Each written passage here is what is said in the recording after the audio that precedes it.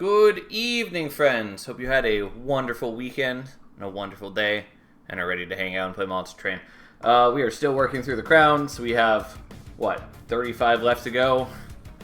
Not too many.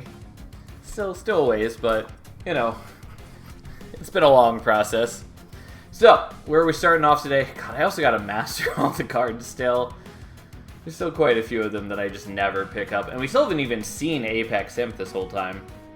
Regardless, so we're still trying to get down to a single crown per champion. And it looks like we still have one more to go on Bullet then. I think that's where we're going to start today. Obviously, we still have a lot over on the Monster Train 1 side. Though we're making good progress there.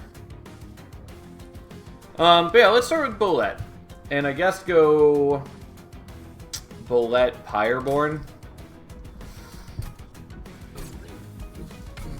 We'll take the Fire Starter for reasons. Like, I don't think the whelps are that bad, and they definitely have, like, good use cases, but they're not what I want. Infectory Magma Cultist is okay.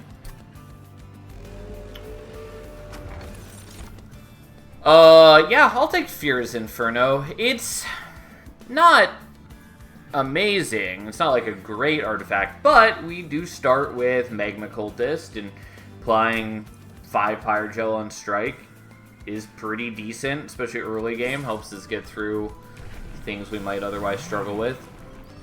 Yeah, we're gonna take Hiveminder. Ultimately, I'd probably appreciate the Trample. But, you know, Bullet is kind of skewed towards...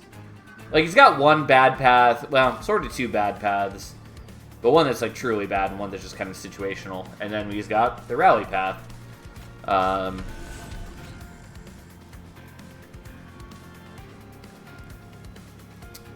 I guess we'll put you behind...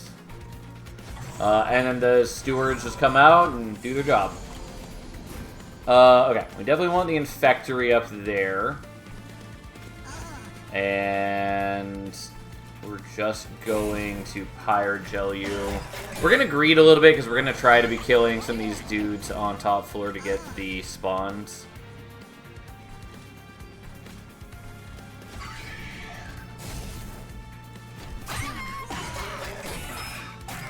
Just because now every kill is an extra spawn for Bullet, for the rally, and I appreciate that. We're gonna freeze the lava flow. Oh, I didn't actually kill the backliner. Whatever, fine. My mistake. But the lava flow is pretty good into him.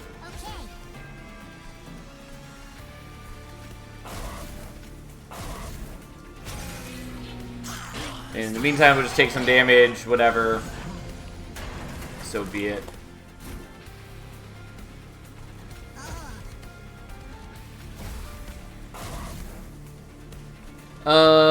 Yeah, I'm gonna agree to not play out the Spear Steward. Because I think we still beat the boss as is. Yeah, no question. And then we get a little bit of extra rallying on Bullet. It's not a ton, but it adds up, so... If we were at the stage where he was getting max HP, rather than just attack, I would care a lot more, but... Meh. Okay, I mean, Gooey Flask is not bad. It's especially good if we get, like, Remove Consume. Also, we're up against Savagery, which does make it matter a little bit more. Kind of. But I'm pretty sure we just want the Glow Up for maximum greed. Yeah, we'll take it. Golden Touch is a maybe. Yeah, I will take it even though it comes with the Ember.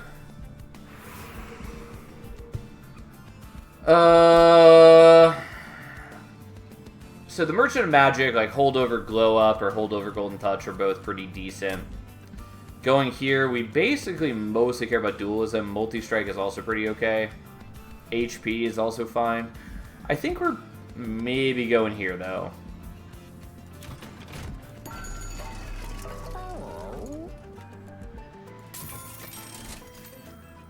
Okay, so there is holdover. The holdover glow up is like really good just in general. It helps protect Bullet and helps rally him, helps prepare us for, like, it is defense just by keeping the fun guy growing. So I don't hate that. Golden Touch, on the other hand, A, grows Horde, and B, gives us a better backline access, which is something that we're going to struggle with. So I think we have to go this way. And we're going to minus cost it, because we are.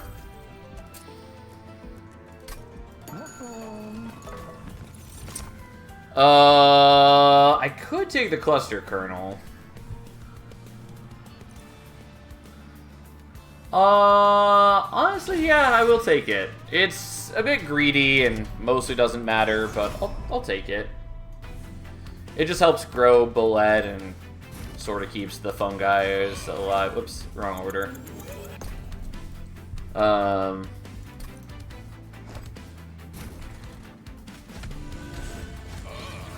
Okay, so now we got the rally, and we play the stewards instead of the magma cultists, because the cultists will just die to the invasion. And that's not acceptable.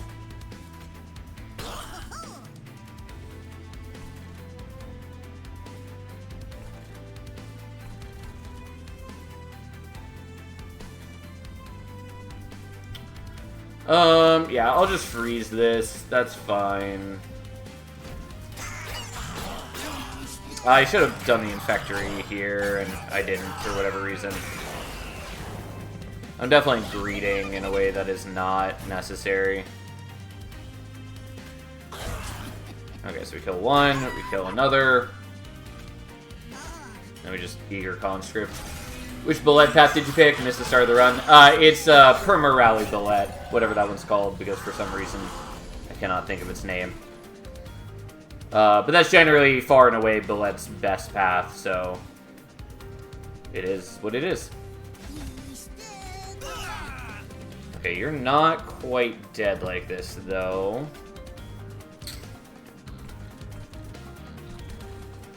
Alright, a little greedy, but we're doing that into that. I just didn't really want to take the 10 damage on the Pyre, because that is a lot. Actually didn't need to do that, but fine.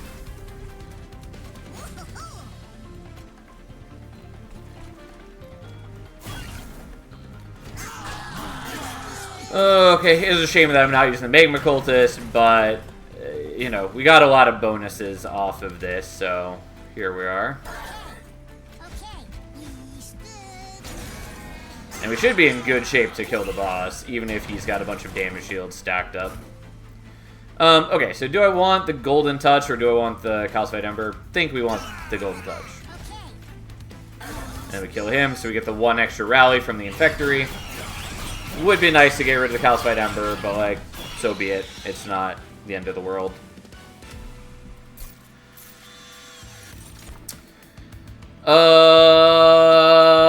I mean, Rot's kind of okay, especially with Echo the Time Father. I think we just want the spawning pods.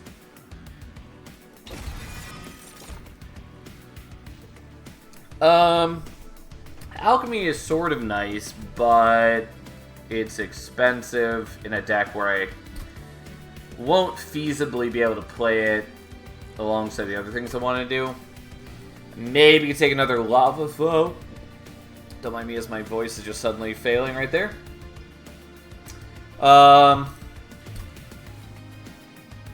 Crowning some jank. How you doing, Fury? Also good to see you, Garton, even though I didn't say hi before. And, like, Snotty Whelp is okay, but I have no way to, like, protect it, and therefore we're just not going to worry about it. It's also much harder to utilize non-banner units with fun guy spawning, since you often use the fun guys to overstack a floor, and even if you don't, anyways, it's just harder to use them. Do I care about lava flow? Kind of. I think the answer is no. And then we're definitely looting this. I think we want Hellfire Bellows, but Flaming Talons is also quite good. Yeah, I'll take this for now. Sure. That's actually pretty decent, given that I just said I was going to have trouble playing out the Calcified Ember. Okay, so now is the moment of choice. And I think the choice is going to be that we go for Merchant of Steel. How you doing, Fluffy Nelson? So I kind of want to go for Merchant of Arms, looking for Swift Steel Dagger or Void Armament for Bullet. Although the quick only like sort of matters later if we hit Trample on him. Getting Cursed Dragon Staff is also quite good. But Merchant of Steel is valuable. This is also our only Merchant of Steel for the foreseeable future, since we have to wait until right before Kale for the next one. So I think we're doing that. Okay.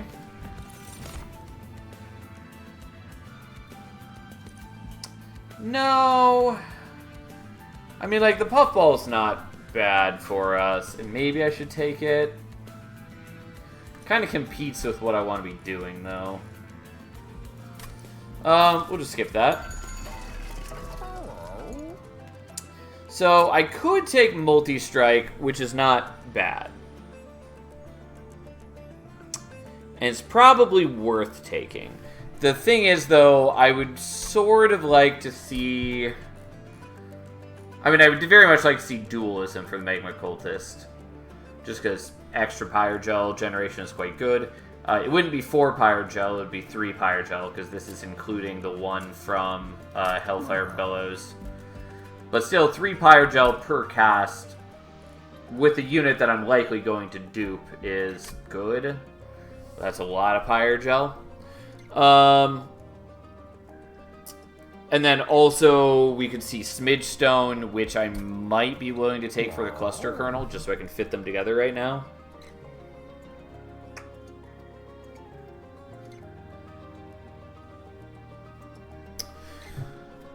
Because yeah, if I take this now, then I won't have enough for the reroll. It's just really how much do I care about the Multi-Strike, and I kind of care about the Multi-Strike. Also, I definitely can't afford both Smidgestone and Dualism. I'll just take the Multi-Strike.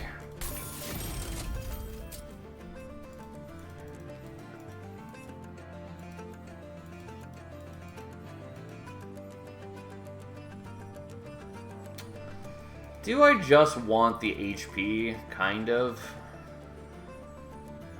Yeah, I think that's fine. Especially in the situation where this might be an event upgrade. It was not.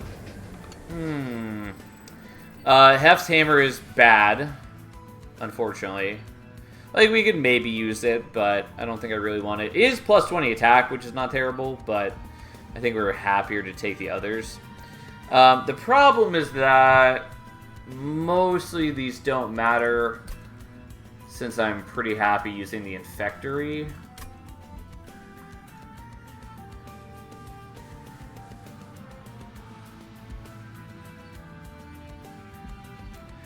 We'll still take the Boiler Room, I guess. I don't know. Here we are. It's fine. We might get some value out of the Infectory, so... anyways, it's Pyre Hunter. Whatever he's gonna hunt our Pyre. We'll take some damage. Yada, yada, yada. It is what it is.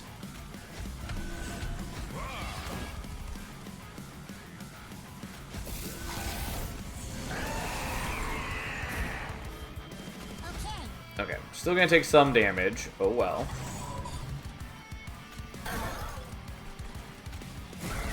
And here we go.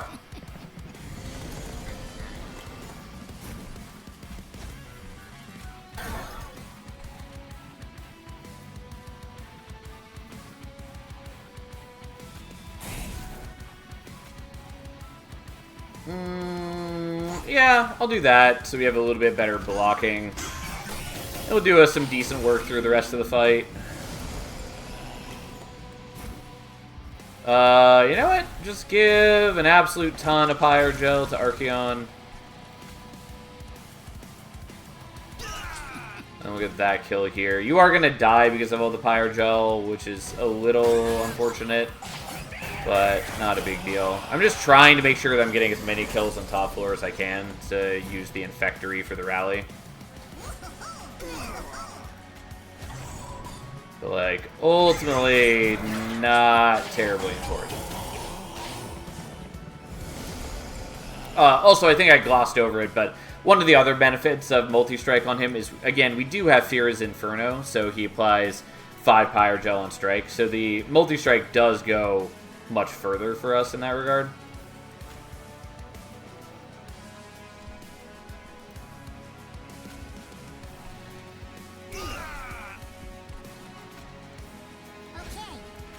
I guess we'll just do like that and let you cleave a bunch of my fungi, which I don't love, but fine.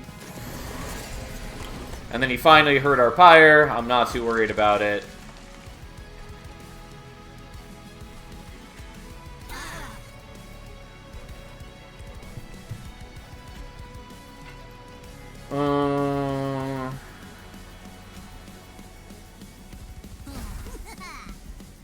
I guess we'll do that. I don't know, it's fine.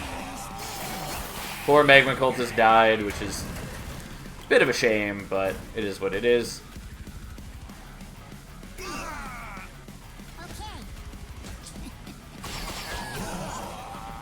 As we continue just trying to farm as much fungi and horde as we can.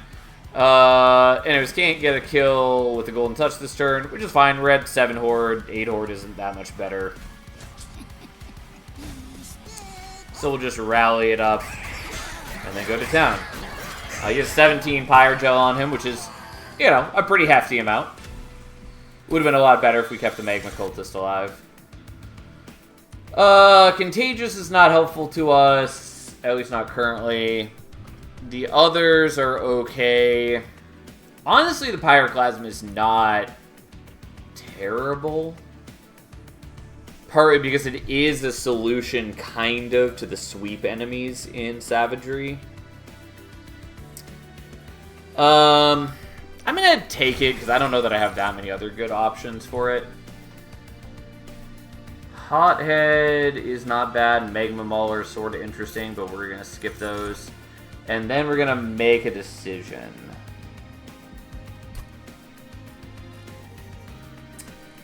I think we just want the Ember, especially because I'm struggling with Deployment Ember right now.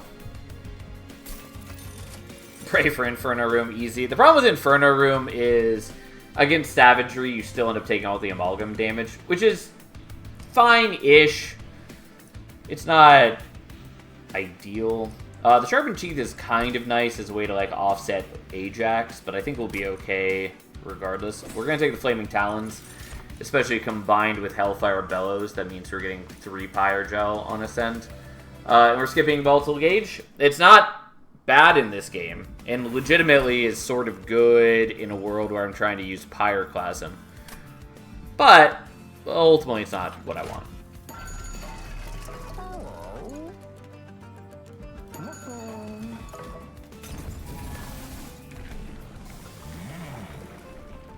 Okay, so we do have Trample Bullet, which I think I'm going to take, even though it means we're not scaling HP for the next couple fights, but fine.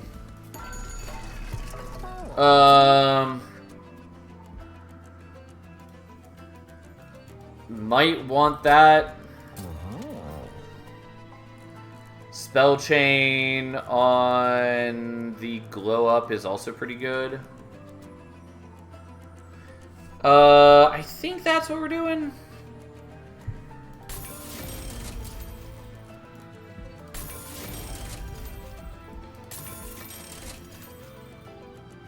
Oh, come on. I really want Holdover Intrinsic, but I am just 5 gold short of it. God damn. That feels bad. Because with Intrinsic, it would mean that we have it turn 1 for the sweep enemy. And it's a -1, which puts it into playable range for me. So, that's unfortunate. Yeah, here we are. So, as far as the dupe goes, I do kind of want to just dupe the Magma Cultist. Also, I probably should have prioritized Intrinsic over Holdover. Oh well. It's fine, I guess. We also might not need that eventually, but we'll see. Anyways, duping the Magma Cultist is pretty good. Duping the Glow-Up is okay. If I dupe the Magma Cultist, it means we stop using the Cluster Kernel. I think I'm okay with that. I definitely want 2 Magma Cultists at some point.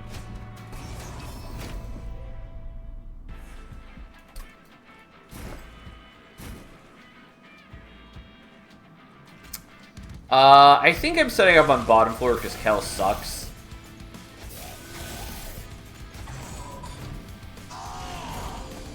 Also, these guys are a little annoying with their Titan skin as they grow. Anyways, we're just going to set up bottom floor. We're going to overwrite the boiler room because we definitely prefer the other option.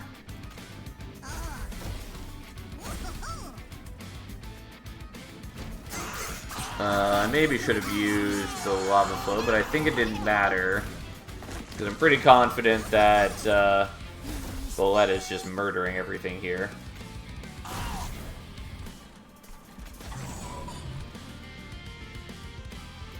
Yeah, because this is like why we want Trample on Bolette. Especially because now he also propagates on kill, which means that he grows the fun guy on his own. Turns out that's pretty nice.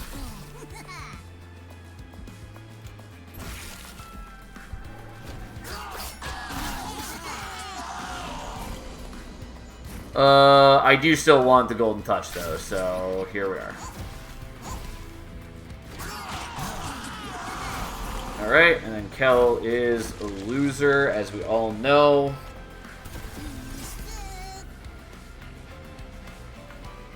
Yeah, I only got up to 3 Horde, but whatever.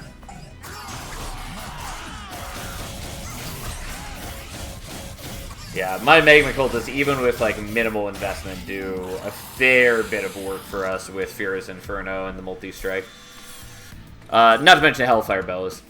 I kind of want the Mushy Room, except that I'm probably not setting up on bottom floor most of the time. Or I'm probably not setting up on top floor most of the time.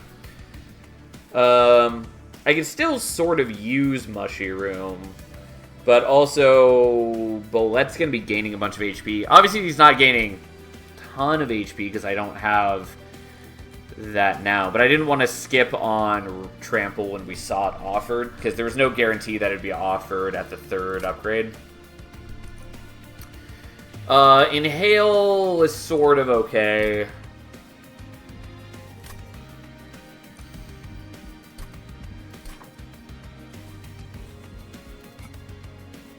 Yeah, so there's a Propagate 2. Oh, except we're not going that route. Yeah, it's a bit weird. I think I'm taking an Inhale. And then I'm skipping those. So 3 is just enough that gets me a Pyreborn minor one. Yeah, that's fine. I'll do that. Sure.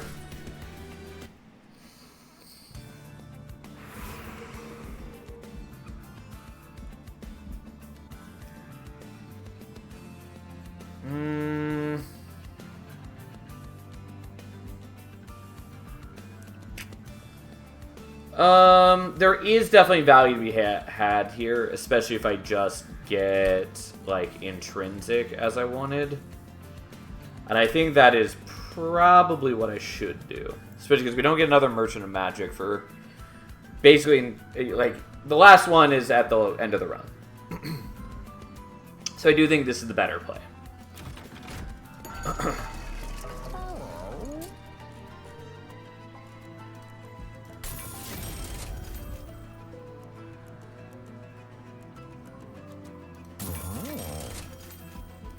There's the intrinsic.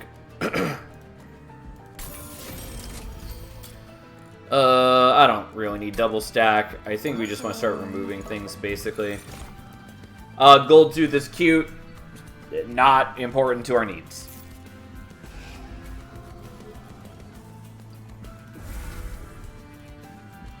Okay.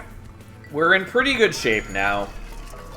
Obviously, I don't totally want to be using the Pyroclasm all the time. But it's good when I do want to use it, I guess.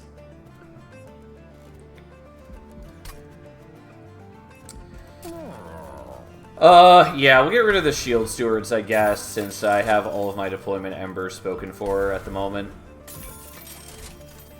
And I guess that's good enough for now. Most of my spells don't matter. But it's still good to get rid of a lot of them so I can draw into things that do matter sooner. Oh, whoops. I'm sorry, we're setting up on top floor. Just because, unless I wasn't paying attention, there's no real pressure to be on the lower floor now, and this gives me more time to set up just everything.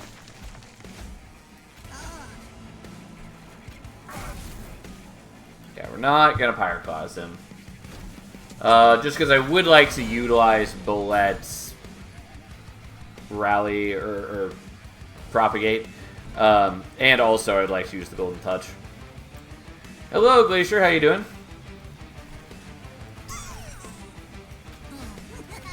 Oops, come on.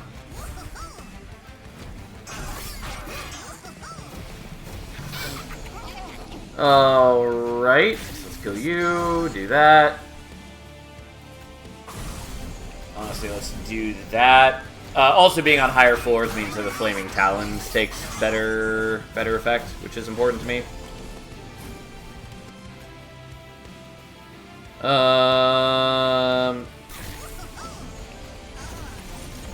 Yeah, stupid sap guys are legitimately the worst. But so be it.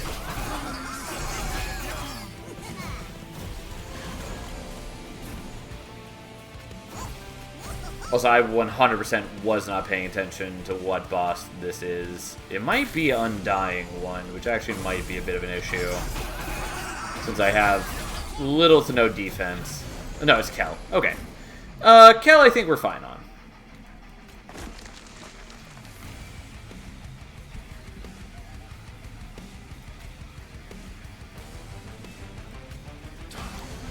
We're gonna greed for that, just for the sake of it, so I can get more horde.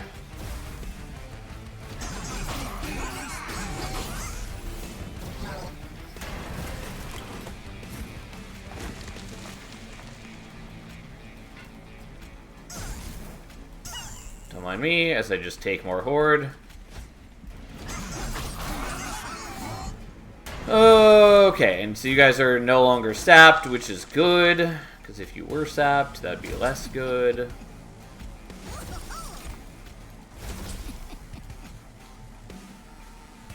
Yeah, I mean, I can't get a kill. That's fine. We got the 6 horde anyways. That's what mostly matters.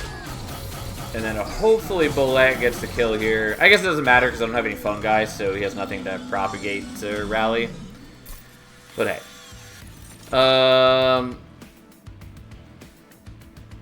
Mulch is fine. Truffles is underwhelming. If I had more capacity, Wax Cap would be pretty decent, but we don't.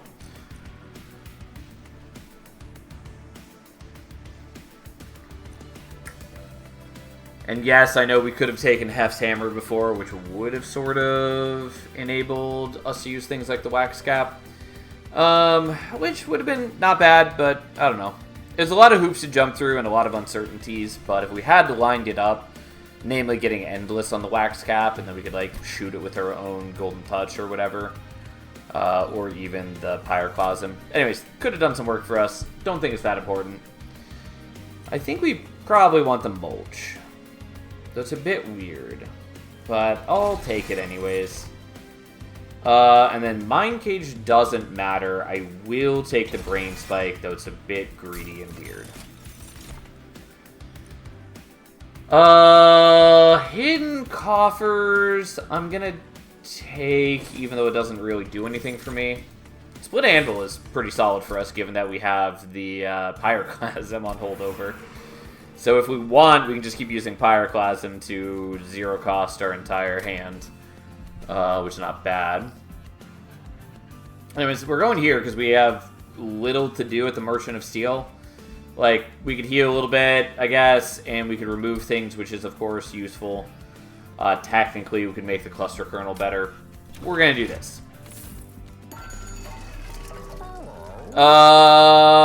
Dragon Scale is pretty good for us. And the Golden Gloves actually does what I was already planning on. Do I want the Steward Quarters?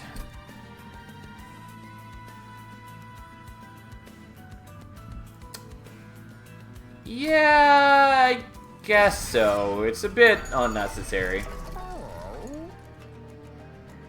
I will take this and that. And I guess that. Okay, that's fine. I probably shouldn't have re-rolled, but I was just too curious on what was available. Okay.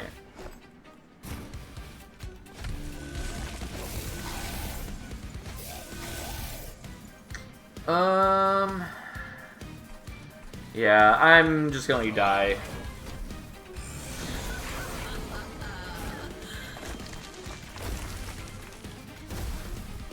Look, number go up. That it does. Yeah, I don't have any fungi currently. So it doesn't matter a ton if Bullet kills things. Also, I forgot that I... You know what? Never mind. We're not doing it this way. It does matter that Bullet kills things. Just not for the reasons I was thinking. But also I have Crown of the Eternal, so it doesn't matter if he takes damage here. He heals it back. You know what? I will freeze those. Yes, because now we have Growing Avarice, which is cute.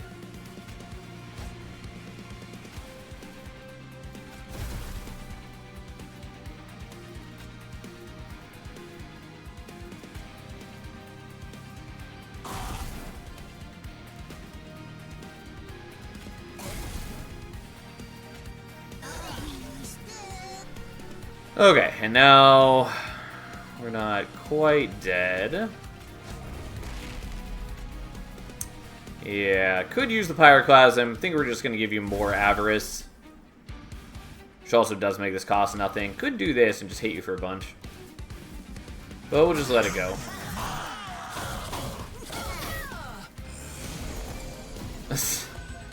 Oh, man. Okay. So as long as you guys are surviving the initial impact, we're fine. I just need to make sure that there are fungi around for Bullet to propagate, basically. Oh, that's not killing because of your goddamn Titan skin.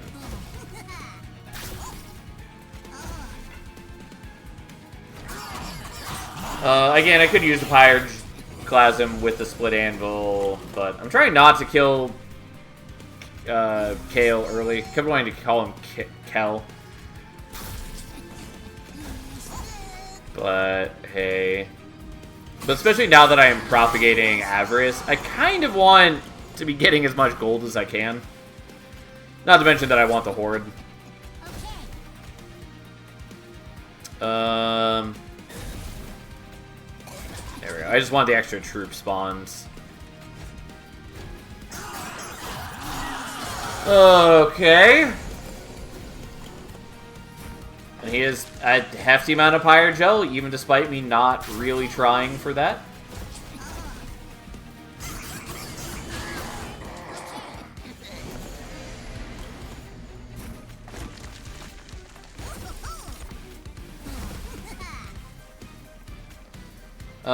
Yeah, let's try to get I do get a little less gold this way because I'm getting more Pyrogel, so I'm going to kill him quicker. But I do get more Horde, and I wanted that, so here we are. Anyways, I gained a lot of gold on that battle, mostly just because I had Gloves of Avarice, or Golden Gloves, excuse me. Yeah, I'll take a Spike of the Legion, I guess. And we're going to take Draw. I almost said Defense, because it's the other D word, but no, we're taking Draw. And then we'll loot this. Yeah, Medallion's fine.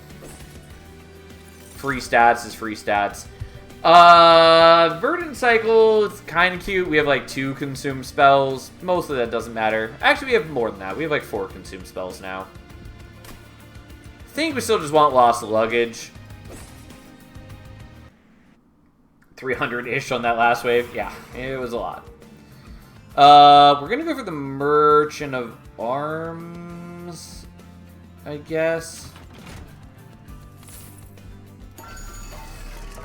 Soul Smelter, kind of cute. Hall of Mirrors, it would use in a very different world. We're definitely taking the Perma HP, because I very much want that. Yeah, I was really hoping for, like, Swift Steel Day. Again, doesn't matter too much. Still helpful. Void Armaments was the other one. But from this, I guess let's see this first. Huh. I think we're just taking Yorick. Maybe. It's such a small amount of gold compared to what I'm actually generating now, though. So I'm trying to see if I actually care about Perkeo.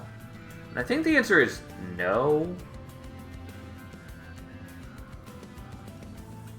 But, like, maybe. But, nah, we'll take Yorick. It doesn't do a ton for me, but it's fine. That's not what I meant to do. God damn it. I meant to do this. Well, whatever. Let's remove the new one that I bought, just because... Didn't mean to click it. Was thinking the wrong thing. Okay. Let's drop some fire starters. They're not bad for me, and honestly, I should probably get rid of the Eager Conscripts instead, but everything else is just a lot more valuable for me. Well, so be it. Okay, so that goes there. So now we could fit these all together, except for the part where the cluster kernel gets blocked. I was really hoping for a cluster kernel here.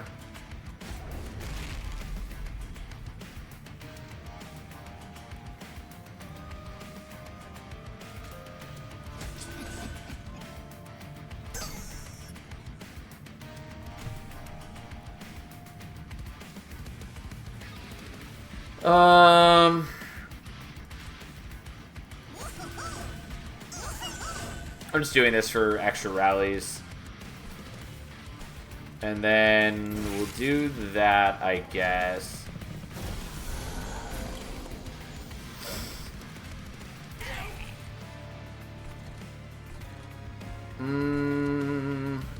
Actually...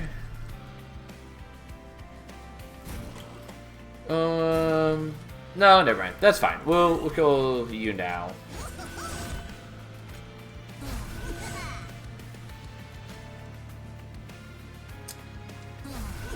I definitely did this in the wrong order, but that's okay. It's okay. Everything's fine.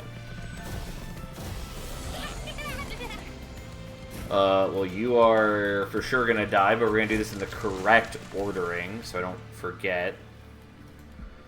Well, I was gonna do the Propagate Spike, but instead we're gonna do this spike, so we get more Avarice.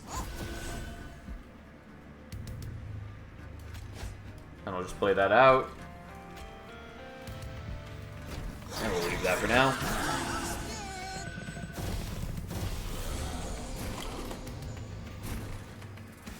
Sadly can't fit the cluster kernel. Oh well.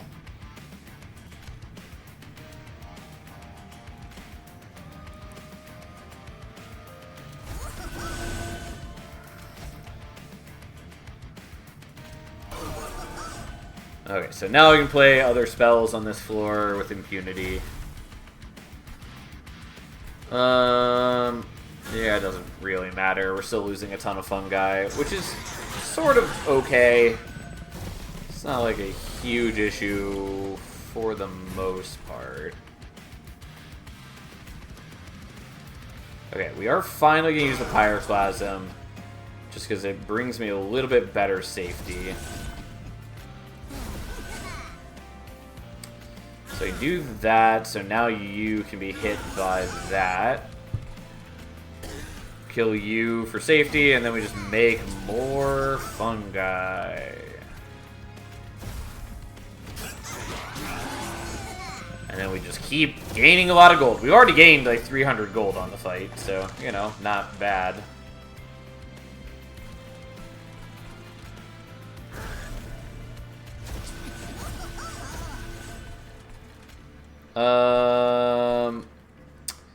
Yeah, I can't quite kill anything with this, so we'll just hit there. It's not a necessity that I maximize my horde gen, but it is something that I want, nonetheless.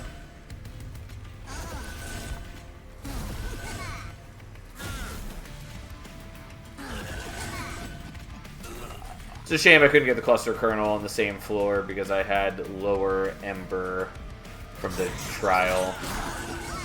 But, alas, it was a greedy play to begin with. Okay, we do need help killing these guys.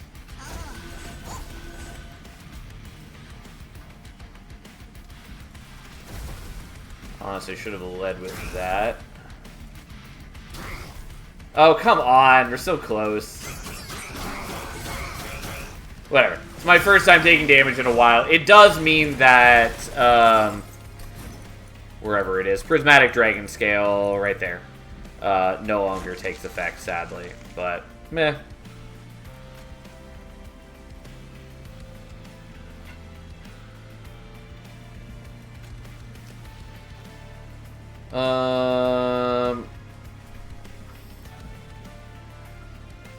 Yeah.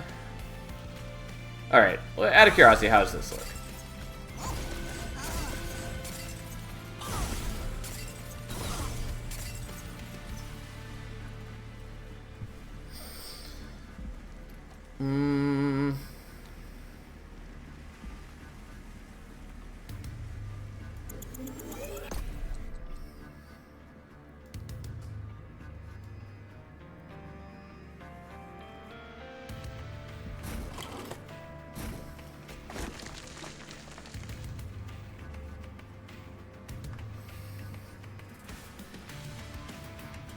Yeah, so you're dying no matter what, so you're not going to be able to...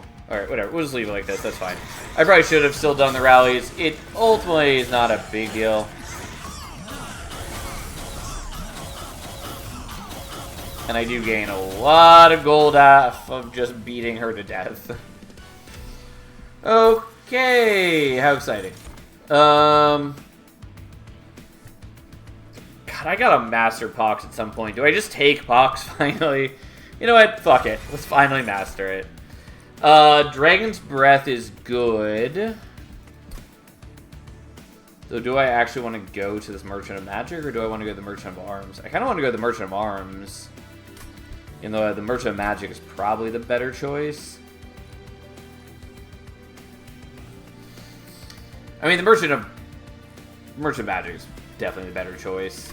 And I am sad that we didn't proc Prismatic Dragon Scale, but whatever.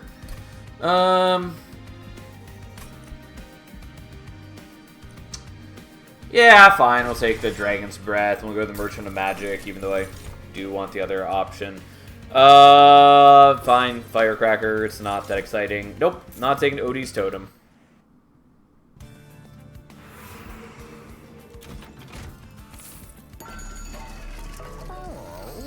World Ending Strain is great, except that we don't use Decay. I will happily take Gel Transfuser, though.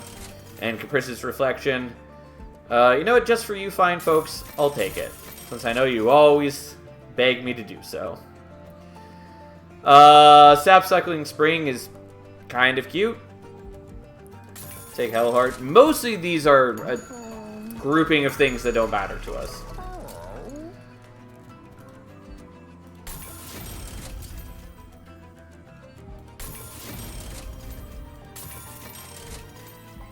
The main thing with the Dragon's Breath is just that we wanted to get it to 2 cost so that it can be 0 costed from Split Anvil and Pyroclasm. And we did. Sadly, we didn't get Remove Consume, which is the other thing we wanted, which we would have wanted just for, like, Spike of the Legion. But that's okay. Oh, that was not what I meant to do, though. Whoops.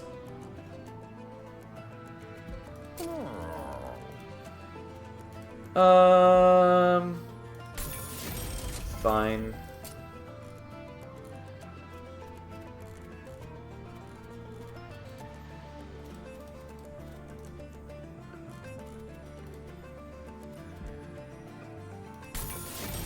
Who cares? Whatever. I don't know. None of it matters. My deck is largely inconsequential at this point.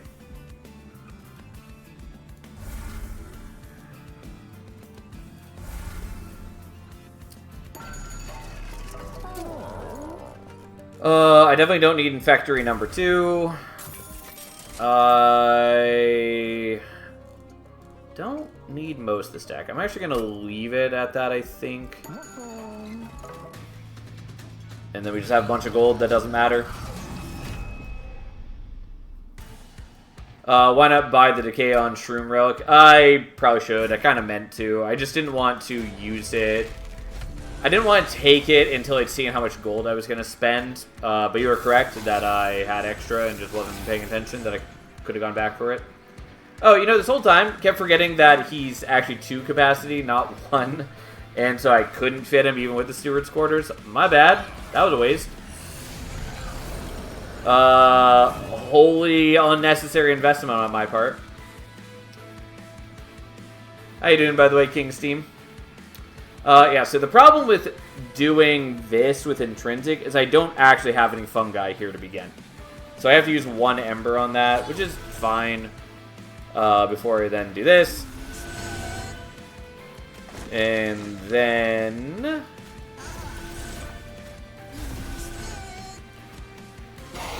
we just Pyroclasm the shit out of that guy.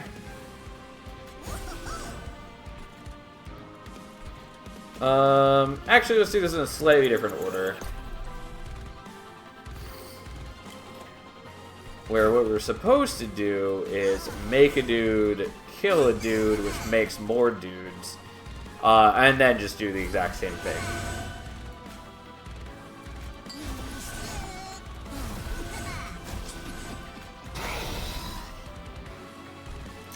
And then for good measure, let's give you a whole bunch of Pyrogel as you murder our friend that we went out of our way to try to set up and didn't do anything.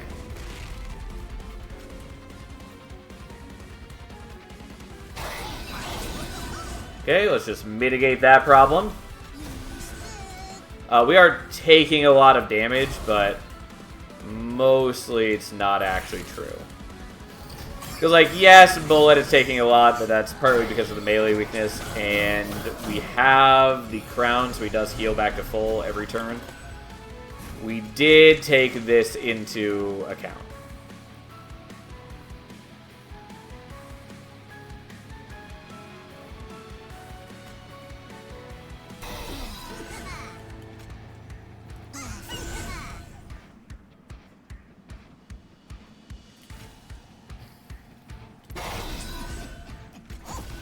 Yeah, I'm not using the Brain Spike like this, but whatever. The Brain Spike basically doesn't matter.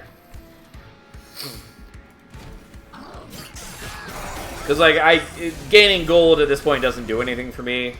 If I had taken the Gold Tooth, sort of, that would matter, but I didn't, so here we are. Gaining the Horde only barely matters. And technically I should have done that after generating a bunch of Pyrogel on enemies. Especially since we have Gel Transfuser, so any Pyrogel on one enemy gets transferred over to the others. On death, that is. May as well do this now, which zero cost the rest of everything.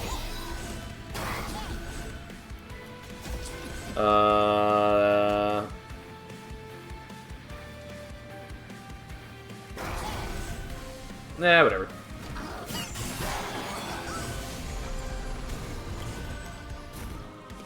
I'm not the best rallier that I ever could be, but it's fine. We're certainly managing. And the holdover Pyroclasm has done a ton of work for us. I'm glad that we lined that up, because turns out it matters.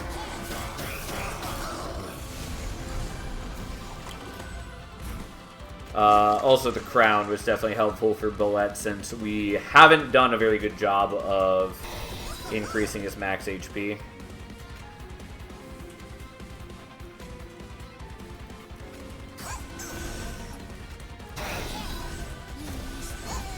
Like, he's got decent HP, but like, if we had gotten the rank 2 of this earlier, you know, we could have him in, you know, at like 600 or higher HP instead. You are surviving, which is not okay. So we'll do that to kill you instead. And then unfortunately, we take a lot of damage from the assassin, but I was pretty confident. Well, I knew I was going to win. We had already seen that I had enough to win down here. So long as I did what I did, and therefore I just wanted to stop taking the pyro damage. We've got plenty of HP, so it wouldn't have been that big a deal. But does not help. We don't have any whoops. I will take the sharpened teeth, I guess, because I don't have equipment. Don't have equipment. Does not matter. We'll do sketches so I can get the cluster kernel on the floor, I guess. Any bad spells / units that you would say need a rework or massive balance? I play this game so much at the moment. Yeah. Give me 1 minute to do the Titan fight, and then I will go over that in detail.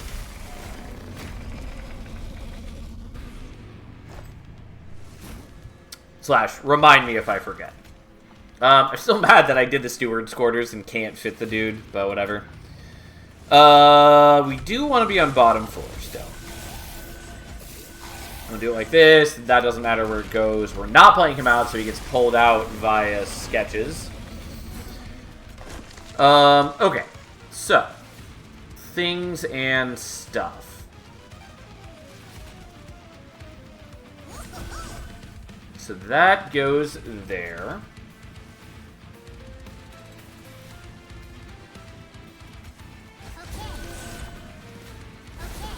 Perfect location. If you mean that he ended up on bottom floor, that was actually guaranteed. The way that sketches works, even though it doesn't say it, is that it goes bottom to top. So if you only have one unit that it can hit, you know for a fact it's always going to hit bottom floor, and it goes to the back. Not a problem. Need to go any second anyway, so I can ask also when I'm back. Just quick doctor's appointment. I can do it after the Titan fight, or if you'd prefer to wait until you're back. Either way works. Just let me know which you'd prefer.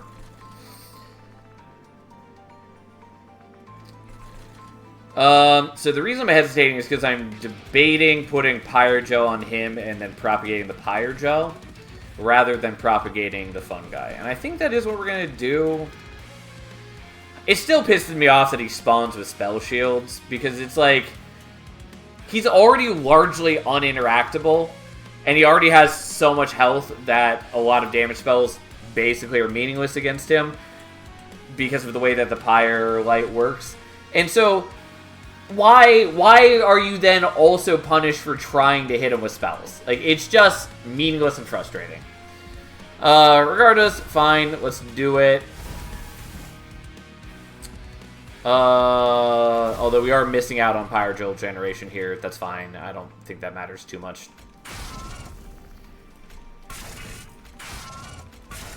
Because I think when I actually started hitting these guys in earnest, we're going to make short work of them.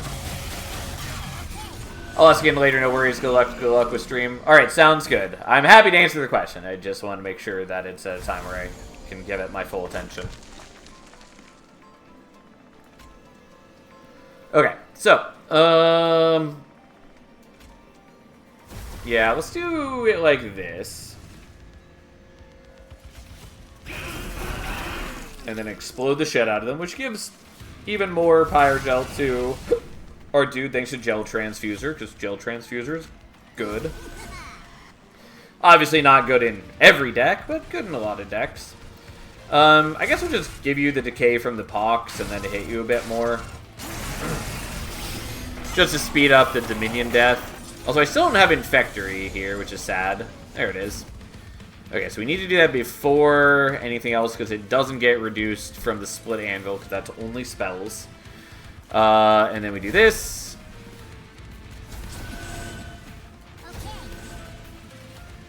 And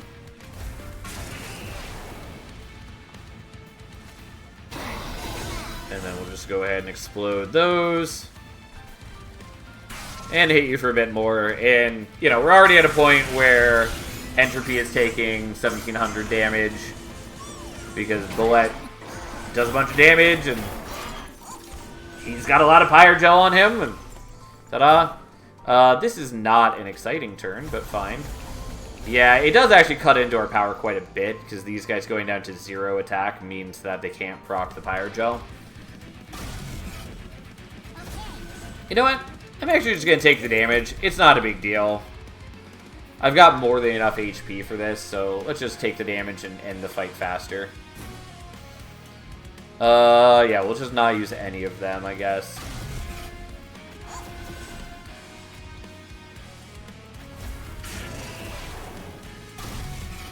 Because, yeah, I haven't done a whole lot of damage to Savagery because I was focusing on Dominion. I suppose I should have gone after Savagery more. He's got 100 Pyre Gel on him now, so, you know, that part's not bad, but...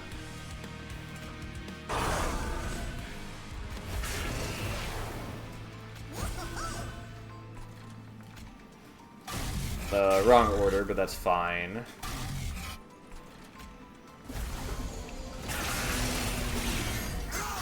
Like, I have taken a lot of damage on this fight, but not in a way that truly matters.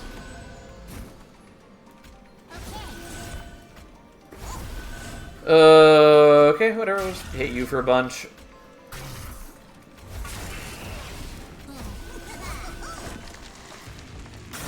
Yep, we're just waiting to kill Savagery. I probably should have given it a little bit more attention on turn 1, rather than going for Dominion. Because I could have generated way more Pyre Gel at the beginning, since he was on the floor with the Magma Cultist.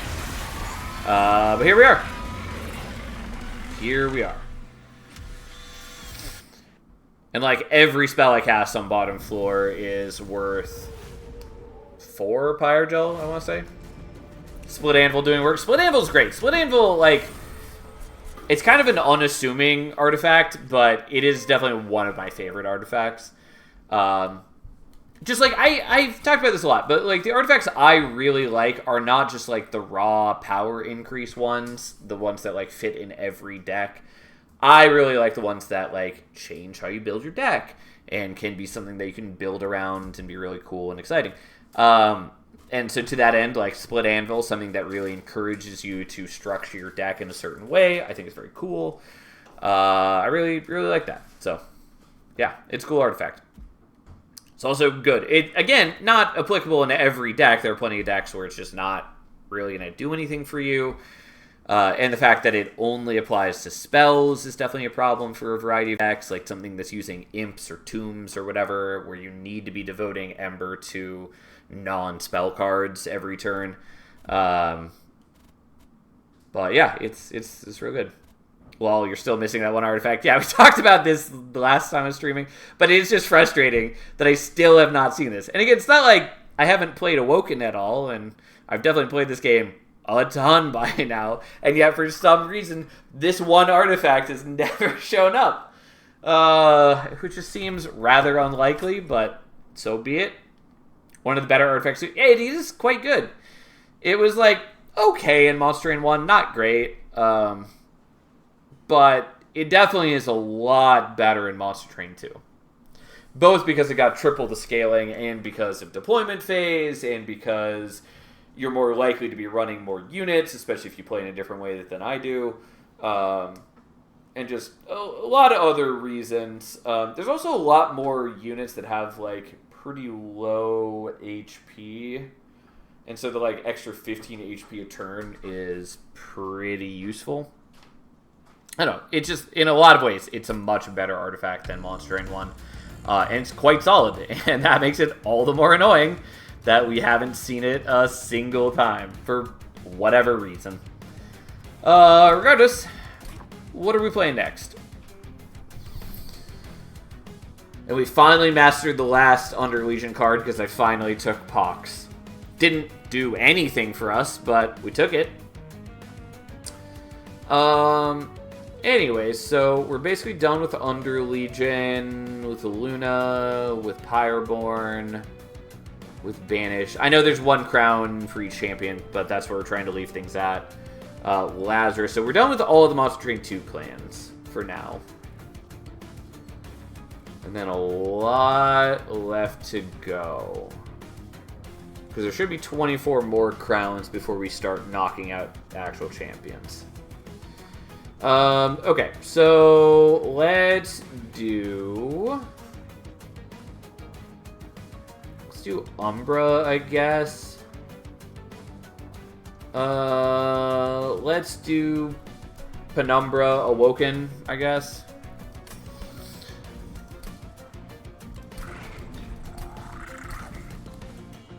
We'll take Root Seeds. They're both kind of bad, but Restores are worse.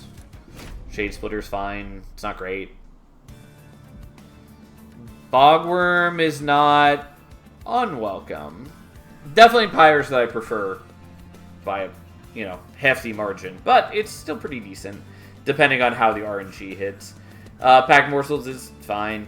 Sting is something, and Awoken Hollow is bad. Especially since we don't have the Restores. We'll take the Lost Luggage. Trader's Quill is maybe useful, but not a ton useful. Fishing for that artifact, I see. Yeah, if only. We'll take Glutton. Why not? It's disappointing, but it's whatever. I really wish they would rework Penumbra. I don't think they're ever going to. But I would love to have a unit, have it be a unit that actually is exciting and interesting. I guess we play you out. Unless I can get you lifesteal, you're pretty useless and pretty fucked for us. But it is possible to get the lifesteal off of the morsels. Okay, I know I just talked about lifesteal, but A, the morsel will die to the spikes, and B, I want them here so that I can get the kills here without leaking.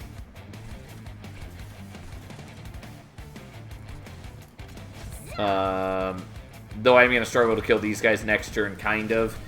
There's a possibility that I get the stings, which would help. They had a chance with Monster Train 2, and they did not. Yeah, but I mean, like, they still could update at any time if they really wanted to. It's just that I don't think they do. I mean, that's pure speculation on my part, so, if it ever does happen, color me pleasantly surprised. But, unfortunately, I can't get the Collector because this is a bad clan combo. Oh well, so be it.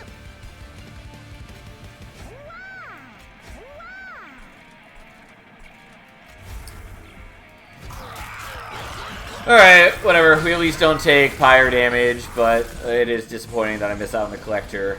Like, especially early game, that gold really makes a big difference.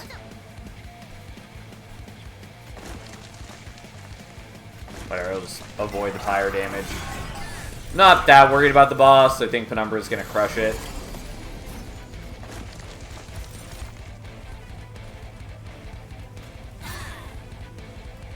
Sure. I guess we'll do like this. I was thinking about putting that morsel somewhere else, but this way I avoid taking the pyre damage. And the one lifesteal morsel was not going to cause him to get the kill here. Would have helped, but wouldn't have been enough. Okay, we just need any morsel that deals damage. Or we put you there, I guess, instead. Oh, I actually shouldn't have played him there. It doesn't really matter. He's running out of sap either way. Okay, and then unsurprisingly, we get the kill. Because the lifesteal goes a long way, and we do decent damage for this stage of the game. And we're up against Dominion. Perils is obviously good, mostly for what it enables for us. Prismal Dust is very good. Mind Collapse is sort of struggling in this game. It's really just, do I want Perils for the future, possibly, or do I want Prismal Dust for just generally being good? We'll take the Perils, I guess. I might want Wildwood Sap for now, but I think we're just gonna take the Steel Enhancer, even though I'm consistently disappointed by Steel Enhancer. I don't want an Umbra unit, and if I can hit like Holdover, I'd be happy, so we're going here.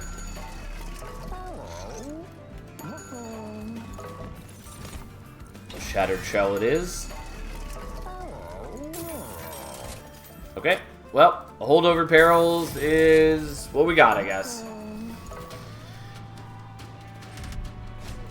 It's not amazing currently, like I said, but it's fine.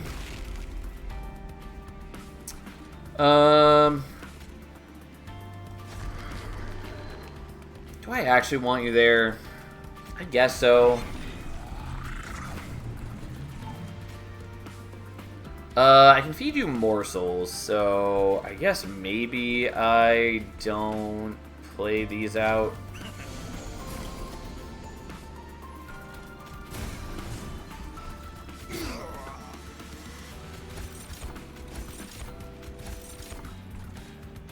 Okay, so I want you to have the lifesteal.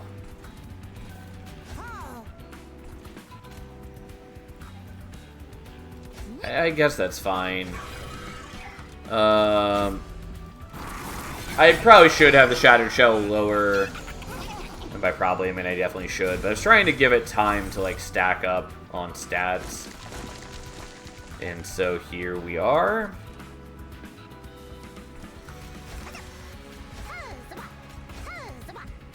Like, I know we're missing out on a lot of power by not feeding those morsels to Penumbra, but I don't trust Penumbra. We still probably should have done this differently.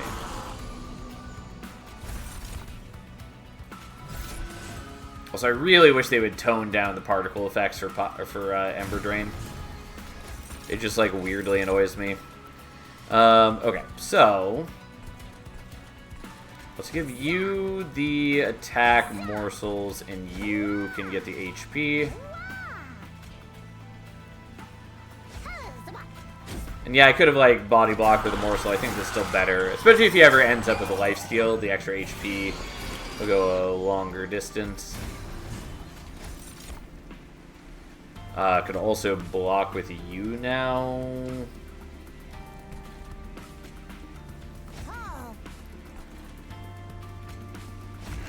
I'll just let you die. That's fine.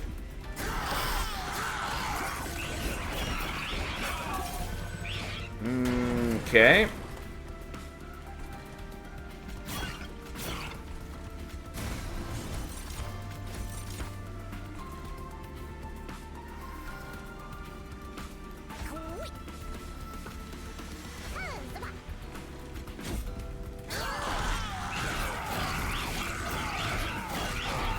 Without killing the backliner, Penumbra goes down pretty quickly. That's fine. You are taking a lot of damage here, but it's not actually as much damage, especially since you have lifesteal now. But there we go. Anyway, the point is we won. We didn't take any pyre damage. Yada, yada, yada. It worked out just fine and dandy. And here we are. I will happily take Prismal Dust. I will happily skip all of that.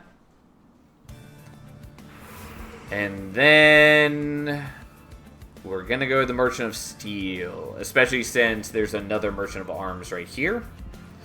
Merchant of Arms is basically the only way that we get equipment with this clan combo, but that's fine.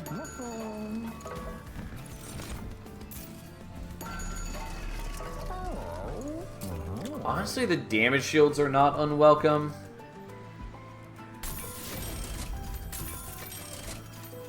Ugh. Yeah, that's not what I wanted to see. I want to see multi-striker quick.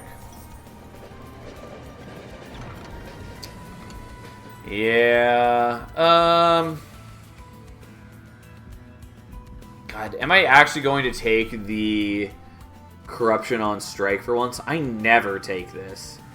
Just because the melee weakness is generally so much better. But that only matters if we have, like, multi-strike in this instance. Like, it's fine if you have multiple units that are attacking. And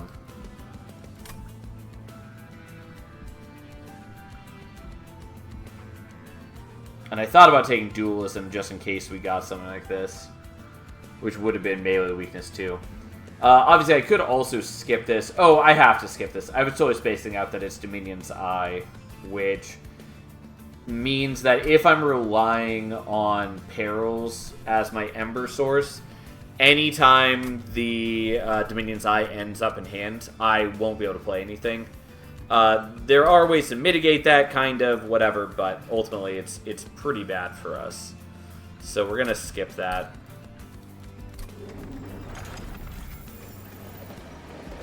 If I had gotten a Sinner Salve so I could always play out the Dominion's Eye first, it wouldn't be such a big deal, but as is, not great. I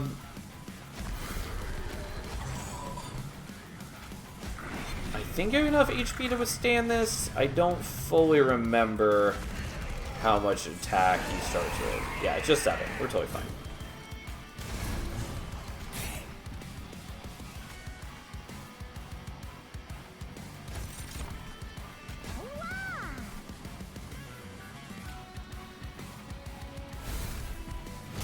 I guess we'll give you the extra damage shields, though doesn't super matter yet. Unfortunately, I can't feed you morsels because I have the dude in the way. But whatever. Well, fine. Maybe a mistake. My Shattered Shell has very little defense currently. I mean, it's got the damage shields, which is helpful, but like those will get burned through real quick.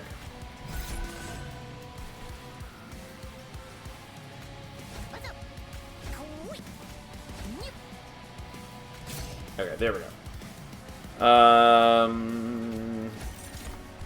Don't know why I made the extra morsel when I have no capacity to play the morsel. Oh well. Alright, unfortunately he starts getting the rage now, but he's not that strong yet, and we're doing an okay job of protecting ourselves. Honestly, probably should have body blocked with these.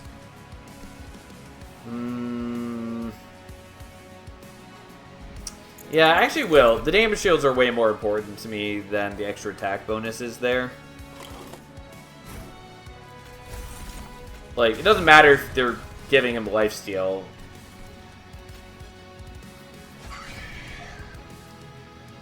So yeah, you block both of the hits. But yeah, the lifesteal doesn't matter if he's not got the HP to utilize it, basically.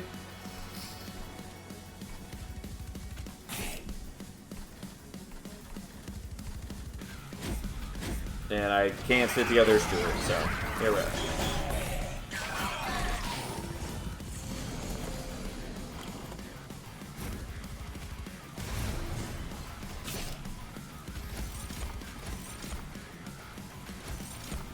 Well, not exactly how I wanted this to go, but fair enough. And then we are taking some pyre damage because Penumbra's bad and whatever. Here we are. Okay.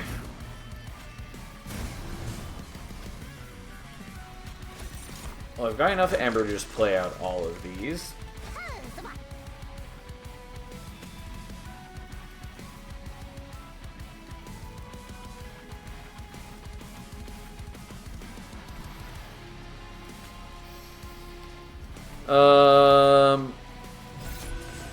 Okay.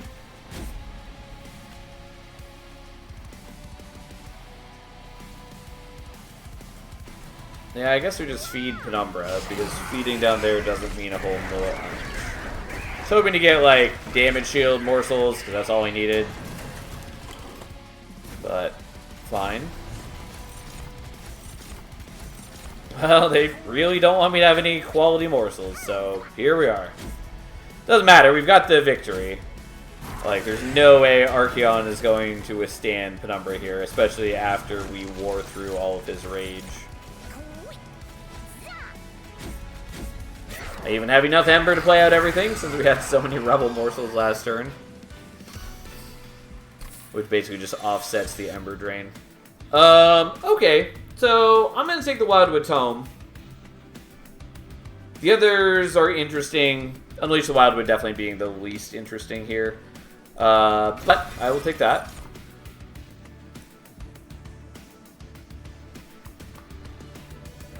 Maybe want the Morsel Maker, just for the guaranteed morsel spawns. It's just not that helpful long term, though. We're just gonna go draw, because Ember doesn't help a ton now, outside of, like, deployment Ember. We're going here. Give me that sweet, sweet spell chain.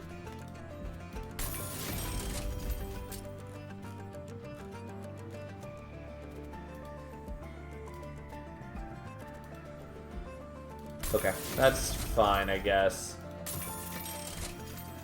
Really hoping for remove, consume, and intrinsic. Those were the ideals. Didn't get them. Wilting Sapwood doesn't matter when I'm Ember draining myself. Like, technically, it can do a little bit, but it's just not that good. Morsel Maker felt better in Monster Train 1. No, I would disagree with that mostly, other than the fact that it was a decent infusion. So it felt kind of nice to be able to take it early game, and then no matter how things turned out, like, it was a good early game unit for a lot of reasons. And then you could, like, you know, transition it into merging it away if you just want some raw stats, and if you want to pivot off of it. But because of the banner system and the way that it's actually sort of technically a 3 capacity unit instead of a 1 capacity unit, because it makes morsels every turn, it was actually rather awkward in Monster Train 1, where even on a deck where you kind of wanted to use it, the fact that you were then reliant on the draw order really kind of, like, made it questionable. Obviously, if you're trying to use it with, like, Penumbra, then it's not as big a deal.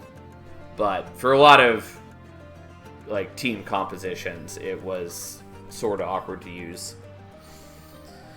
Anyways, what are we looking at here? Trample's sort of nice. I think we're just saying Glutton, too. Underwhelming misery that it is. I should maybe start removing cards, but hey. Sounds better on paper. Yeah, for sure. And again, in a world where you're not, like, abusing the banner system, yeah, it is better performing, I guess, but mostly it's just kind of underwhelming.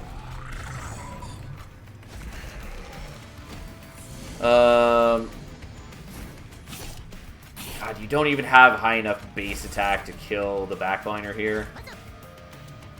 Ugh.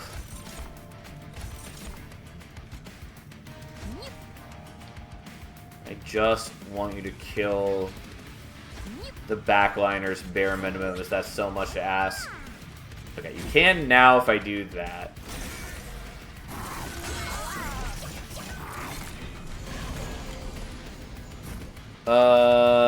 Yeah, the sap is annoying, but we still come out ahead doing it this way.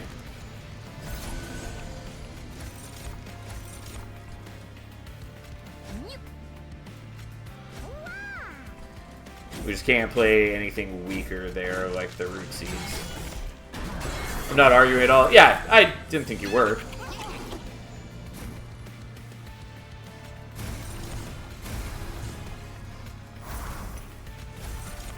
God, I'm so shit at powering up the Shattered Shell currently. I mean, it doesn't help that he's been sapped a bunch, but still. And I can't kill the backliner, so I can't get the collector. Ugh. I'm going to take a lot of damage on this fight, I think.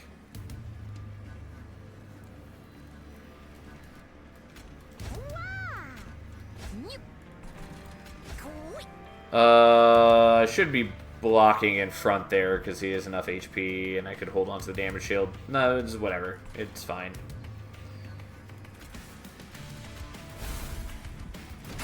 Also, don't remember what boss this is. Ugh. But yeah, I basically had to be bottom floor to deal with the onslaught of Scourge dudes, so... Oh boy, so much fun there. I am taking a lot of pyre damage, though.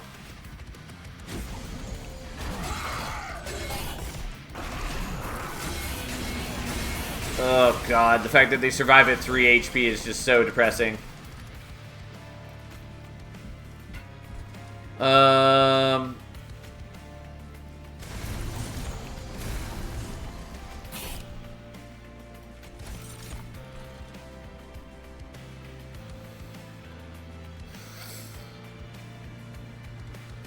I could put down the Spear Steward to block a little bit. This isn't the worst play I could do. Could also do this. You know what? Let's actually do this slightly differently. I think we do want to kill the top floor dude, which basically means that I have to use the perils to do it. I'd considered that before, and then I didn't do it. Because, yeah, that's enough that we get the kill.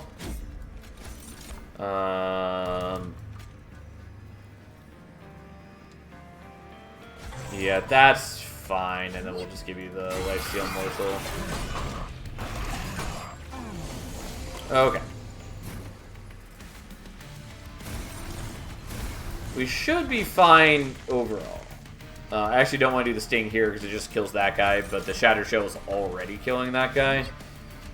And therefore, it's just a waste because the Shatter Shell gets extra attack for the kill. And so by killing them now, we waste the attack bonus. Unfortunately, because Corrin has multi-strike, Corrin does kind of cleave through our dudes. And by that I mean our damage shields go to waste pretty fast. But it should be fine. Like, Penumbra has decent HP, has a lot of attack.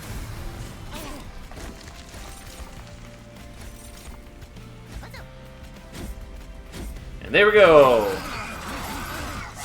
Ta-da!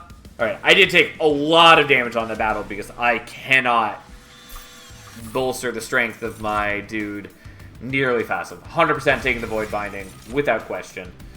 I will take the Ensnare. I would really like to go here, but I think we're going to the Merchant of Magic. Yikes, my arch enemy composition. Yeah. Okay, we're going here. I really should remove cards here. But the most important thing is this. I do want the remove consume, but it matters so much less now.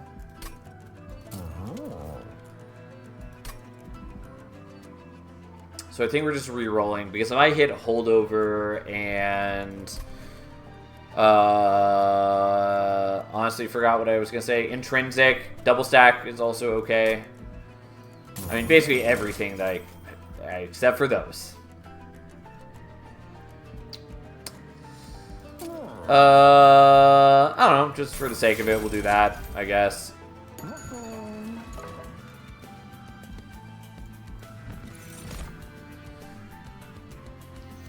Do I want to swap to an Animus? Probably not, but it's vaguely appealing.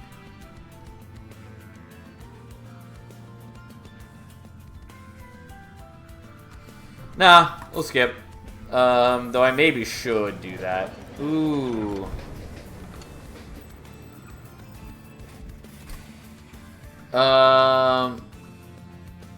Well, this is a thing that I wish I could better utilize. Interesting.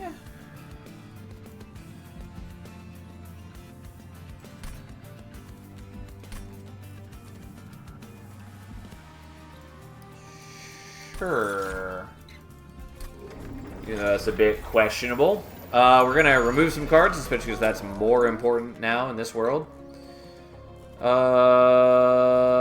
Let's get rid of some Shade Splitters. Technically, they're helpful for Penumbra. They're not helpful for basically anything else in my life. And then let's see how badly the next fights go.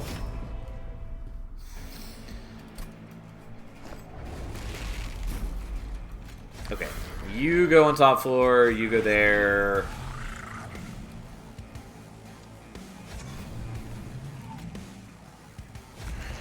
I think we still want to do that because I believe it should be the corruption dudes.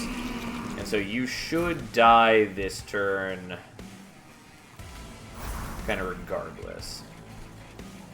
Except you're not actually dying this turn, which is, I guess, fine. We just don't feed you morsels yet.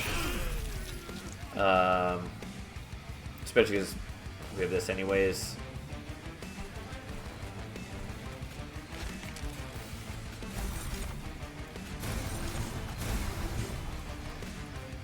But you're not dying because I have Quick, which I was originally factoring into your death. But that's fine. And then we'll just do this for 7. We do take 1 damage, but we healed. By using that Ember on the Prismal Dust, we healed for the 1 anyways, but we got an actual damage shield out of it. So, that's fine. And basically, we're going to be trying to damage shield tank the boss. So, that's vaguely important to us.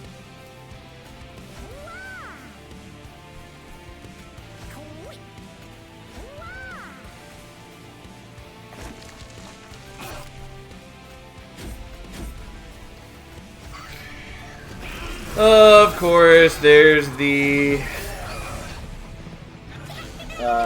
sap dudes again, my favorite.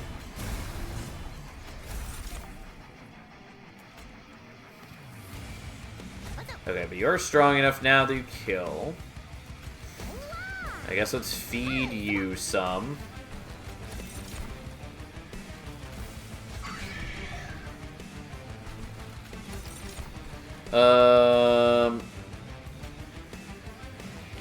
Yeah, I guess let's do that, even though I was actually just killing you. I mean, I can still play more morsels there, but I should have just not fucked around with it. Kind of neglected that part where I was doing enough damage to kill. So let's just fix that misplay real quick. Oops. Okay. We definitely want that for you. There we go. And then I guess we give you some morsels. We block here so Penumbra doesn't take as much damage. We just do things that don't matter. And we use this just for the extra draw. They don't really want to like root things too much and unbalance the waves. It doesn't matter a ton for the most part, but still. And then you are now strong enough that you're killing enemies before they get to attack, which is good, because it means that you're not wasting any damage shields on them. Since that is fairly important to my general be able to kill the boss or the strategy, which is still maybe going to be in bad shape, but we'll see.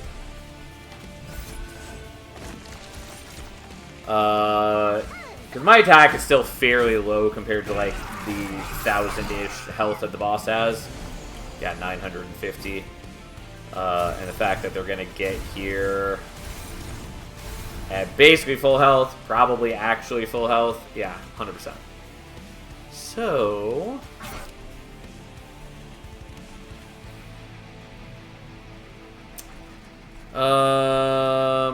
like, I could ensnare something, but it doesn't actually help me.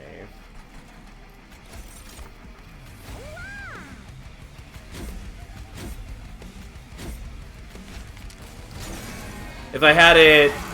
If the encamp dude was synced up with the boss, that would be a different story. I thought about avoiding all this, but whatever. And, like, I could root him to kill him. Let's be clear. I don't want to.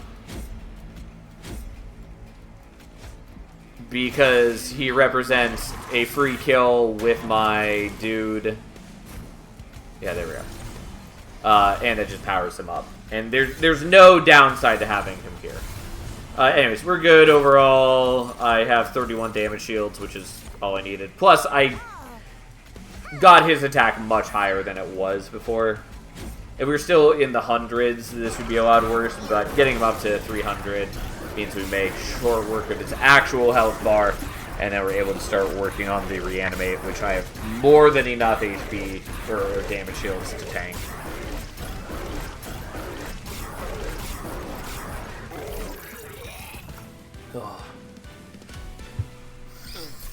Okay.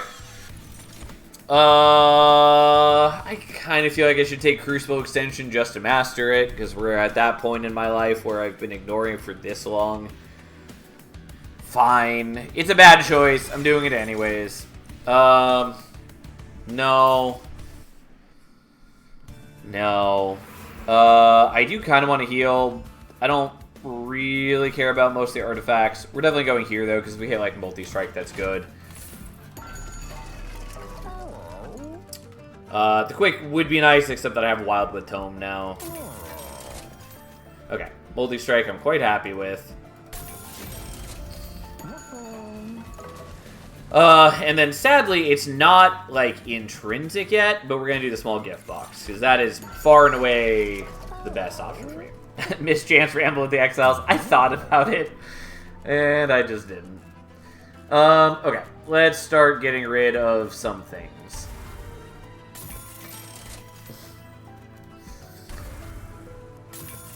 Okay. But just, like, especially getting the small gift boxes is just so important to me right now. Same with the Wildwood Tome, that I kind of have to do these things. He has, what, 22 attack, I think, so we'll just throw him out to die. Fine, whatever. Okay, so...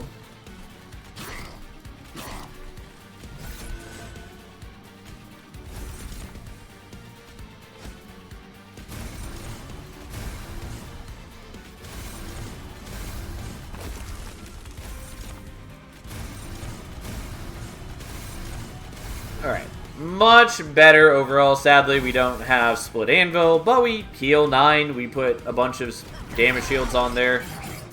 And I have a little bit higher attack than I did. I now have the Wildwood Tome. And so we should be good to kill these enemies before they attack, which is the one thing we actually care about. I think we're abandoning poor Penumbra. But, like, this is not a battle where he's going to survive to any meaningful degree regardless, so sorry. But that's just what he's got. But, like, when I'm not setting up bottom floor and killing these morsels before they buff these guys get to a hefty, uncomfortable bit of attack power very quickly. But that's fine. Even if I hadn't hit the multi-strike, we're at a point where... he's strong enough to kill the dude anyways, which is what we care about. Because if we leak a single enemy in this fight, they kill us. Which I don't love about the fight. I think overall it's a kind of cool design, and I really like the idea of retooling morsels as an enemy effect. So that's just something we hadn't seen before. But I do think some of the specifics of the fight are underwhelming. Side note, the only sad thing about putting the Void Binding in the gift box is we can't upgrade it further. And it would have been nice to get, like, Holdover or double stack on it. But overall, that's a pretty minor concern. And if I thin my deck out, we'll just be drawing into them faster anyways.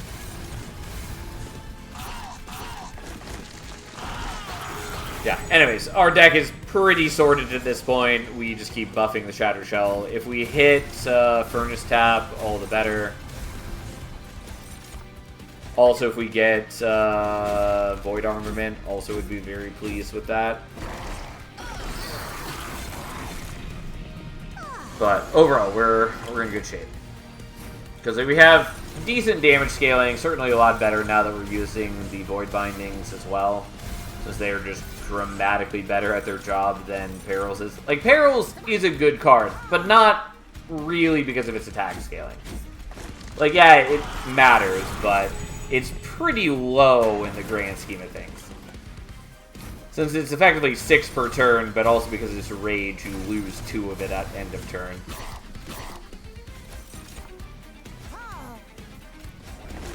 But the fact that, like, Void Binding, just way better. And the fact that Void Binding is both offense and defense is so good. Especially combined with the Quick, we end up with just an obscene amount of damage shields. Even without the Quick, though, we'd still be doing fine. Just because it's a lot of damage shields. And there we go. That box needs to remove, consume, and spell chain. If the Perils didn't have holdover on them, yeah, I would happily do that. As is, I'm probably just going to try to spell chain it. Poor Shard Channeler. You are a cool card in the right deck. I'm just going to take the Kindle, even though I kind of want to take the Shard Channeler to master it. Even though I've been largely trying to avoid that. Okay, so Merchant Magic is kind of nice. I think I want to go here just to take a shot at Void Armament. Also, the healing is fine. Bloodthirsty Blade's not bad. Not totally necessary, but not bad. Hall of Mirrors is kind of cute if we were using morsels, but we're not really using morsels.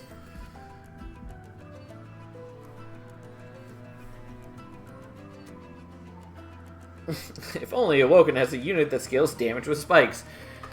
Yeah. I wish they would rework some of the Awoken units, particularly, well, like, Vine Mother. I was blanking on if that was the correct name or not for a moment. But, like, Vine Mother definitely needs adjustments. I'm happy for it to be, like, a Spikes-focused, or not Spikes, Sting-focused unit. It's just that currently it's a very bad Sting-focused unit.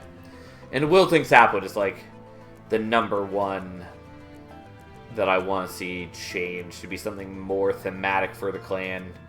Particularly, I just want it to be something that, like, buffs the whole floor, because that would function so well with the clan, since, you know, deployment phase exists now, and they have a bunch of units that really benefit from good scaling, like Animus of Will and the sweep units and things like that. But there's no AoE scaling in clan. There's only single target scaling in clan, and it's pretty bad. Like, yeah, of course you have access to your allied clan scaling, but it'd still be nice for one of the rare units to actually, like, play with the themes of the clan and be exciting, cool, and meaningful. And Wilting Sapwood is not that. So, anyways. So I think what we're going to do is we're going to take Swiftsteel Dagger, fuse it to the Bloodthirsty Blade, and then make that deployable, so we don't have to fish for the Wildwood Tome anymore.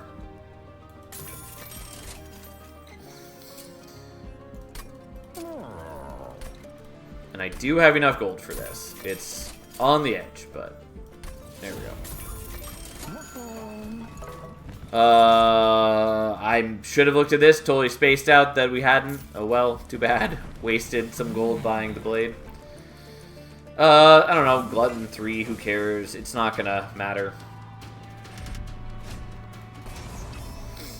The reanimate is a little bit of a concern, but we'll be okay.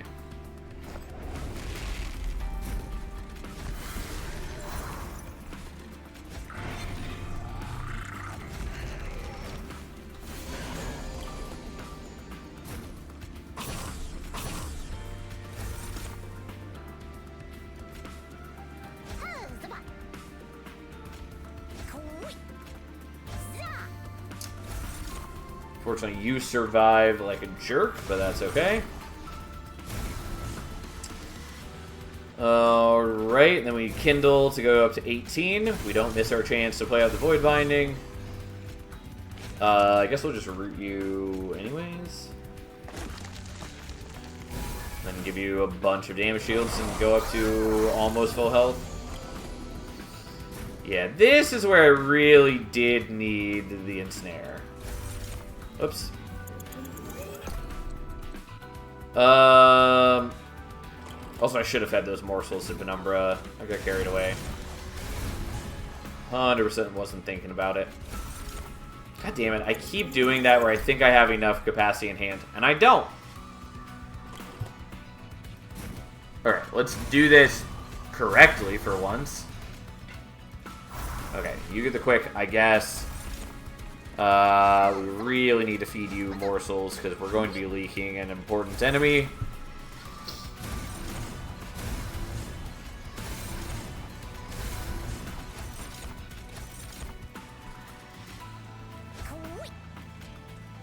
Okay, we can at least increase your strength pretty dramatically. Honestly, I'm just gonna let the Prismal Dust go.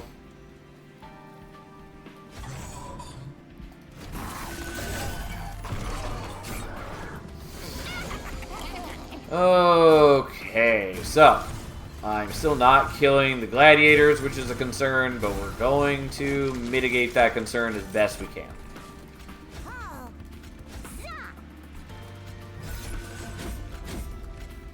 Okay, you're much weaker. You are dying. You unfortunately have reanimate, which is a problem. If we can get the ensnare, we'll be in much better shape. Which we did. Unfortunately, I'd like the stings next turn and not this turn. I mean, we have problems just overall.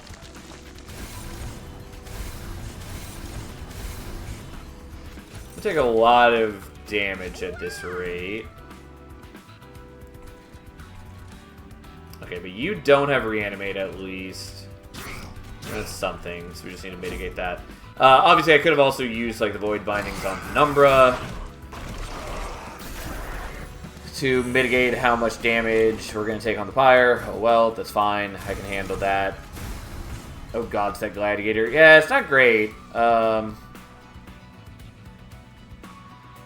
was hoping to get him down to the reanimate so he could start hitting with the stings. Or like put morsels or whatever behind to help, but nope.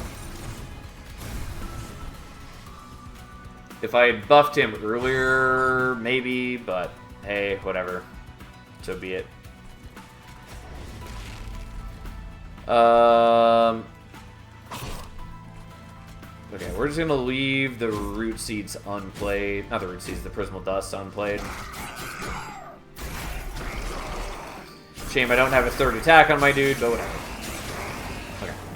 We take a chunk of damage, but it's fine.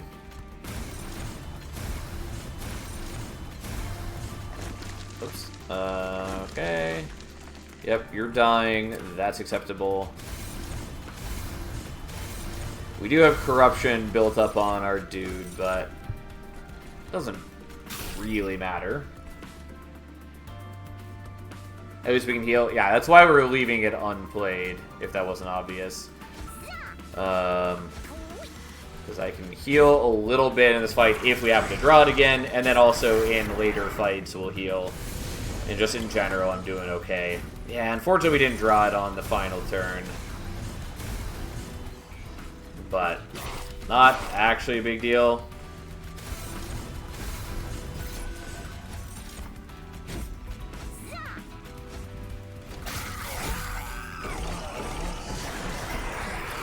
Okay, and then we make short work of racks because damage shields are very good. And overall, we're pretty strong. We already have a Crucible extension. Honestly, you can sort of use the Cave-In as a reverse root situation. I don't think I'm going to need to. But I'm going to take it anyways.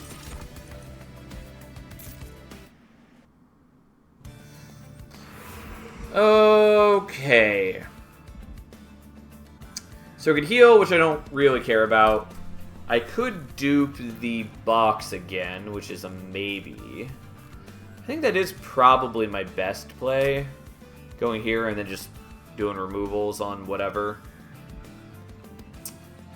Also, there's the slim possibility that we hit Pyrestone Housing and then upgrade our dude again. So we'll do this. We'll see what happens. There it is. We'll see if that matters. We're definitely taking Emote Tome. Even though it's often going to be awkward for us. Could take more damage shields. We'll take the multi-strike.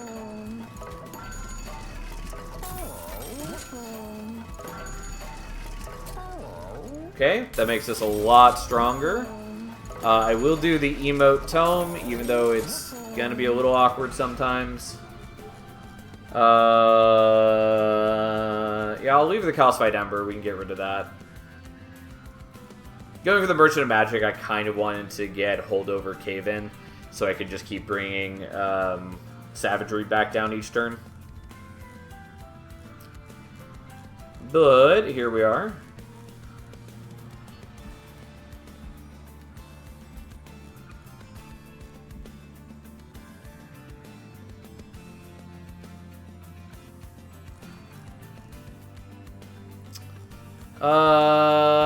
Let's get rid of one of those. Actually, just two of them. Like, I don't really care that Penumbra's gonna die. Slash, if I really want to, I can give him some damage shields anyways. I meant to check if I had enough gold for another removal. I don't think I did, but I should have checked anyways. Anyways, we should be fine overall. Because all the units, like, we actually care about, which is to say him, are going to be protected by damage shields. Oh, that's actually not what I meant to do. It's fine. The problem is that, like, duping the small gift box right now, which I don't have capacity in my hand for. Anyways, the problem with duping it is that I wouldn't have enough space to play all the things that I generate. Anyways, there we go. I made mistakes. It's fine. Morsel goes front, so it blocks the corruption. Mostly doesn't matter. Still technically worth doing. And now with 3 attacks, you do actually have enough attacks to kill the deformed duos when they show up.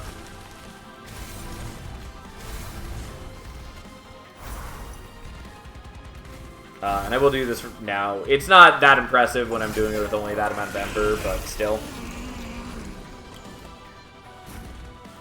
Unfortunately, we draw the Kindle now, which is disappointing, but whatever.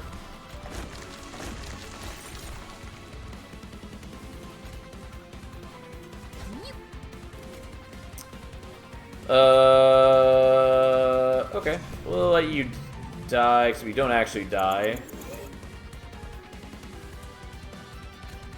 Whatever, fine. I'll leave him as is.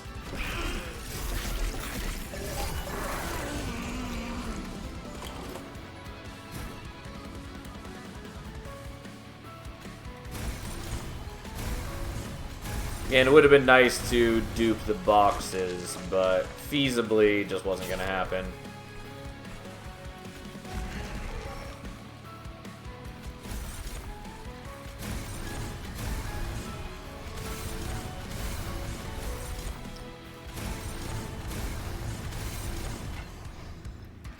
Again, it's a shame I don't have Split Anvil, because I could certainly be using it, but... oh well. We'll just get 19 damage shields and heal for 19. The Holy Stone on that is certainly paying off. Not that I need the health. Like, we're okay regardless, but it would be nice. Or, I mean, it is nice. Especially because now that it's in the box, I can't upgrade it anyways. So it's just locked in with whatever it's got. Anyways, we play him out there just so that he blocks the corruption.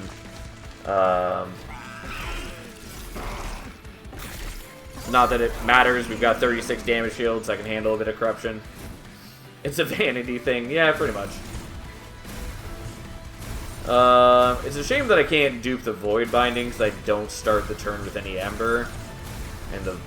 But, again, at this point, it doesn't really matter. We have more than enough power to get us where we need to go.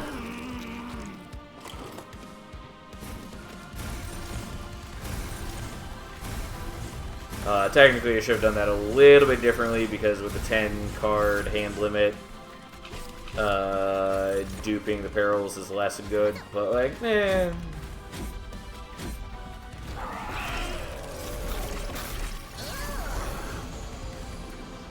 Go forth, my beautiful creature. I keep wanting to draw the Kindle at the same time that I'm drawing the...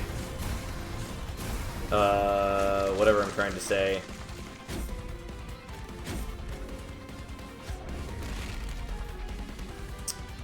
The Prismal Dust. But, whatever. Not a big deal. Would be nice if we go to full health at the end of this battle, and it looks like we probably will.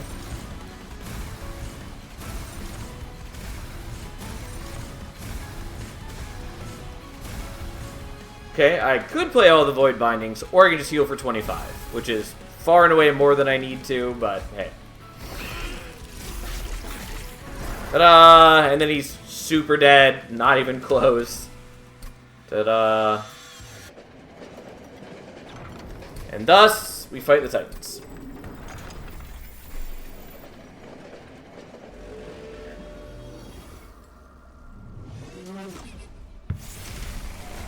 We should be fine. It's a shame I can't dupe the, whatever it's called, Pyrelight, unless I avoid getting Ember Drain for a bit. Which I sort of can now that the merch equipment is already at 116 attack. Like, that's a lot. I'll be very clear. But, meh. It mostly just doesn't matter. Okay, so our hand is full. We played him out so he can absorb the damage so that Penumbra doesn't die instantly.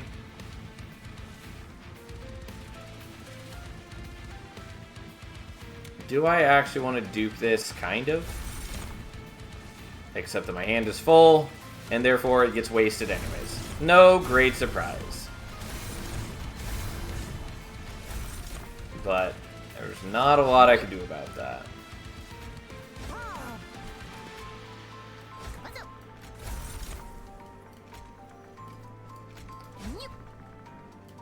Okay, well, here we are.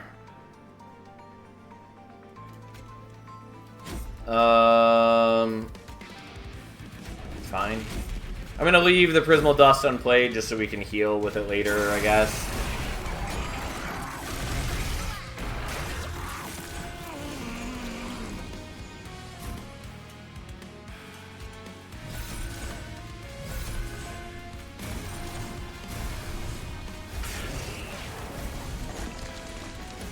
Alright, you'll just absorb some corruption because why not?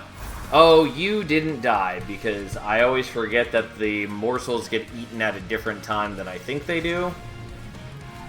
I always think that corruption ticks first. I know it doesn't for a lot of reasons, but always forget that. I should have given damage shields to Penumbra so I could keep him alive longer. Whatever. It's fine. We'll deal.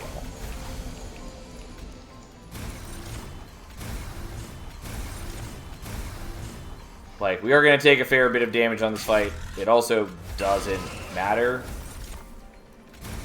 Although I am sad that I can't dupe the, whoops, wrong order. I am sad that I can't dupe the Pyrelite, because that would speed things up notably.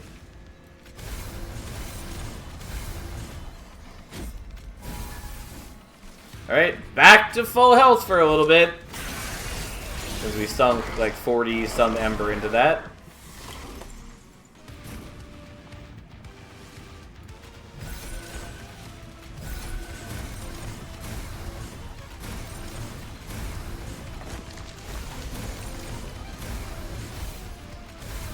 And we just keep it going. Can't root Savagery, sadly. I mean, I think it's overall good that you can't root Savagery for a lot of reasons. Particularly that it would feel really awkward whenever using Strangler Wildenton. But, in this specific instance, I do wish that I could. Don't mind Penumbra, always discarding Forgotten. I mean, yeah, because he's a bad champion. And it is a shame that that's the case. But hey.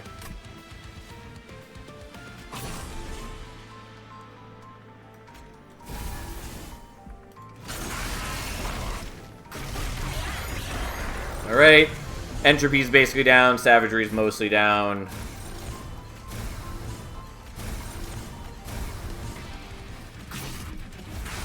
Mostly just waiting on Dominion.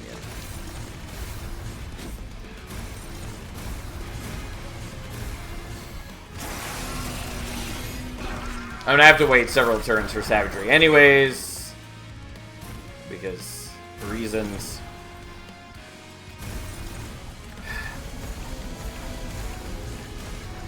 I keep going to a 10 card hand, which is also fucking with my ability to utilize Emotome very well. Probably because one card is being taken up by the Pyrelite every turn. Because it's dumb like that. Oh, here we are.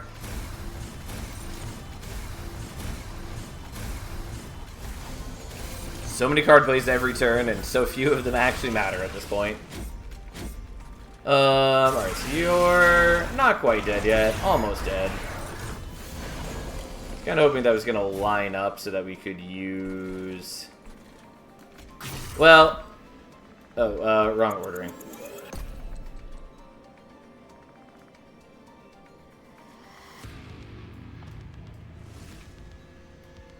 That takes forever to reload. Come on. There we go.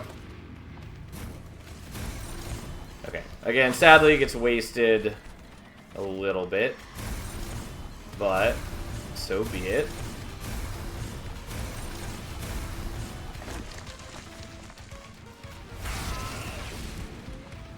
Okay, so we're going to move you down. Doesn't actually matter. And then we just heal. I don't quite go to full, but it's almost all the way. And there we go. I only took 8 damage. If I started the fight at less than 100%, then I actually could have avoided like taking 8 damage in the fight. Because like I had the one turn where I healed for 44, but I hit the cap, and you know, there we are. Alas, so be it. Anyways, that was a run. Turns out, stacking power on a quick sweep unit is pretty good. And definitely getting the Bloodthirsty Blade definitely helped. The biggest thing for us was just getting the small gift boxes set up, since that did a ton of work for us. I've heard some people disparage small gift box, and like that one baffles me. I probably have ranted about this before, but like it's just so good of an effect. Particularly since you can put remove consume on it, you can put spell chain on it, yada yada yada. Like, yeah, it sucks a little bit that once things are in the box you can't upgrade them, but it's a really cool event, and it's a very powerful effect. And this got up to 140, which is not bad, especially since we got it right at the end of the run, basically. But there we go. Yeah, still got a couple cards to master, and here we are. Unit box is least potential of the three. Yeah, so like if the unit box, the one big change I would like to see from the unit box is to have it not be random which unit it spits out. So then you can actually like deterministically choose what goes in the box. Because like it's a cool idea, but waiting potentially 3 turns to see a unit I care about is really underwhelming. I also kind of wish that the box either didn't take up any like floor capacity, and was like a room instead, which would be a little weird, but like it would be nice. Or at the very least that it like killed itself after spitting out the last unit. Yeah, there are some like situations where you don't really want it to kill itself, but mostly I want it to just kind of get out of the way once it's spit out its units. Garfield box is like the single most versatile and busted event in the game, in my opinion. It's definitely up there. It's very good.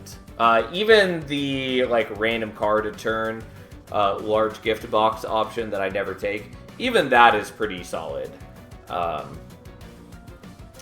Especially because a lot of decks are already on the larger side compared to like what Monster Train 1 does. And so having the additional card every turn, even it not being ephemeral, isn't going to affect too badly your deck's consistency. And sometimes it's going to be very useful. I don't know. It's okay. Even if I personally don't like doing it. But yeah, the other 2 options are quite good, particularly the small gift box is just fabulous. Okay, so what is up next? I believe that was our last Penumbra. We still have one more Primordium to do before we are down to a single crown. Rector, we've got a couple. We've got a couple Fade. I think we're probably doing one of the Hellhorns, probably Hellhorn Remnant right now, since we still don't have anything on the banner.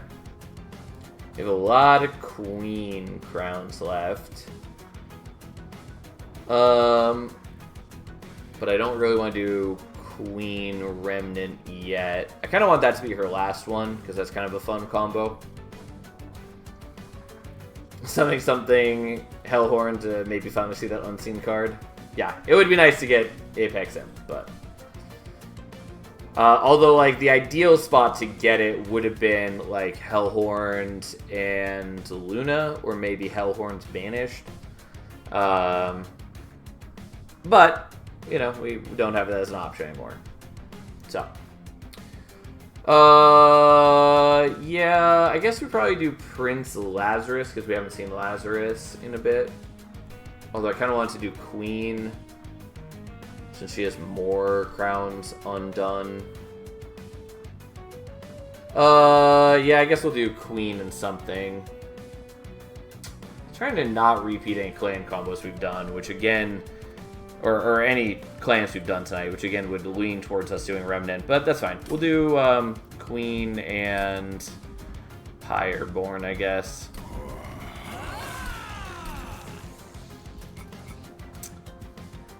Go Fire. Way ahead of you, Glacier.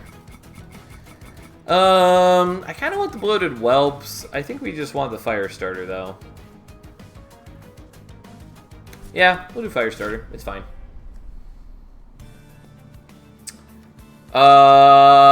Not a bad start. Bit awkward, but not bad. Being up against Entropy, though, does really fuck this team. There's plenty of time between now and then to, like, mitigate that, but still. Okay. Okay.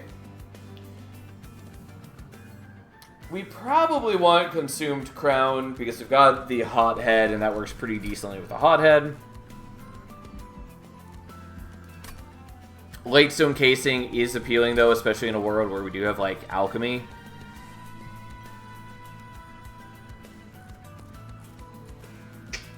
But it is nice to have some built-in attack scaling with the Consume Crown. It's not a ton, it's not incredible, but it's pretty decent early. To the point that I think I'm taking it, though the Lightstone casing is nice. Even if only so I can do, like, more minus costs on spells. Especially since we are probably going to have to be using imps all the time. But, yeah, we'll take this, I guess. I will take Imperialist. Imperate is honestly pretty okay, too, right now. But just the reliability of being able to kill the imp every turn is very important to me. God, I hate that sound.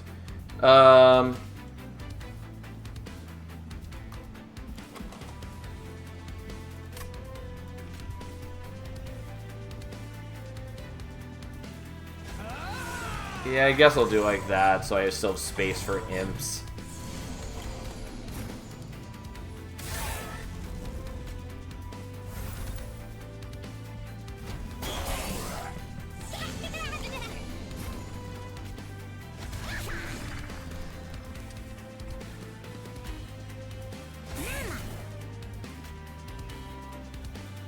I keep forgetting that Queen's Implings now do 16 damage.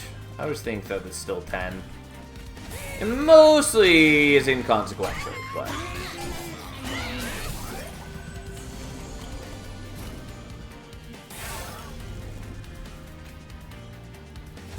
Okay, we're gonna do it like this and use the ability now just so we can preserve a bit of HP.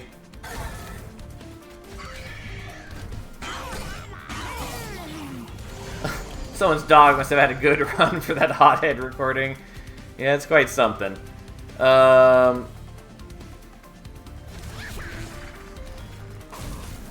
Not quite. And then we don't kill you. Well, that's a shame. Oh well. This is why it would have been nice to hold on to his ability for this turn, but whatever, I didn't. It's fine.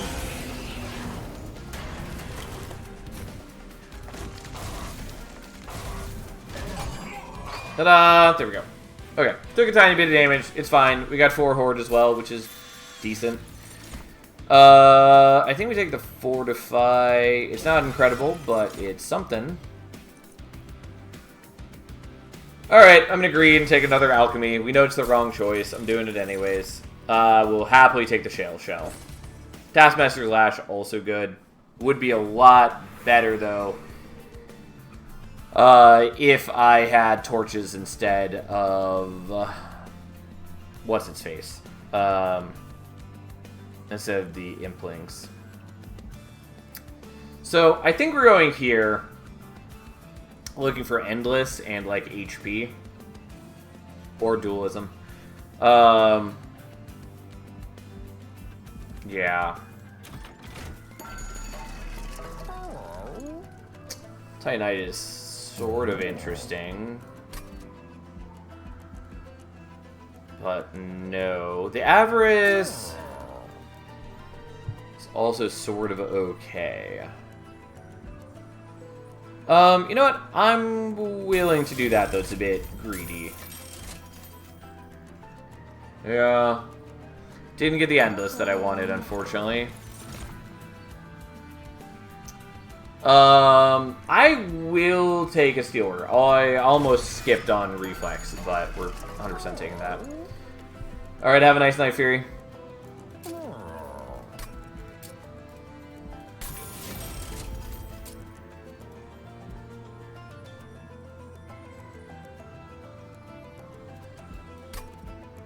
Okay, we'll do it like that, I guess. I don't know.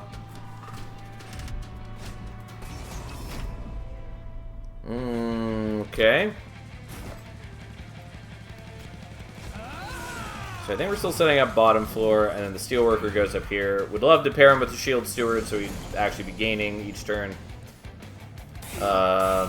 Also, unfortunately, The minus Ember means I can't really use the alchemies very well, but so be it.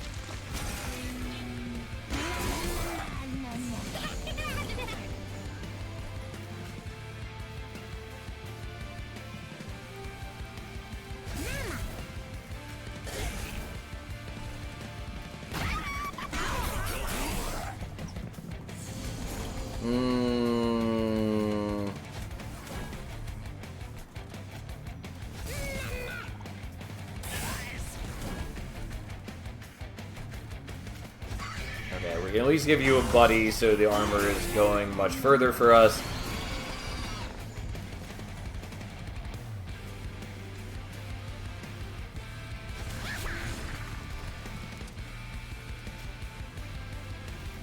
Yeah, I'm not killing you though. I'm not killing the backliner. Actually, maybe it's better just kill the backliner and not use the imp. Or I can do this and put you in the middle.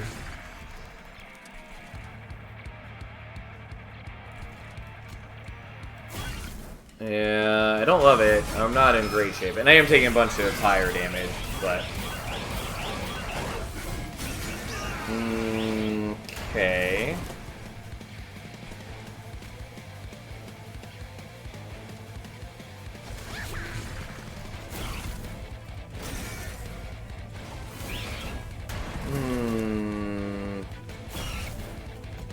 Okay, so I do get the kill.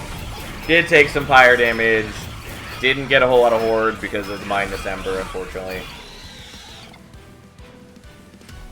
Got a bit of extra gold from the Avarice. I'm gonna take the Fortify. Just really hoping for like Mind Cage there. Okay, we're gonna go here looking for Mind Cage or Bloodthirsty Blade. Hell Furnace is also kind of cute, but that's a no. Also, I actually should have gone here looking for Endless, kind of spaced out. Oh well, that's on me. Yeah, I should have done that. Oh well. Okay, Bloodthirsty Blade is good, though. Hall of Mirrors is sort of cute. God, I do kind of want that. It's a super greedy play, though. But basically, it would be so I can dupe the imps all the time. Because I would take capacity at the upgrade. And then I would have 7 capacity. Using the Hall of Mirrors brings me down to 5. I play out my units as normal. And then play the Hall of Mirrors. And then when I summon the imps later, I get 2 imps for the price of 1. And like, that's pretty good. It doesn't solve all my issues though. Also, the Bloodthirsty Blade is going to take care of a lot of my scaling problems. Oh, come on, cat. Speaking of, we are definitely going to deployable that.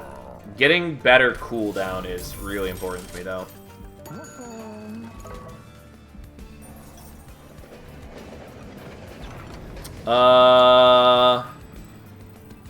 Ooh. So, like, crafting the equipment is cool, but I think it's not what we want to do. Just because I would like to leave it open for, like, a Mind Cage fusion. If I already had, like, Tome of Contracts, I would have a way to have minimal cooldown, even with just the Bloodthirsty Blade. I'd be happy to do that, but without knowing what I'm going to see, I'm going to leave it open. Sure. Moonlit Glaive. Don't really give a shit. Technically, there are ways for us to get Conduit in this combo. Mostly inconsequential. Okay, so the question being, do we want either Steward's Quarters or Hall of Mirrors? They're both useful. That they both largely require me to see another Merchant of Arms, which I'm probably going to go to anyways.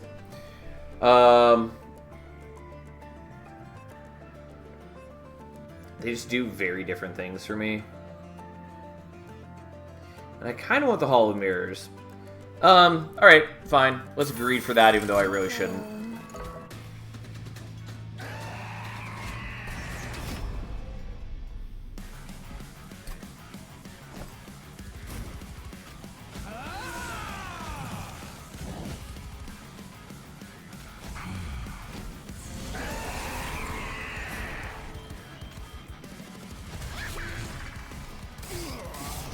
Okay.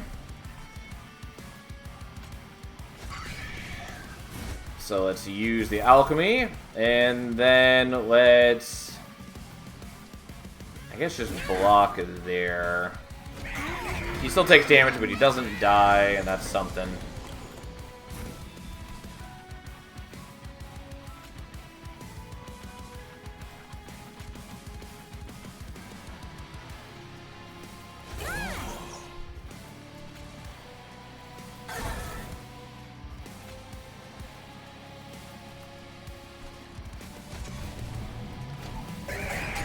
Yeah, I probably should have done that differently, just like killed the backliner, but then I didn't, and I maybe regret that.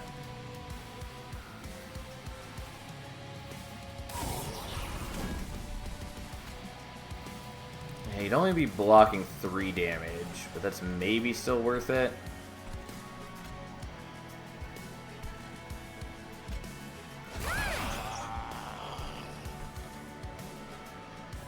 Oh, I'm sorry, we're actually doing this slightly differently. Because I forgot that I have Shale Shell. And so, like, I can do this. And then this blocks 2 hits, which is better, obviously.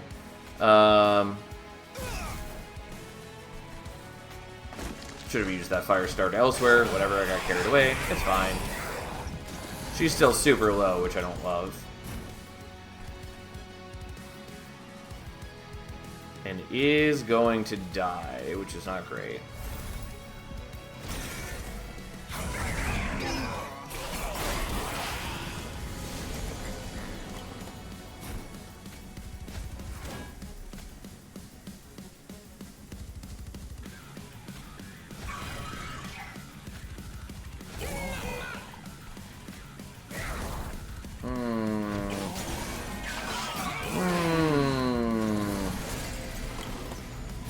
Yeah, turns out, not strong enough here yet.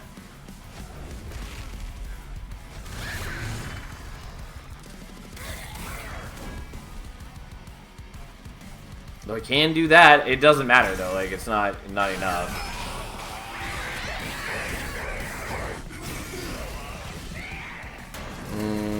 Okay.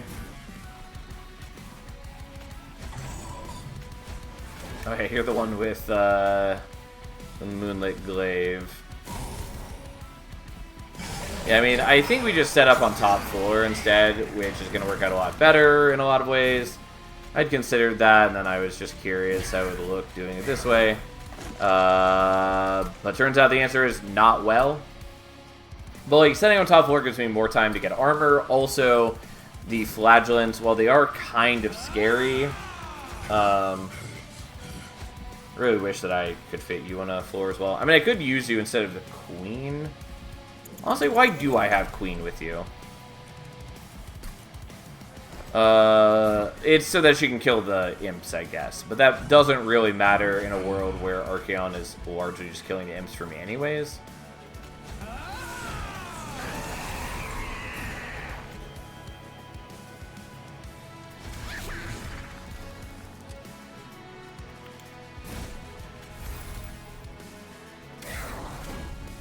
Okay, but this way we're building up things. Anyway, the Flagellants gets to top floor at dramatically lower HP, which does matter.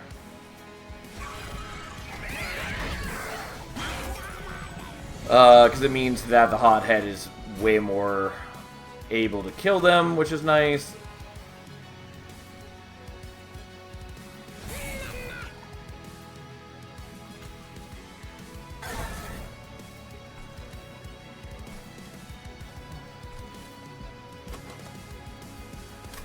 Also, I'll play the Imp here now so it can build up a bit of blocking power for us.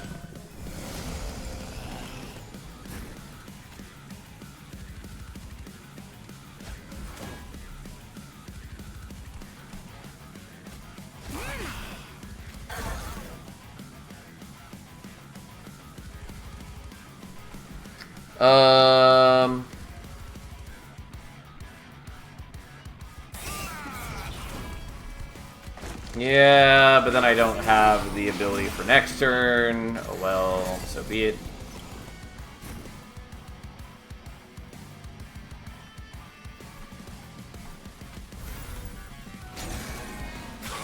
Alright, Imp does die, but at least other things don't die. We're taking a lot of pyro damage, but we're doing what we can.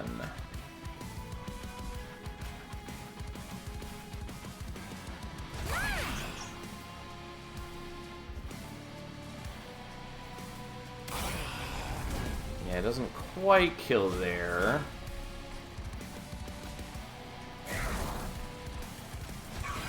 Probably should have hit the 6 damage dude with that instead, so I can maybe kill him with a fire starter here. But hey, unfortunately I can't use the Imp.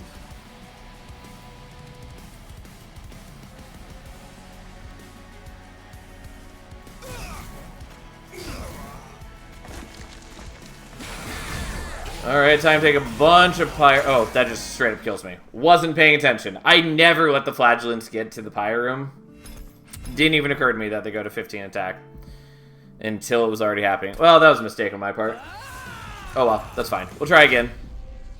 I 100% just fucked it. I mean, it was a bad battle for us in general. Don't get me wrong. 100% could have played better. We are not taking Capricious Reflection, so goodbye. Unfortunately, Winged Spirit is bad. And this is not the combo that I wanted, but oh well. Imp Parade it is. Once again, we do have the Hothead. Though this time it's, you know, from the beginning. We don't have the best deck to utilize it, so that's something.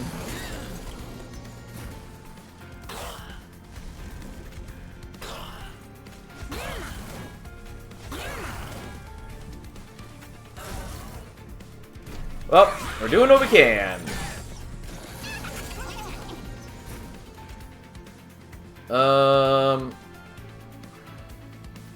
Okay, I guess we're doing it this way. Oh, never mind. I could have also done this. I, for some reason, didn't think we had enough for that. I maybe still wanted to leave the capacity open so I could use an Implay next turn. Whatever, I didn't.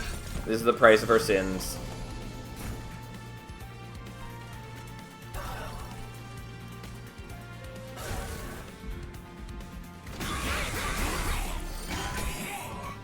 Okay. Yeah, I do like a no damage with the Hothead, though. Still maybe worth it. No. Because we do 40 damage. Turns out, not worth it.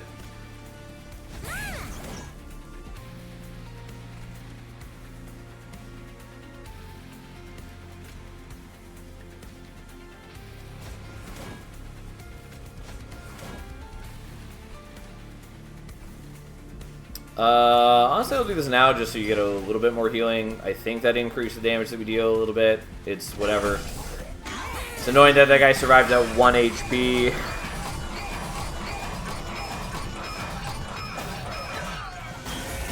Oh well. 4 damage isn't that much. Obviously, it does add up, but... No, I can't quite kill you. I mean, I can in a dumb way where we do this. Which I will do. I should have just played the fire starters on the boss because I actually have 0 damage output. And that's legitimately actually a problem. But I did greed really hard.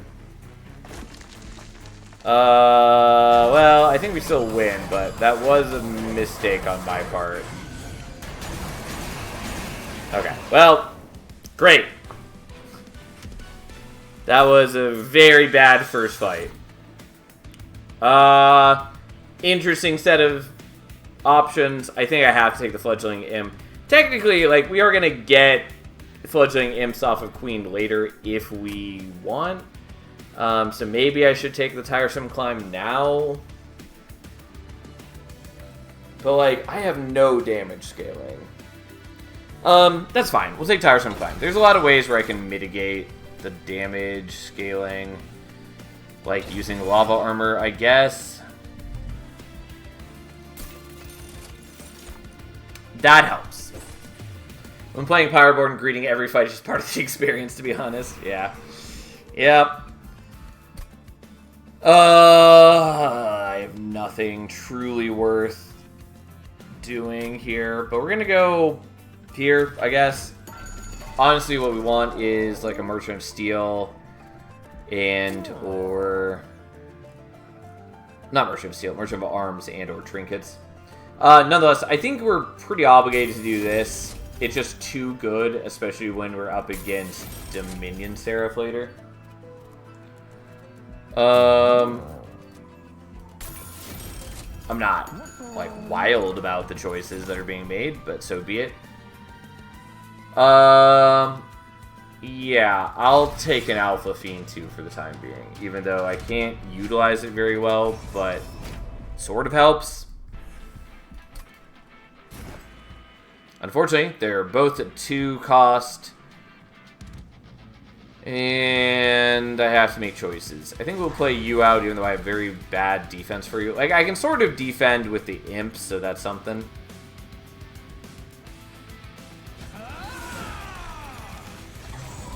But mostly, I want to play him out so that he's getting the scaling now. Also, already forgot we have Tiresome Climb.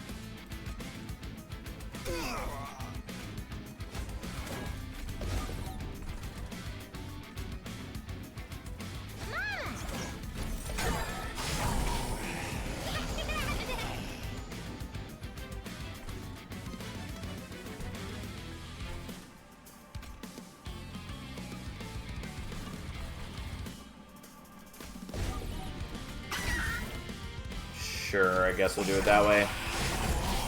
I don't really want to Tiresome Climb the Flagellants, because then they don't damage themselves. Yeah, also, unfortunately, this means I'm not playing a Tiresome Climb, not playing the Golden Touch, but it did seem important to get the Hothead, so here we are.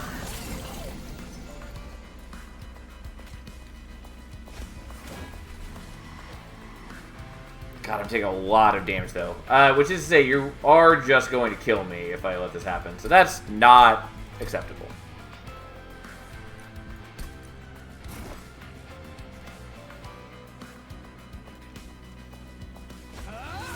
You know what? Well, let's just do it like this instead.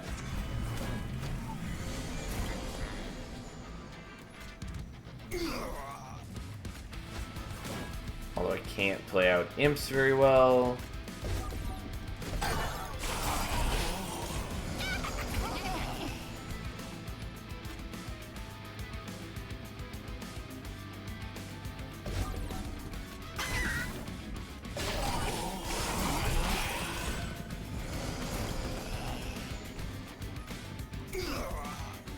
I keep forgetting that I don't have enough Ember to do that and something else, which is annoying.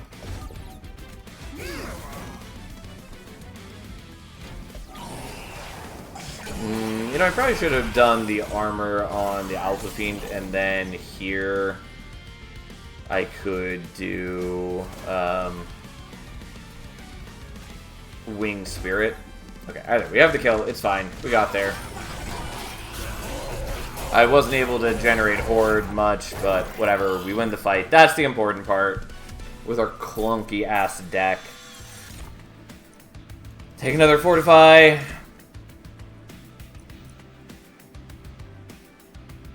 I'm going to skip on the Flicker. I'm not going to loot this.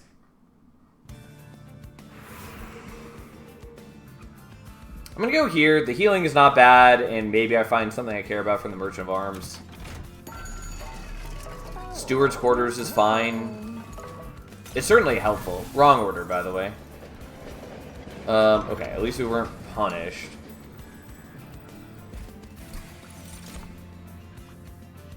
Not particularly helpful.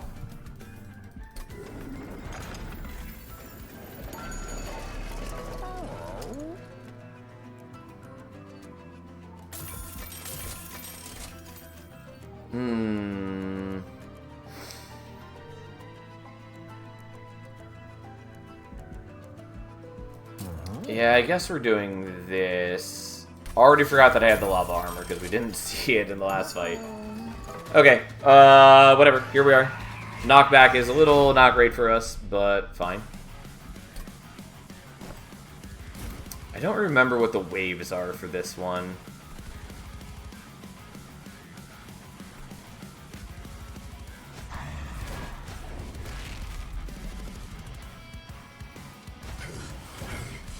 Well, we'll find out.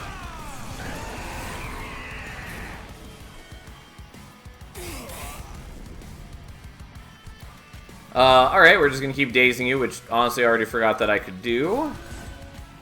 But pretty happy with. And the imp isn't even dying. Okay, good to know.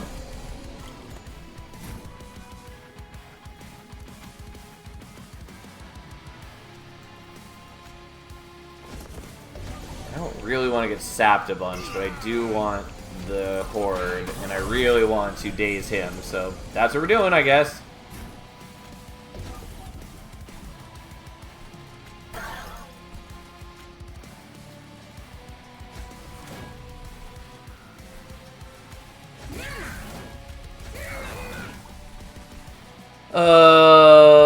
Okay, fine.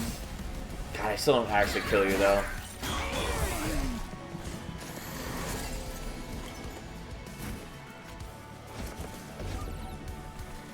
Yeah, we're gonna take a little bit of fire damage from you. That's sort of unavoidable.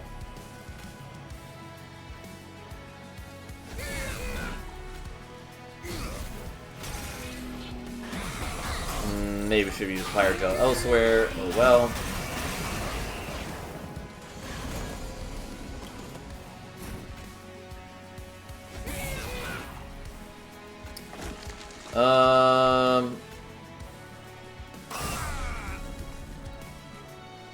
I guess we'll do that so that we don't take the pyre damage.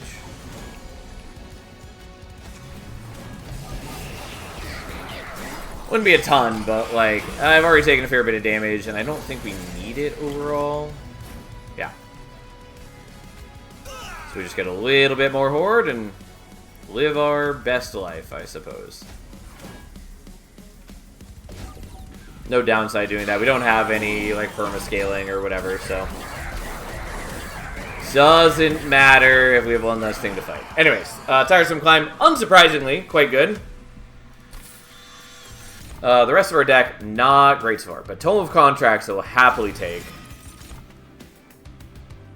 And I think we're skipping on this, so the Steelworker is sort of a maybe. Might just want the Ember. The capacity is also good. We sort of mitigate the capacity with the Steward's Quarters. I am definitely struggling with Ember, so we'll do that. And I will loot this now. We're not really generating Pyre Gel, but obviously that could change. I think we just want the Medallion or Taskmaster's Lash. The problem is I don't have good targets for that. I'm gonna like convert the Golden Touch into using that.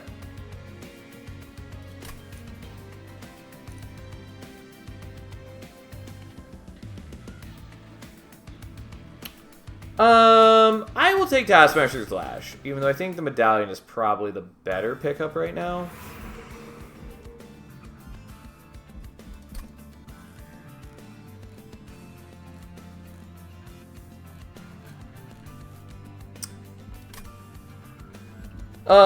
So for the dupe, I could maybe put, like, Smidgestone on the Hothead, and then dupe that. Wouldn't be bad. Could also dupe the Tiresome Climb. Could go here, although I don't have a lot of gold. I'd be looking for, like, Spirit Breaker's Charge, or whatever it's called.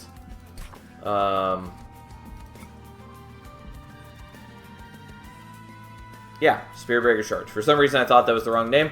But so then we'd have natural damage scaling from using the hotheads, which would be good. Other decent things too, like golden gloves, would be okay. Yeah, there's okay things. Obviously, the neutral pool also has a number of hits.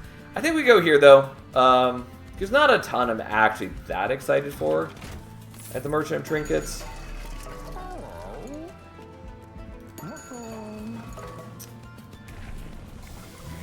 Well, Fledgling Imps it is. Which does help, don't get me wrong, but it's not exactly what I wanted.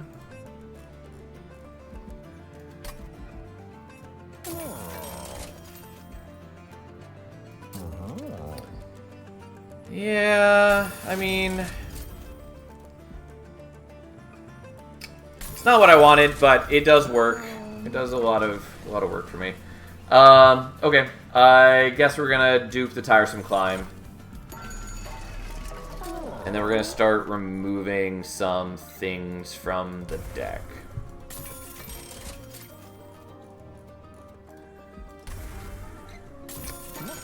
But like 2 intrinsic holdover Tiresome Climbs do a lot of work for us. We'll see how useful that ends up being. I really do need to draw into the Tome of Contracts. But we'll see what we can do.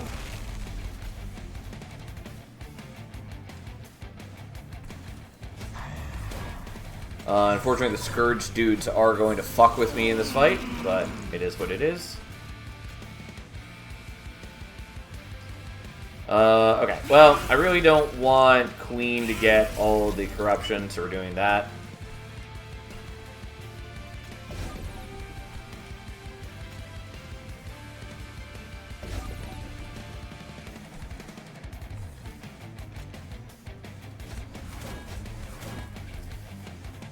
Okay.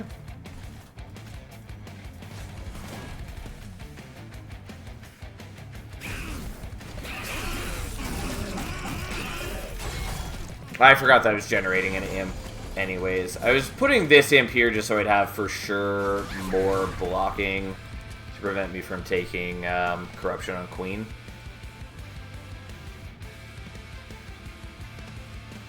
But yeah, we end up being okay on that regardless.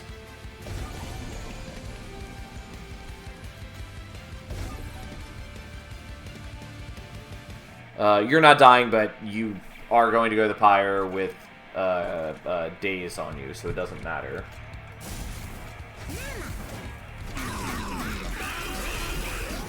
Okay, and we're all good for the most part.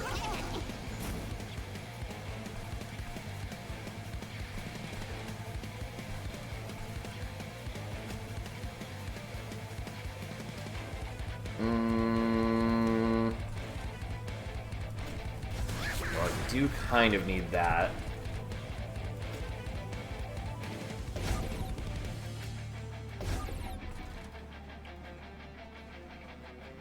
Yeah, I'm not wild about this whole situation.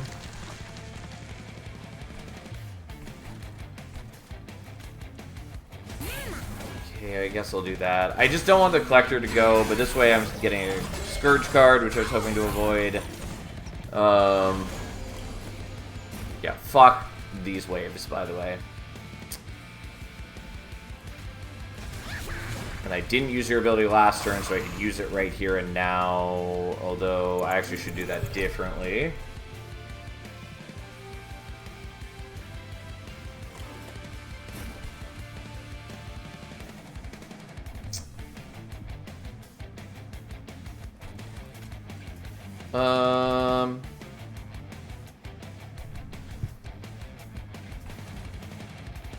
So 4 Ember.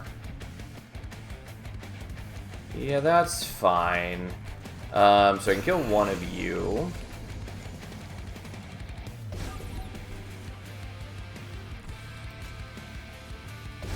I guess we'll do it like this. I do still take damage. Oh well. Fine.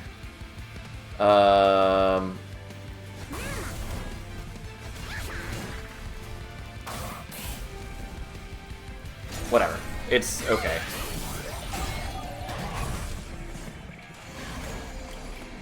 It's just very important to me that I'm not taking all of the Scourges every turn. Like, that's just not acceptable to any degree. Okay, so you are dying like that. I still haven't killed you.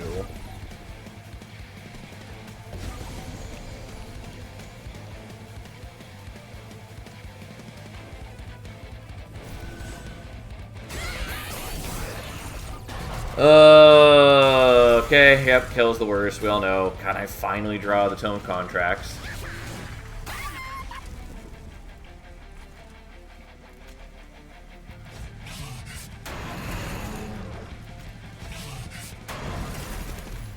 I'm sorry, let's do this slightly differently.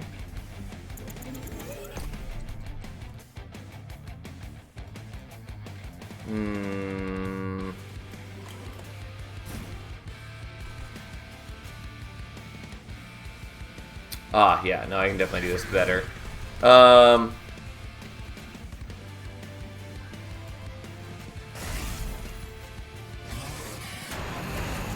I should have played out the Impling too. Oh well, so be it.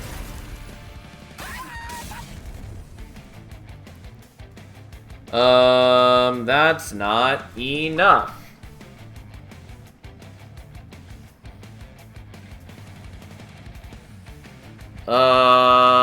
Fine. I actually don't know if I survived this. I kind of assumed I did. Yeah, I do, okay. It's not great. I take a lot of fire damage, but, you know, we're trying. I'm not taking Battering Ram here. I will take the Branding Right, though. Dragon's Breath is pretty good, but I don't think it's what I want here.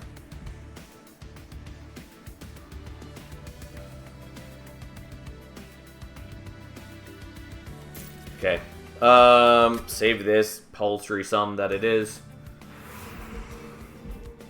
Okay, what the fuck am I doing? I think we're going here. There is some good stuff to be found at the Merchant of Arms, but I think I mostly just want to get, like, intrinsic for the Tome of Contracts, and I want to get, like, a holdover or minus cost on this. And the removals are not bad. Obviously, there's good stuff here, but we'll go here. Don't care about Remove Consume, though I could -2 and then Remove Consume. It's not the worst.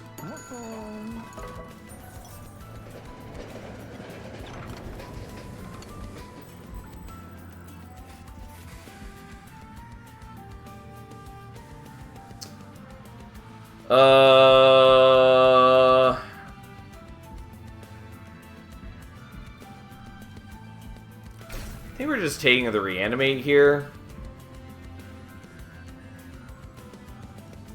Kind of want Fecundity, but I am not going to, even though maybe I should. But the Reanimate does do some work for me.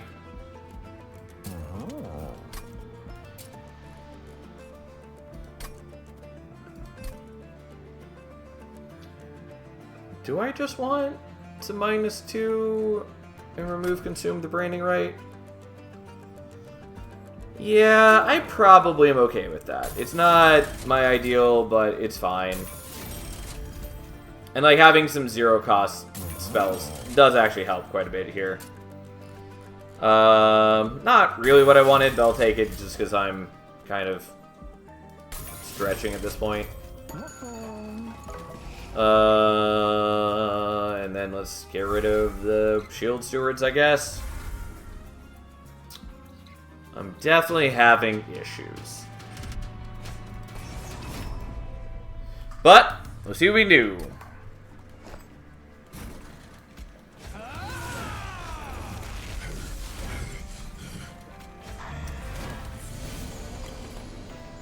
Yeah, that's a lot of Titan Skin, which is not perhaps my ideal world. Also, I can't use the Golden Touch to kill anything. I mean, I can if I do certain things.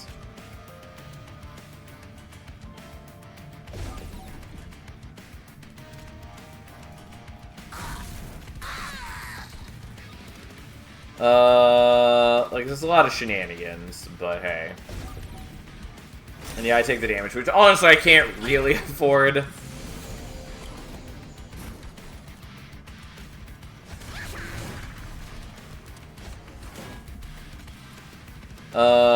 Okay. So yeah, we're killing you without taking any damage, while also not using up your ability, which is sort of nice. I guess we'll do it like that so we can kill something.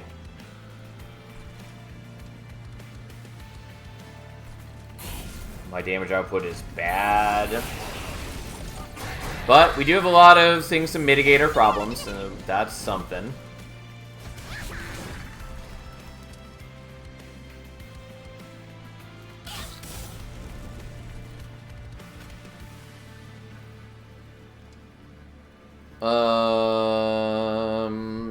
Maybe should have taken into consideration other things first. Like that I could have moved another enemy up to that floor with a tiresome climb.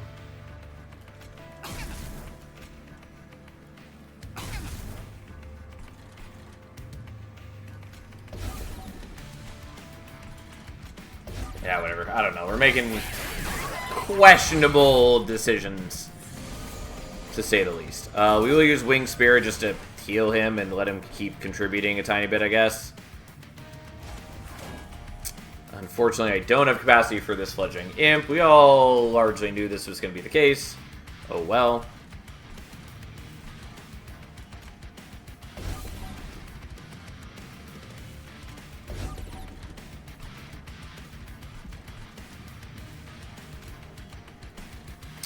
Well, I guess let's help out the Alpha Fiend, all the good that does.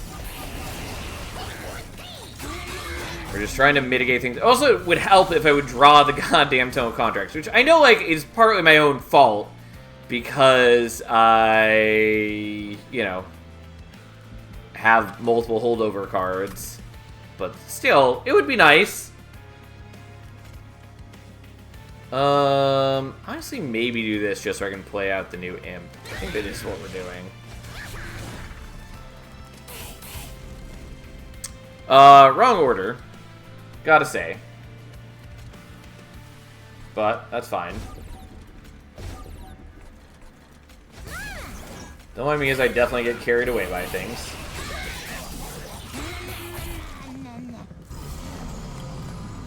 Okay, well there's that finally.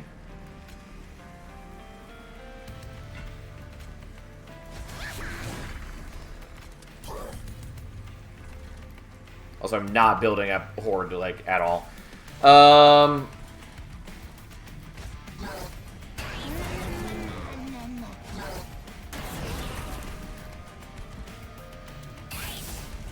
Yeah, that's about what I expected from that situation. We're actually in not great situation to deal with Quoto, which is bad.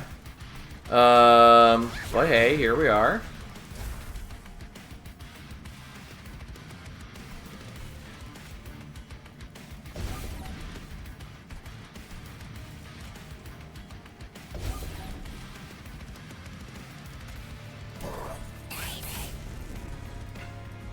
No, I don't have enough Ember for that. Fine, here we are. Hello, Ashiaga, how you doing, friend? It'd help if my damage scaling were better than, you know, not fucking terrible. But it is. It is, in fact, pretty terrible.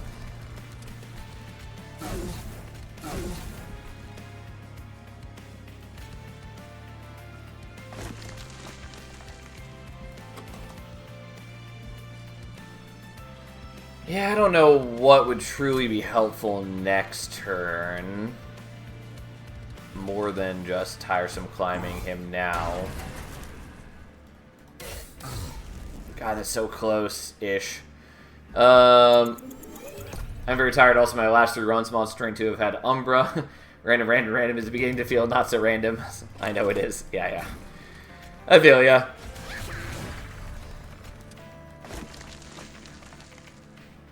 Oh, I actually could have done this. Whoops. Okay. Let's do it this way.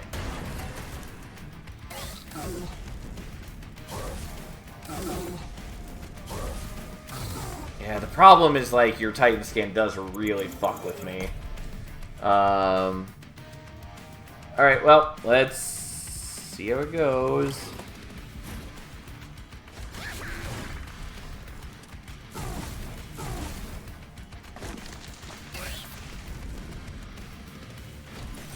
Alright, I don't know. I think I just don't beat him here because my deck is not good. But we'll see. It's kind of hoping for like the branding right.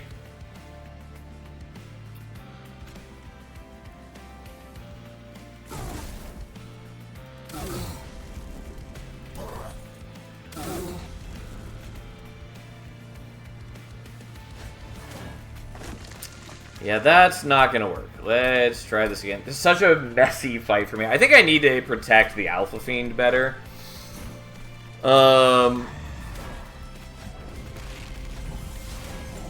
Among many other things that I should be doing better, but hey.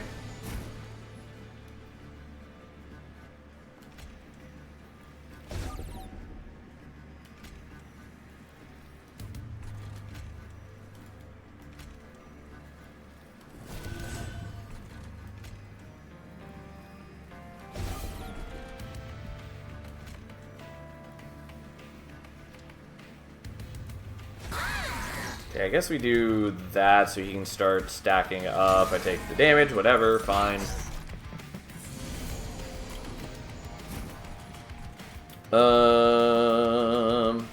And then you can start doing that. Because boy, do we need it. Need it real bad.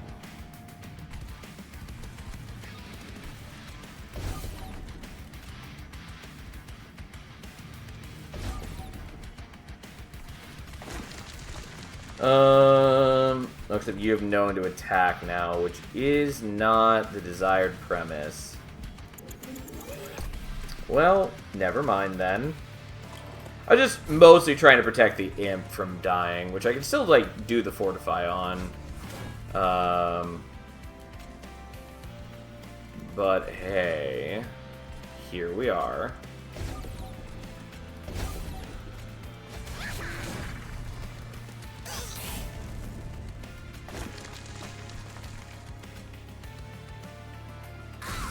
Yeah, I don't know. The Titan skin is admittedly difficult for me to chew through. But we're working on it. We're working real hard. And unfortunately haven't hit your thing yet.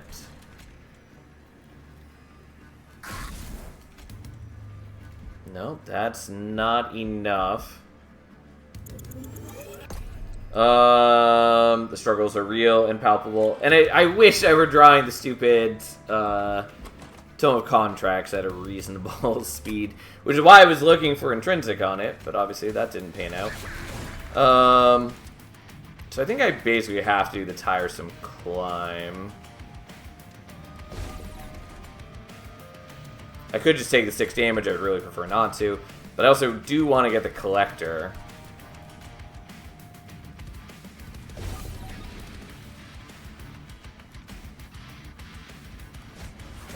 Okay, well, we kill there and still take damage from you, unfortunately.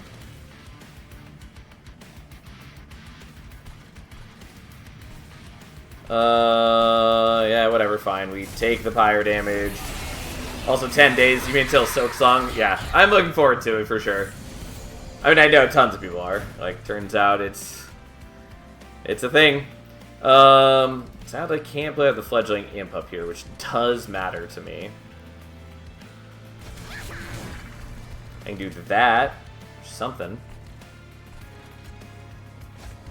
I should be putting the armor on you. Well, here we are.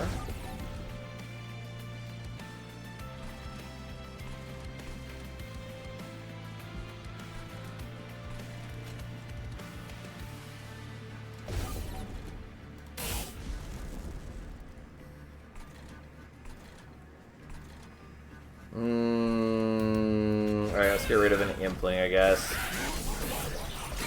Although again, can't play out the Fledgling Imps on top floor, which is a problem.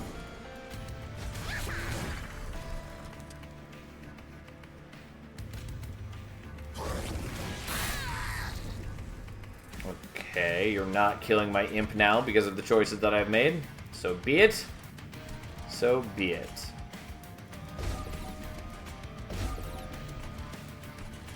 Oh, God. My deck is a clusterfuck.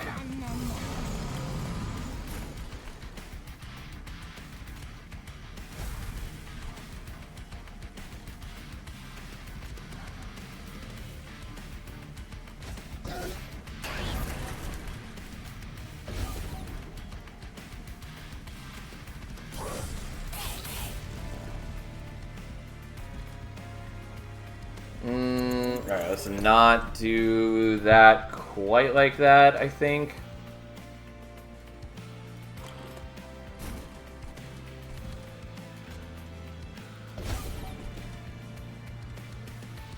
The problem is I really would like to Tiresome Climb you, but...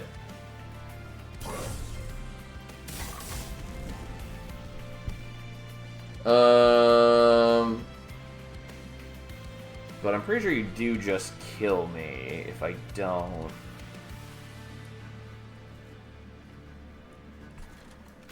Like, unless this somehow magically works out by doing this, but I'm pretty confident it doesn't. Yeah, okay. So I think we do have to do this differently and not Tiresome Climb Quota, which is sad. But it is what it is.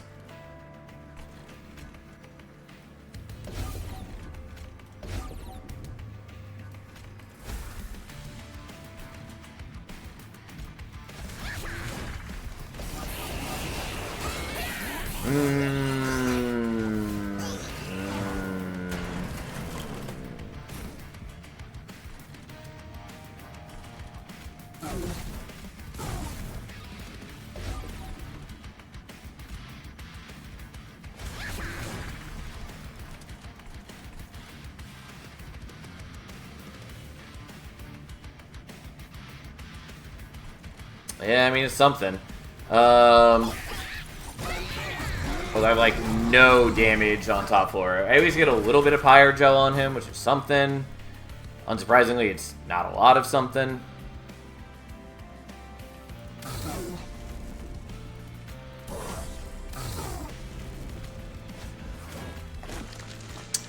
Yeah, that's not gonna work. I don't know if there's a way for me to beat this. Again, it always feels so bad when I'm dying to Quoto. There's probably, like, better ways to set all this up, though. And if I could just Daze Quoto a bunch, that would help. I think it's probably better if I have the Alpha Fiend on top floor. I don't know. I'll try it one more time, even though I kind of just want to let this run die. It's not a particularly good run. It's got some tools, but, like, my damage scaling is so bad.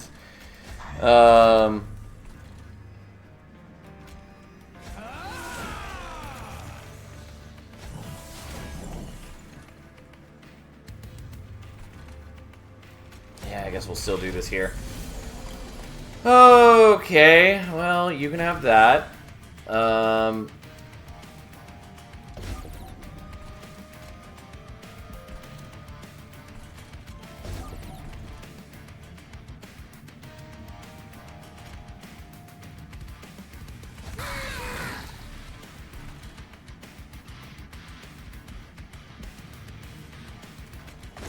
guess we do it like that. And we don't take any fire damage, which is grand and wonderful. Truly a joyous occasion, if I've ever seen one.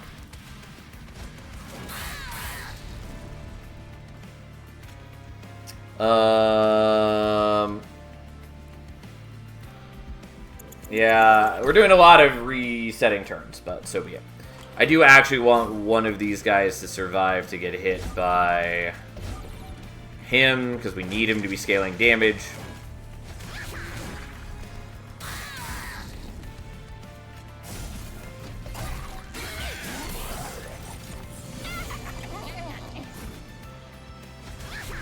Also, they're doing a much better job at killing the fledgling imps this way, which is something. Okay,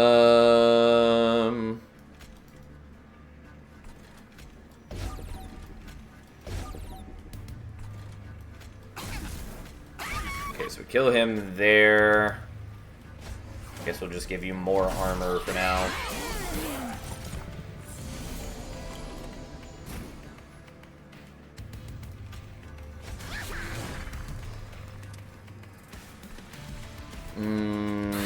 Okay.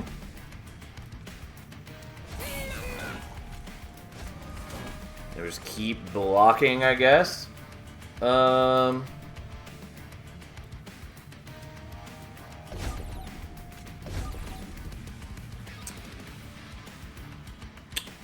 You won't quite die to the pyre, though, like this. Oh, you're 100% not dying. Not even close to acceptable. I got very caught up in certain things and didn't look at the others. Regardless, here we are. Okay, well, let's...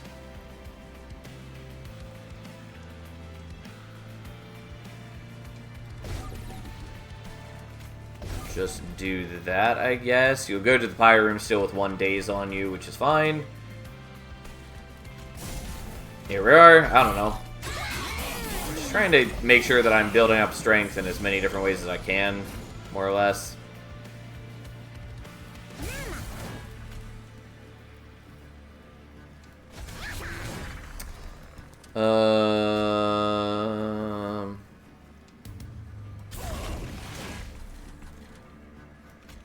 Oh, I need you to not be hurting me.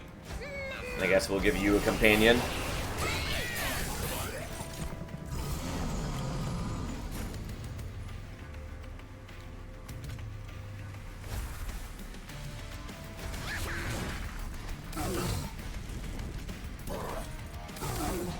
Okay, almost there on bottom floor.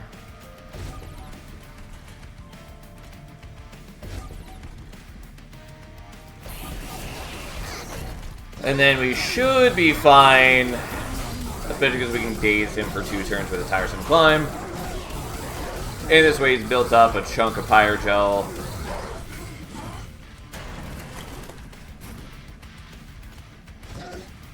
Okay, and so there's that, and yada yada yada. Here we go, everything's fine. Alright, we did win. It's a clumsy-ass deck, but we're not dead yet.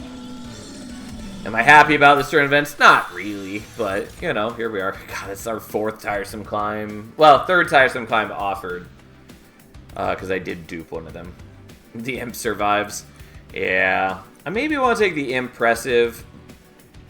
Battering ram doesn't really solve our issues. Guess I'll take the impressive, though there's a good chance it's not helpful. Pyroclasm is a maybe, but probably not. I will just skip those. The Pyroclasm is a maybe. Sacrificial Chamber also kind of cute, but no. Could go here looking for Smidgestone, maybe. I think we're going to go here, though it's kind of a long shot. That is nice. Sketches would be nice in a different world. Yeah, I guess I'll take Zone of Silence.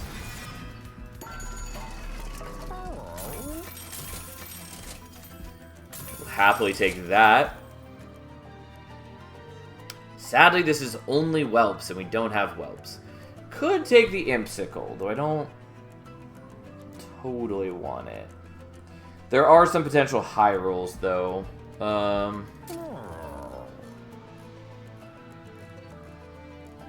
Mostly I dislike Impsicle. If it minus cost the imps, it would be a lot better. Currently, it's sort of okay for me. I don't know. I don't really want it, because it's mostly just going to flood my deck with imps.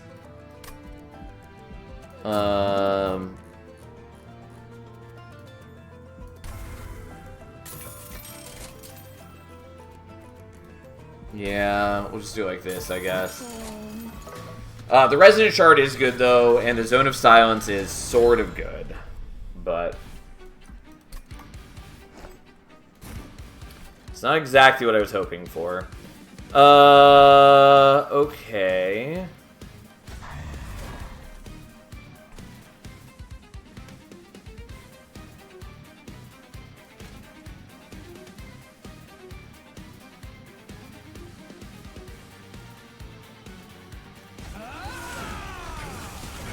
I guess let's try it like this.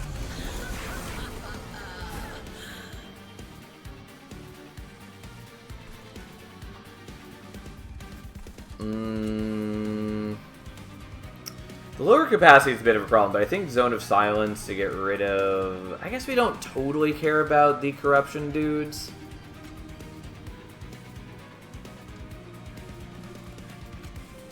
Could just do this, which I'm actually pretty okay with.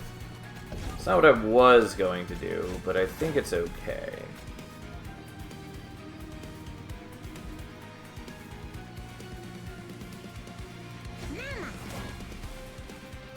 Yeah, whatever. I take a little bit of fire damage, so be it.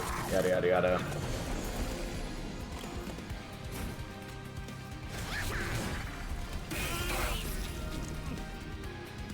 Okay, that's certainly helpful.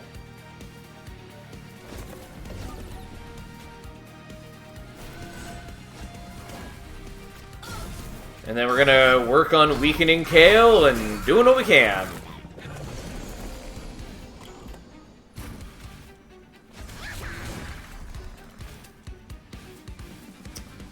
Could do that and then play out the Impling instead, which is maybe worth it.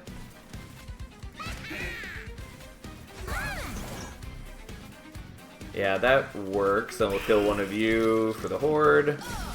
And then just keep moving them up top floor, and which also lets the Alpha Fiend do some work, I guess. Okay, there's the Tome of Contracts. Oh, wrong order, but that's fine, I guess.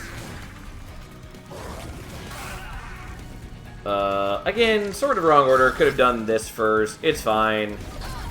And like, yeah, he'd be taking more damage from mid floor than top floor, but that's fine. I just want to stack as much dazed on him as I can, basically. And get a little bit better Horde, I guess.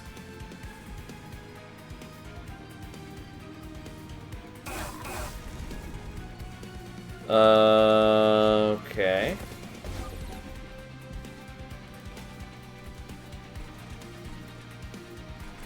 Throwing Kale top to get punched every turn. Yep, that's what we're all about. And I guess you get that because I can't fit it on mid floor yet.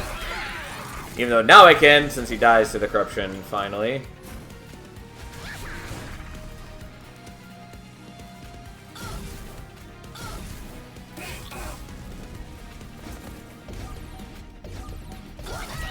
What he's up to... Well, down to 10 days now after the turn, but... Oops, wrong order. Well, still fine-ish, I guess. It is not good because now Queen has the corruption, but that's not the worst. Again, we should win this fight, no problem. Like, this is not the fight that I am concerned about.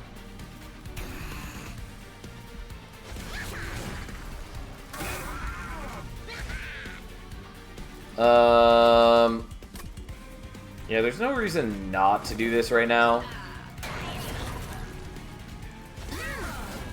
Like, if I had a chance at extending the Horde, maybe I would wait, but I don't think there's any purpose. It's not like we were in danger, since the Zone of Silence prevented his morsels from feeding him on bottom floor, but here we are. Hell Furnace is very good, but not here. Devilish Tails is very concerning, and Spike the Hellhorn is bad, so we're gonna skip. Think we're taking draw. Yeah, I'll take draw, I guess. And I'll loot this. Sure. Fine. Not that exciting, but it's, you know, every minor Pyroborn artifact is still good. Okay, so we're going here, and I think we're putting Intrinsic on Zone of Silence unless we get, like, Bloodthirsty Blade, Mind Cage, or something like that. The healing is not unwelcome here. The removals are decent. Merchant of Steel is fine. I'd probably have to go for the healing here, which is fine. I could also just skip on this one and then go there after. What's up? I think I'm still going here, though I don't really have a great game plan.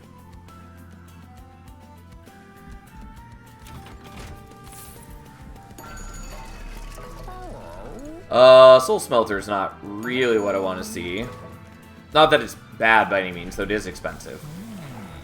I will take Imperialist now, because that does help, although I do kind of wish that I had Imsicle now, but I didn't want to bet on Imsicle at the time, even if now it is paid off. Well, we'll make Deployable Zone of Silence, I guess.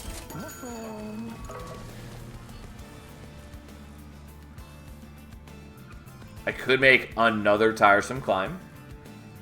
Or I can make another Branding Right. Or another Hothead, but the Hothead doesn't do a ton for me. I'm just going to do the Tiresome Climb. It's just versatile and good. I don't necessarily have to play out all of them every turn. Okay. Well, this is a problem. We are going to Zone of Silence there.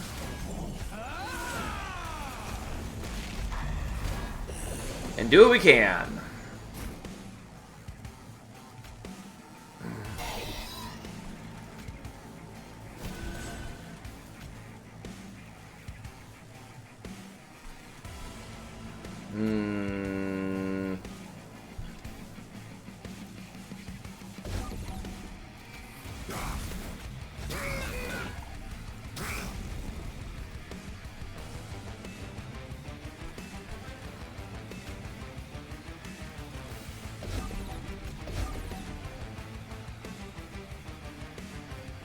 Surprisingly, that is enough. I didn't do the math to know if it was. I thought with the reanimate, maybe it wasn't going to be, but turns out, it's pretty okay. Alright.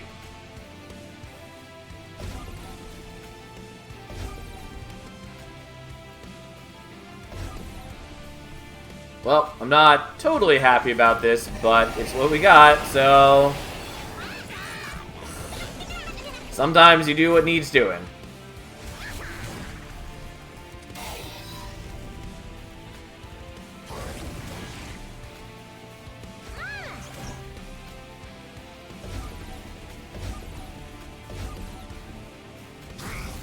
Nope, that's not gonna work. It's because I didn't hurt him, and I definitely could have if I had done it like this.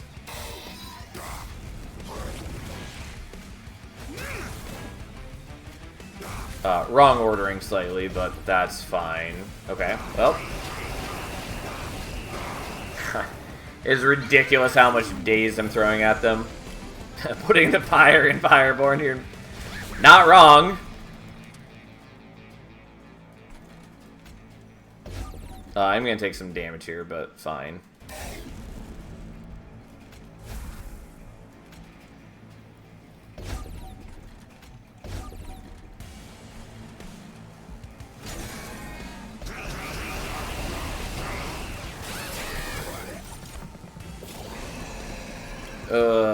God, we are getting to the more difficult part, though.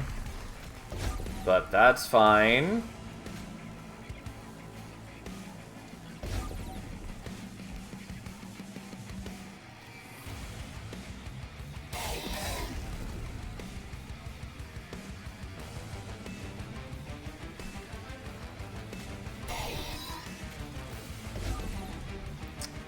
Yeah, that's fine. We're basically killing the guy.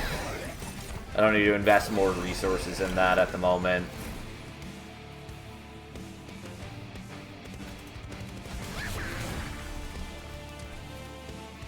You are not dying it because you do no damage, so that's the thing.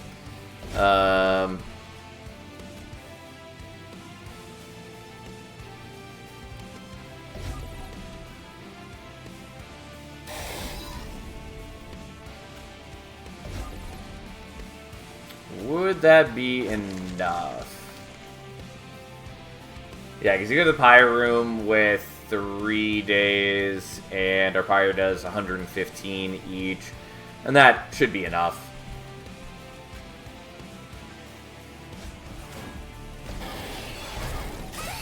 And now the Alpha Fiend has some amount of attack, I guess.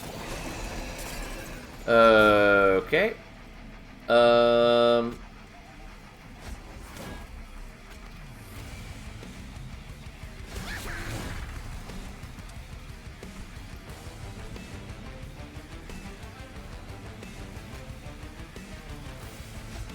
Okay, how does this look? I suspect the answer is bad. Yeah. That's about what I thought.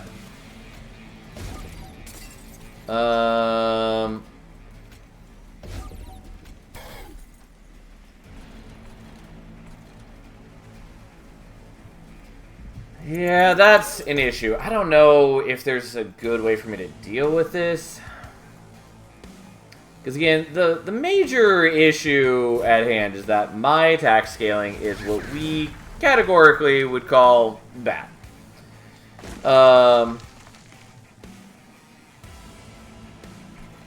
Technically, there's slightly different things I can do here. Like, I could do this, and then this, into that, into that.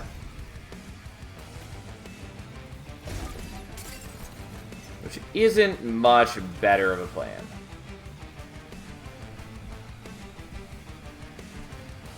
I almost clicked end turn on accident. But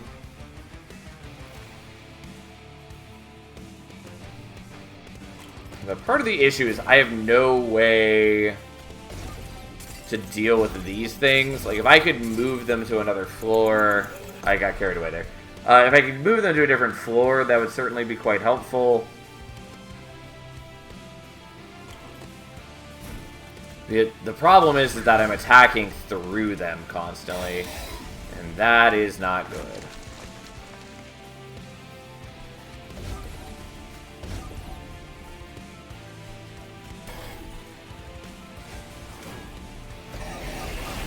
Well, see, oh, it did survive to hit my fire. I, for some reason, thought it wouldn't.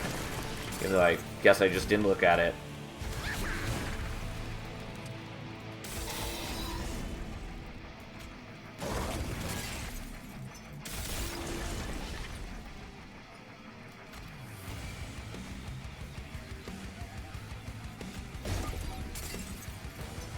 That's very close.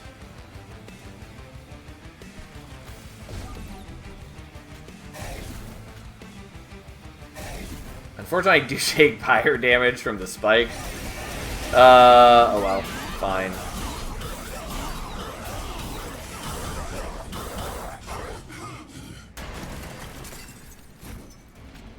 Yeah, get out of here. God, what a bad deck we have. It's on the verge of being good, but it's not there yet. Mind Cage does not matter to us anymore. More or less. No.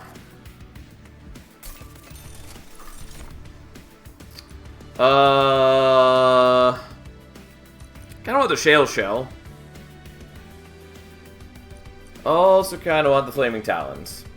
Think we want the Flaming Talons. Well, I need to heal, for sure, which is still bad. Although, like, we're at least not going to be taking the damage from Savagery. Not helpful. Kind of helpful. I have a lot of gold. Fuck, I'll take Bloodthirsty Blade, even though it's this late. Not exactly what I want.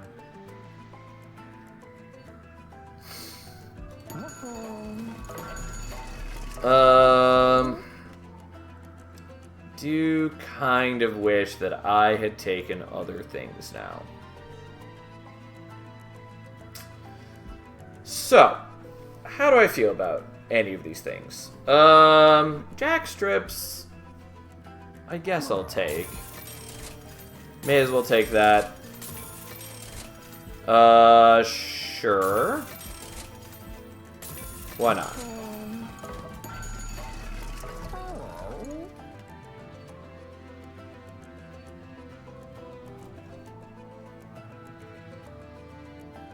Is there a world where I just want to take Overgrowth Carapace and not put Queen on the same floor as the Imps? I think no.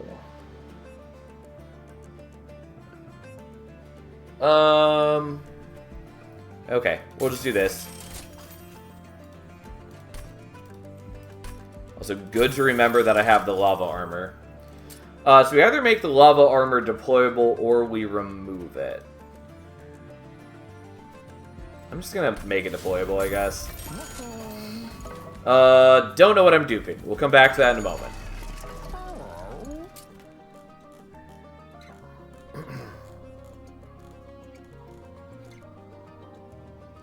There's so little here I actually care about.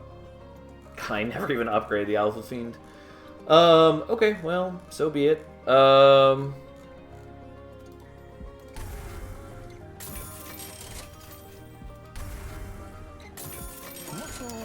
Alright, what are we duping?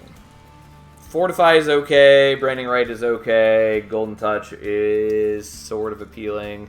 Could do a 4th Tiresome Climb. Might just do the Tome of Contract so I can draw it in a reasonable time frame.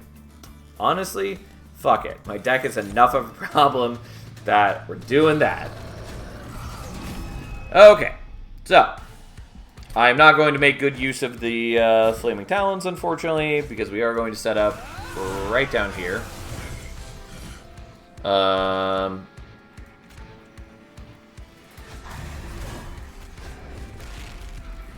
Enjoy. Alright, don't have to worry about the corruption. Just doing that so we can power up our dudes.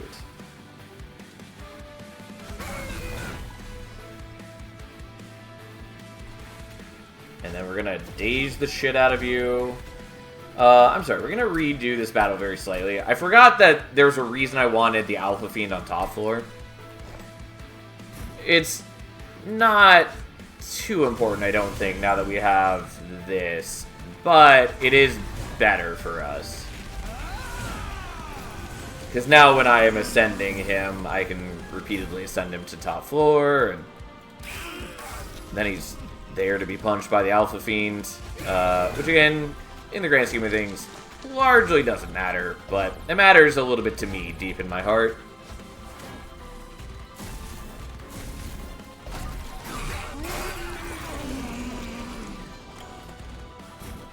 Okay, well, we are going to do that so we can refresh the cooldown, because that does matter to me.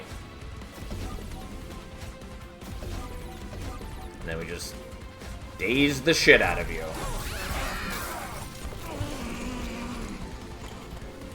Okay, so we finally have the Tome of Contract, so it's still a bit awkward for us. Sorry, dude, you're gonna get some Pyre Gel, but it's all in service of being able to use your ability.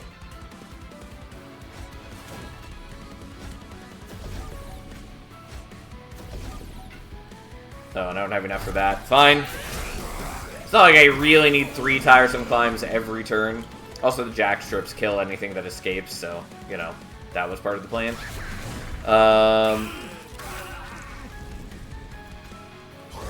And the Branding Right refreshes this thing. It's almost like that's the thing I wanted to do a long time ago, and it never panned out. Since my deck has been largely what we in the biz might call incompetent. I mean, it's come together now.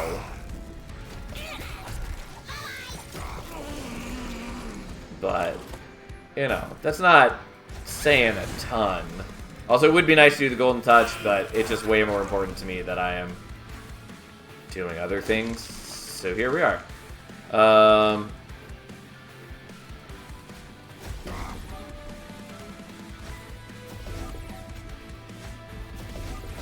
And like, unless I get up to at least like 4 horde, or I guess 3, it doesn't really help me to get my horde rolling.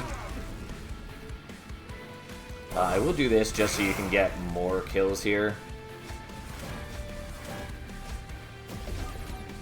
And yes, I would be doing more damage on bottom floor. That's fine. We're just gonna keep doing this.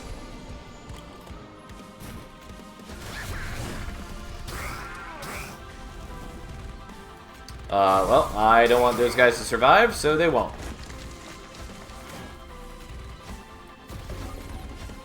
Yeah, our deck has really come together in, like, the final ring.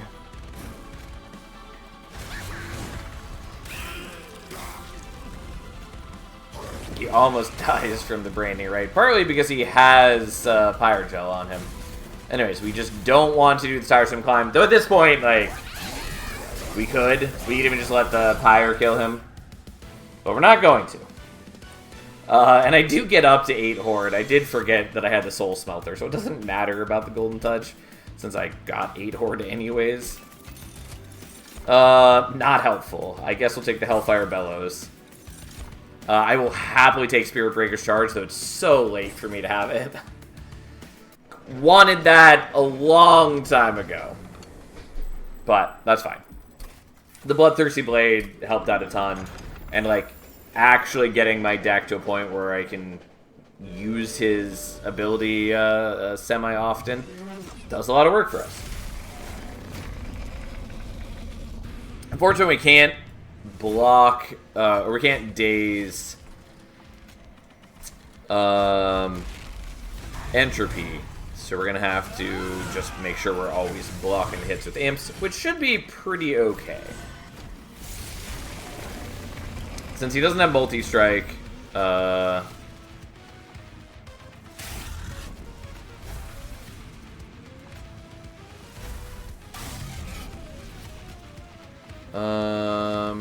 it's a shame I don't have...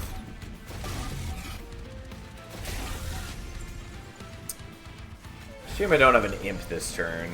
And it's a shame that I don't have Shale Shell to block, or to generate more armor.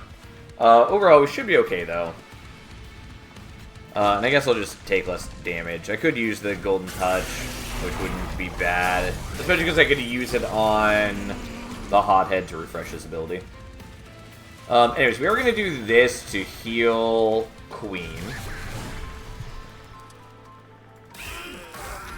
We are going to murder all who stand against us.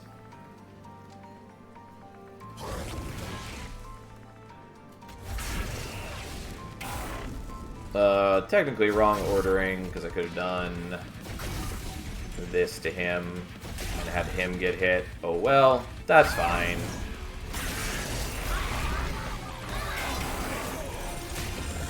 Like, we're in pretty good shape now.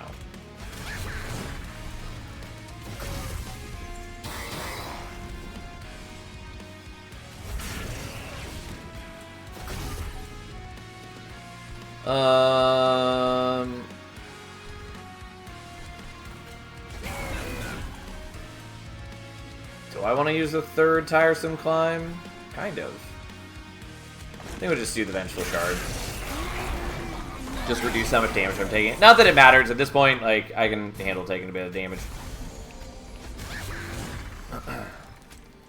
Yeah, unfortunately, she did get some corruption on her on that one turn, but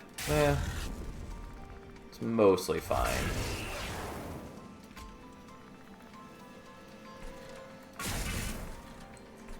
I could start dazing you, but I think we don't want to. I think we'll just keep hitting you, I guess. He does take increasing damage from the jack strips, which is cute.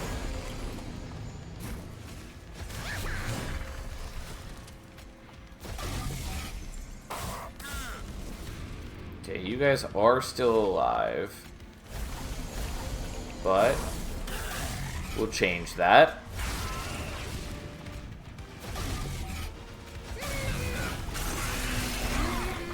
Alright, Savagery is mostly dead. Entropy is getting there.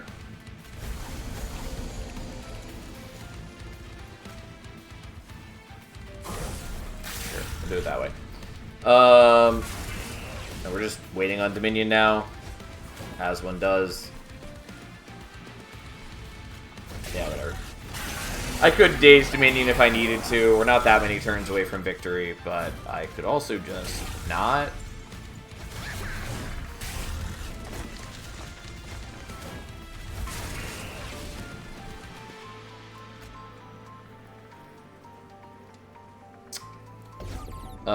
Sure, whatever, fine.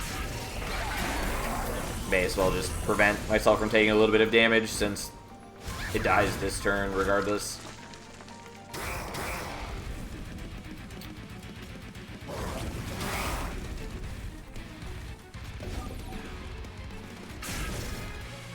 Alright, it was a rocky run where we had just such bad scaling for so long. But it came together. It was a very strong, like, Titan fight and Seraph fight. If I'd gotten Spearbreaker's Charge earlier, that also would have helped tremendously. Could have structured my deck around that to some degree. Especially because I could have made a second Hothead and used that to good effect. But I didn't, and that's okay. Out of curiosity, what did the Bloodthirsty Blade get to? Still no Apex Imp. Someday we'll see it. Got to 97, which again is not bad for getting it that late in the run. But no surprise, given that the Hothead was killing every enemy. And that's what happens. Ta-da! Okay.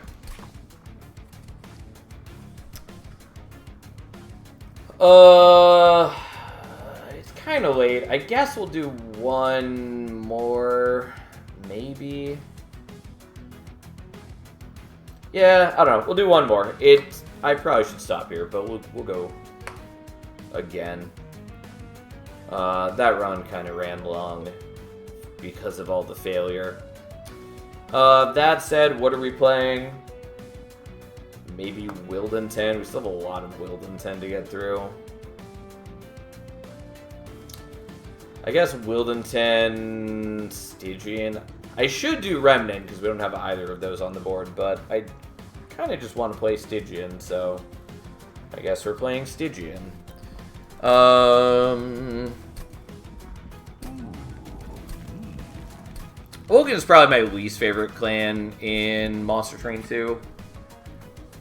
They're just kind of bland by comparison, and they don't even get to utilize a lot of the strengths that they had in Monster Train 1. Particularly with infusions no longer being a thing.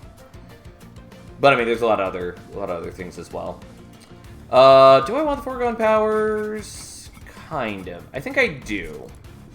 They're not amazing, but their zero cost helps. God, why is it Pyre of Entropy? Especially when playing Stygian. And with Root Seeds, it just feels so bad. I will take Sinner Salve at least, but fuck me, man. Especially because I did kind of want to play like Thornlord with an Incant deck, but turns out Incant deck is a lot worse when half your draws are garbage. I mean, maybe we just draft every card that shows up and try to, you know, water down the entropy, but who knows. I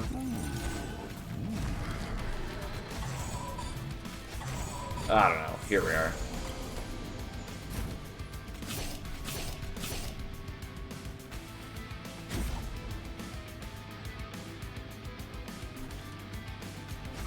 Okay, so I can get it to a 50-50. There we go. Pyre grows great with this too. I mean, sort of. I think great is perhaps an overstatement, but I understand your general sentiment. Okay, I'd rather get you out right now. God damn it. Like, it's not the end of the world, but I really did just want it to hit the thing.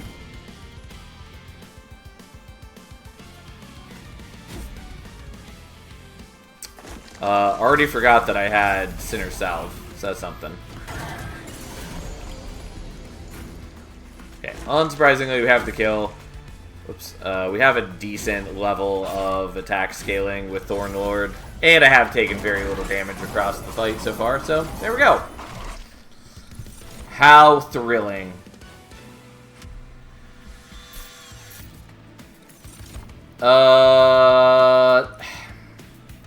None of these really matter. I'll take the Sting just for the sake of it. We're definitely taking Offering Token. Absolutely. For sure. And we're going here looking for a Siren. Okay. Not the Siren I wanted, but they're not bad. I mean, like, Name of Siren is quite good in Monster Train 2, especially since it can take Dualism, which does drastically increase its damage scaling. But I do still rather appreciate Siren of the Sea for a lot of reasons. Honestly, might do this, just that we're guaranteed to draw it in a timely manner. But I think we want to not.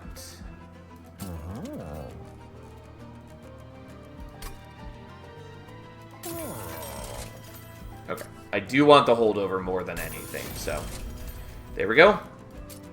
You know what? Just for the sake of it, enjoy your magic power, even though I probably shouldn't have bothered. What we really want is... I totally wasn't paying attention to which enemies it is.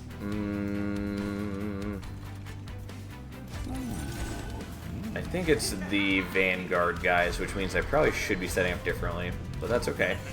Yeah, it is.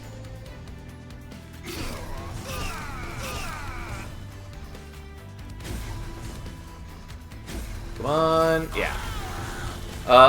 Yeah, don't know what I was going to say, other than I do kind of wish that we had gotten Holy Stone for the Crypt Builder, but, you know, we didn't have the Ember for it. Anyways, we can now utilize the Crypt Builders anytime we draw them, which is quite nice. Especially since they are strong enough to kill these guys in a single blow. Sadly, don't have one here, but whatever.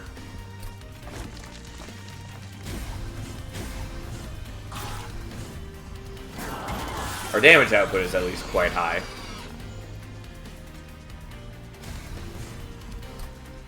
Okay, so we can do that, which is a lot of damage, and then we can also kill his buddy, make it even more damage, and we even rolled back around to being able to play the other Crypt Builder. He stands no chance against us.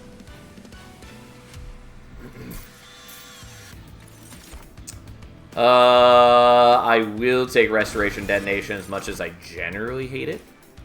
And I will take another Crypt Builder in the hopes that we get Spell Chain on the Offering Token. We're definitely going here, looking for like multi-strike. Fine, although I wouldn't be able to afford something on the reroll. Could also take Siren of the Sea. I think we're doing that. Although I do need more capacity to play them, but that's sort of okay.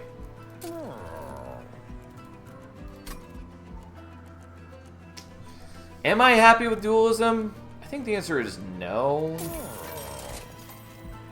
Okay. Smidgestone and Frenzy Stone are both good.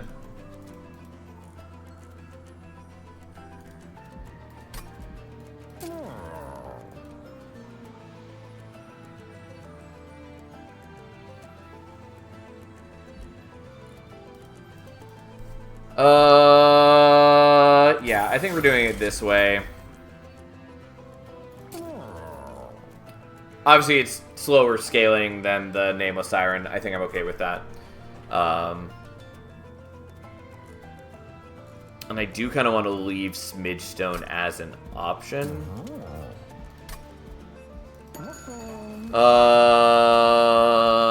Yeah, let's see what this is. Nope, we're going to keep Sinner Salve. I will take Historian's Razor. Even if we get to a point later where this starts minusing us, which takes some bit of doing, I don't care. It just doesn't matter. Especially with units with natural scaling on them. Like, it's going to take so long to get to that point. And even once we do, like, it doesn't bother me. Probably should have done the stings on turn 0. Oh well.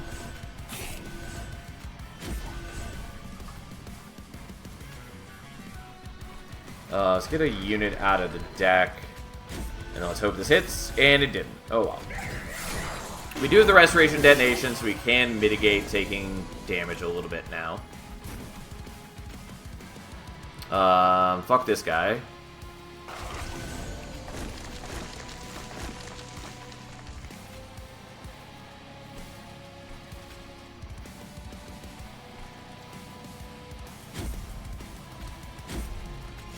God damn you.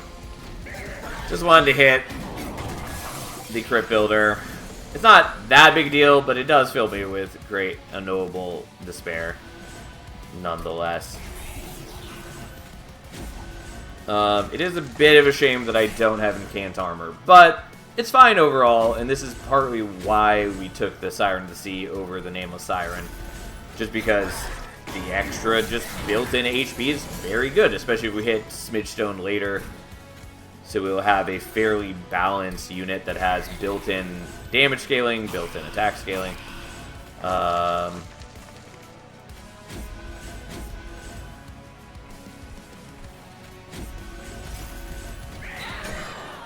And like, it's definitely way safer for this fight, where the knockback from Archeon would sort of fuck with us if we were doing this differently. I definitely did this in the wrong order, but fine. It mostly just means that I ended up sapping myself more than I had to. Sure, we'll hit him for that. I think the 80 damage is more useful than the slight extra scaling here. I mean, not that it matters. We 100% have the kill here. But, nonetheless, there we are. Okay. Harness the Titan sucks. Unleash the Wildwood is worth taking. I'm not gonna take any of those. And we will take Capacity.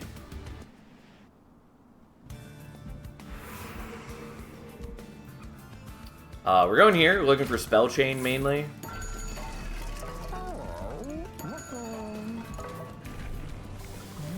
More holdovers also good. I'll take Predator, I guess. I was pretty happy with really any option there. So I'm currently at what, 7 capacity?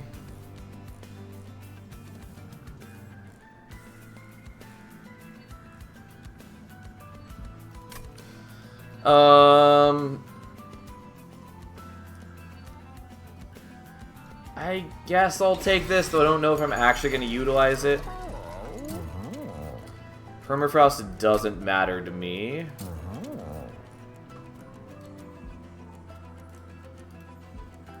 Sure, fine.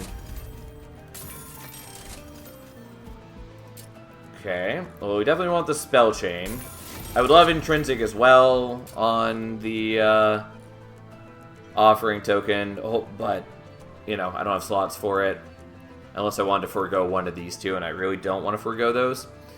The Intrinsic doesn't really matter to me. I don't even get a good benefit out of the, like, normal extra draw. Since we... which is to say, Intrinsic cards don't take a slot in your starting hand, which is a change from Monster Train 1, an important change. But it doesn't matter, because I'm eventually going to be just at 10 draw anyways, not to mention the stings that Wilden 10 creates. So, I think I'm still going to get it just for the minus cost and all that. but also because I guess it's a guaranteed not Blight in my starting hand, which does matter being an incant deck. Okay. Anyways, we can now fit all three of those together. And we'll play these, so I get a little bit of incanting before anything matters.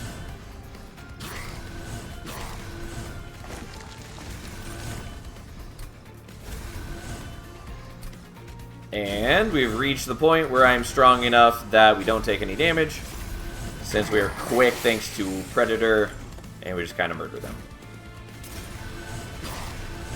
We have extra capacity here. Doesn't matter. I don't have anything that's 1 capacity. But, you know, we're trying nonetheless.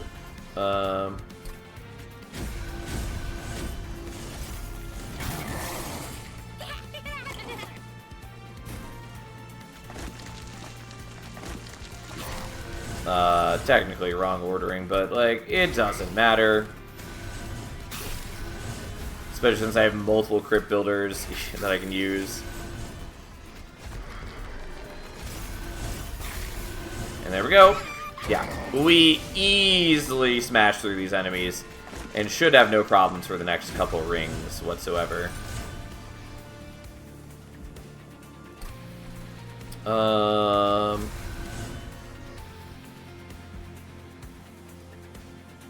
I guess maybe I do still want to play out all these. Yeah, I just don't have quite enough to get the kill here. That's fine. Even if it's a shame that I just had my healing cards go by. Well, speaking of. And then, unsurprisingly, we get the kills again. Ajax should be no problem for us.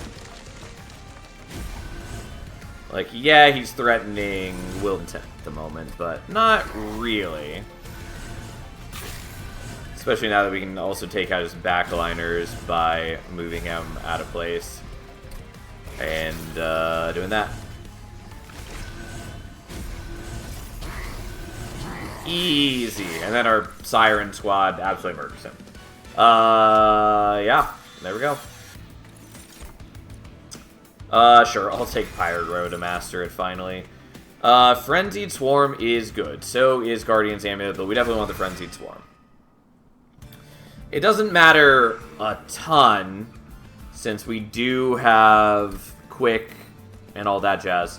But it's still good. Which is to say, like, most enemies we're killing without worrying about them attacking. But it's still good for bosses, it's still good for just things. We're going here. I don't really know what we care about. Could take the stings, get extra magic power. We're definitely taking Sigiled Seaweed to mute enemies. Even if it's a little annoying in the Titan fight. Well, isn't that cute? So we could take both Sting artifacts. Which I guess matters. It makes Stings 40 damage piercing by default, which is something. If we had a smaller deck where I'd see them more often, I'd say maybe. On the other hand, we can take Sketches, which makes it easier for me to fit more Sirens, even if I never hit the Smidge Stone. So I'm gonna do that.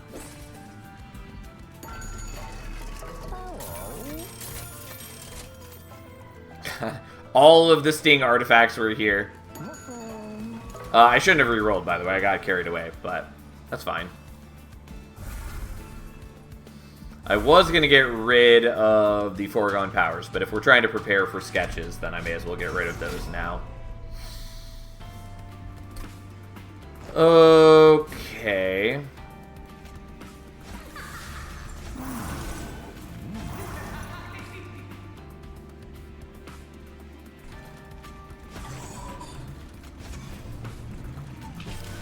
Alright, so we get the Shattered Shell off of Sketches, which is something.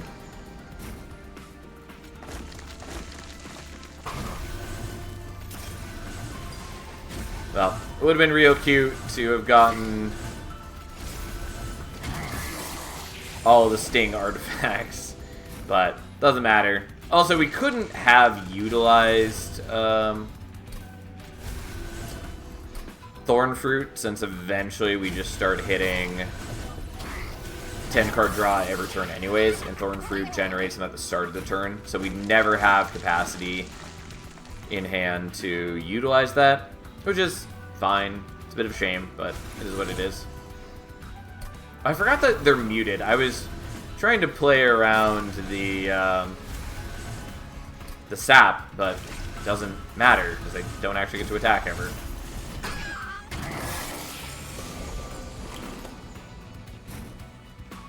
Well, Steward's Quarters doesn't matter right now. I mean, my deck is very much just spam out every spell in hand and profit. So, you know, here we are.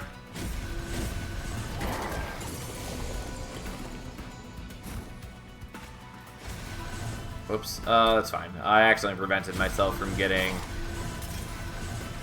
the spell chain copy. It's whatever.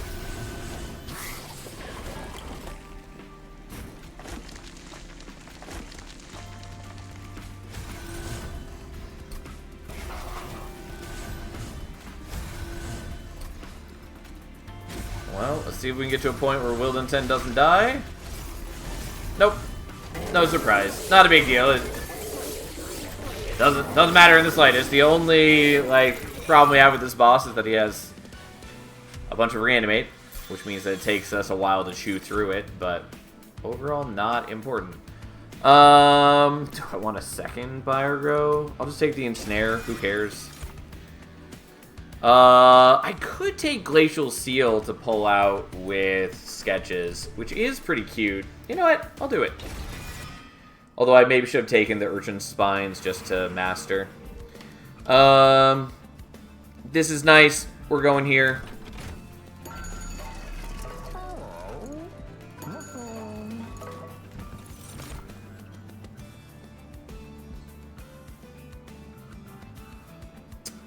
No, don't think I really care about those. We are going to Dualism that, because I can.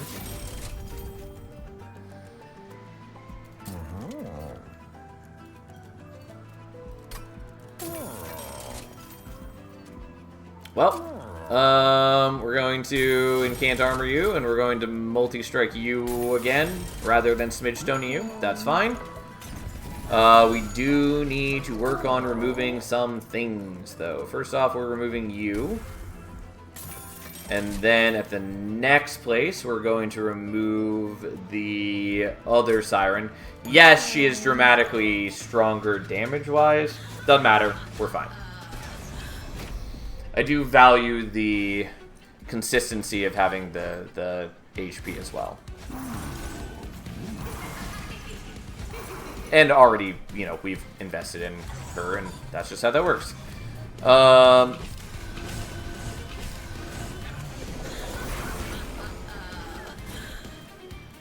Okay, so shame Kale isn't here on this turn, but whatever.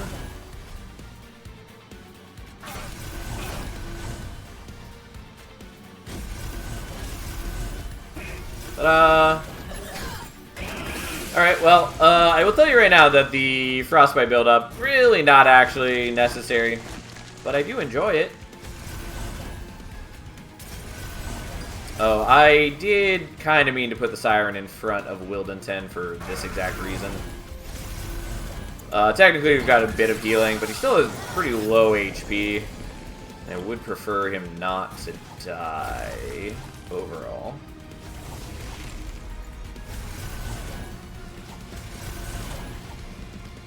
Yep, could have used the Frenzied Swarm next turn.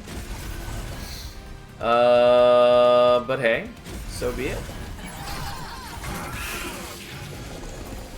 I guess it wasn't this turn.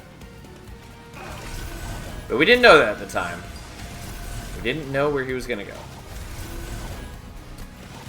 I really need to get rid of, like, the foregone powers as well. I mean, again, it's sort of sort of a mixed bag, because even if I do get rid of the foregone powers, it just means that I'm drawing into these blights more often, which is not any better, really.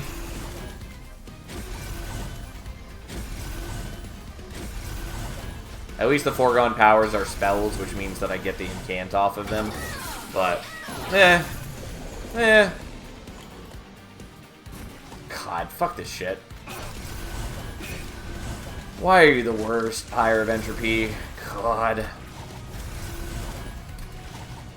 It's just truly an unfun experience to play with the Pyre. Which I think is not where you want your Pyres to be. But, whatever. Fine. It clearly appeals to someone out there. Even if that person has poor taste. Yeah. Our deck is very samey at this point. Yeah, God, like, she is a lot stronger than the Siren of the Sea. Again, not important.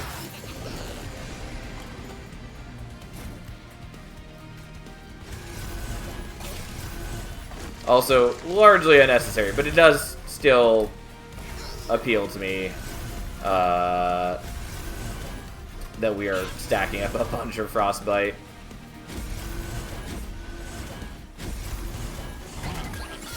Well, there we go! And we're about to be a lot stronger. Rail Spike is...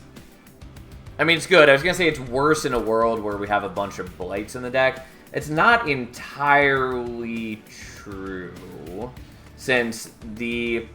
So, like, part of what makes them worse is that normally you have to spend Ember to play out the Vengeful Shards to get them out of your hand to free up hand space so you can actually draw things with Revoke and Rail Spike. But with Sinner's Salve, we don't have to worry about that. I might take Gifts for a Guard just to master it finally, since I still haven't been doing that. And Spike of the Stygian is technically a thing. I think we're taking Gifts for a Guard just for the sake of it. And do I care about the capacity?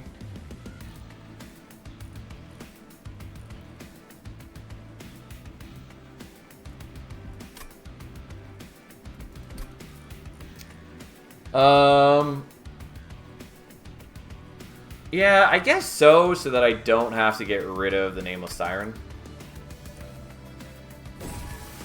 Gifts for Regard's just another entry blight at this point, so why not? Yeah. Yeah. I mean, it's not like a totally bad card, and because of the way that things were implemented in Monster Train 2, there are a number of ways to, like, break it and make easy infinites, which I don't love, but it is technically a thing. Okay, so we can either get 2 attacks or we can get slightly higher HP, and I think I want the higher HP, frankly. It doesn't matter a ton, but... as far as these go, they don't matter. I don't know if anything would matter. Like, Zone of Silence would be nice, except that I already have Sigiled Seaweed, which basically does everything we need it to do.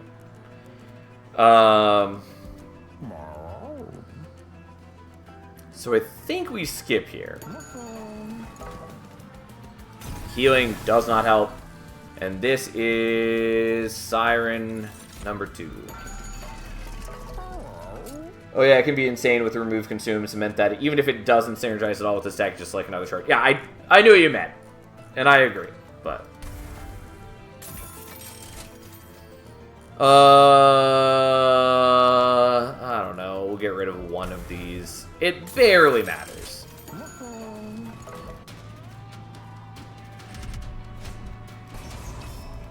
It's one of those times where I really wish that I had Life Mother's Pyre, but obviously we can't have Life Mother's Pyre because I have Pyre of Entropy. And Pyre of Entropy is why I want Life Mother's Pyre. Anyways, we might get the Shield Steward off of sketches, sadly, but whatever. Alright, it worked out. Alright, enjoy your own little room, which I really don't need at this point.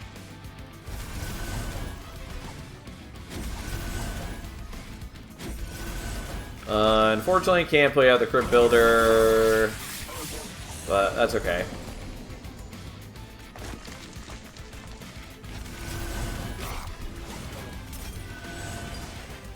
Okay, I am not going to play the Gifts for Regard, because there's a possibility that it grabs my Offering Token, and I don't want that. Because I'm pretty sure it doesn't specify damage spells. Maybe it does. But I'm pretty sure it doesn't. No, I'm actually not killing you. But that's probably okay.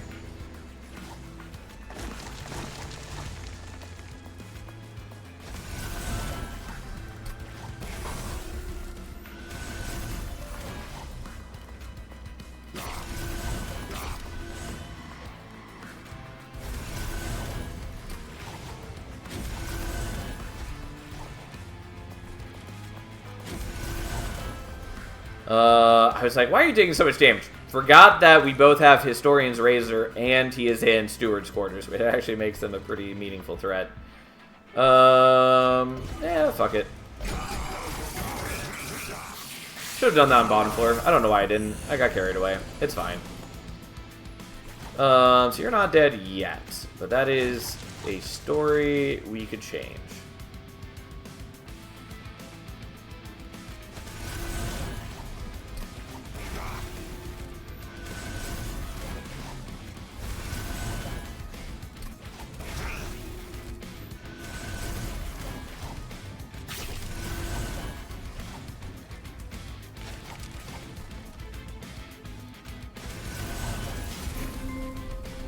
Oh joy.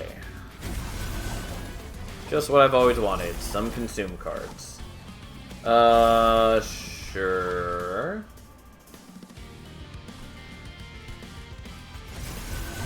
Wildington is taking a beating, but we should be able to heal him up soon? Yeah, point in case.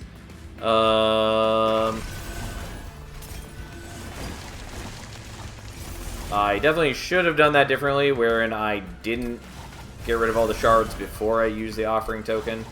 Doesn't super matter. I didn't have enough Ember to play everything I drew anyways. Okay. We're just not going to worry about those enemies because they are going to not make it past top floor. So we're going to win on bottom floor here.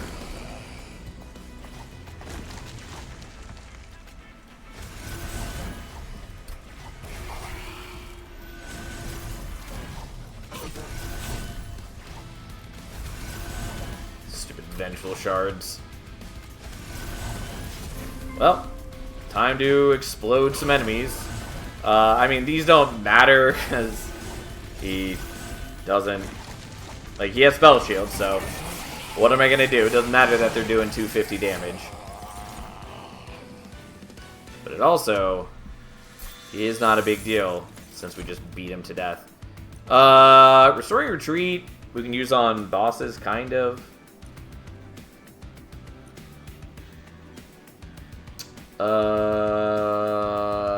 I just don't care. Take a Titan's Tooth. Okay. We're going here, both because I would like to dupe again, probably. And because I would like to hit holdover. Or double stack.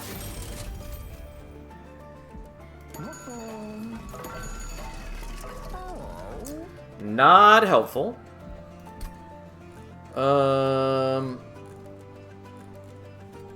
Technically helpful, but not really helpful.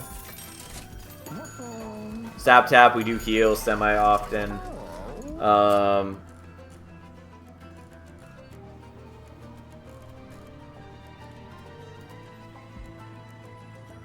Fine.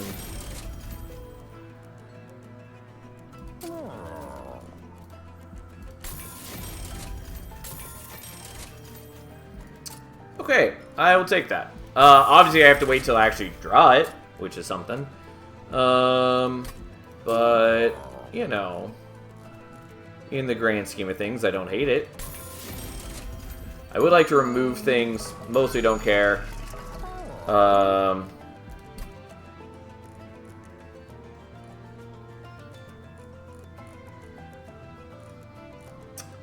we've got a couple options.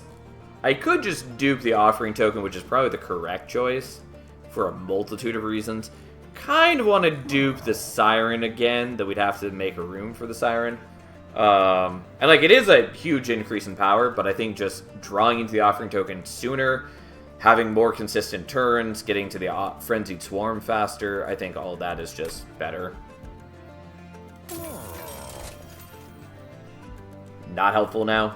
I don't know. Fuck it, fine. I'll take that. I should have just used it for removal. I didn't. But now we have a bunch of free extra Ember, yada yada yada. Here we are. We should be fine. It would have been cute to have another Siren, but so be it.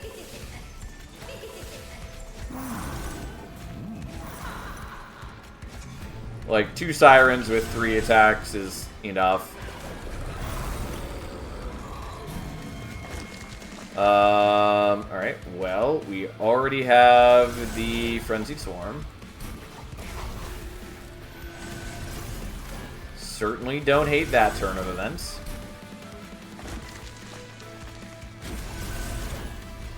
Already forgot that that has Spell Chain.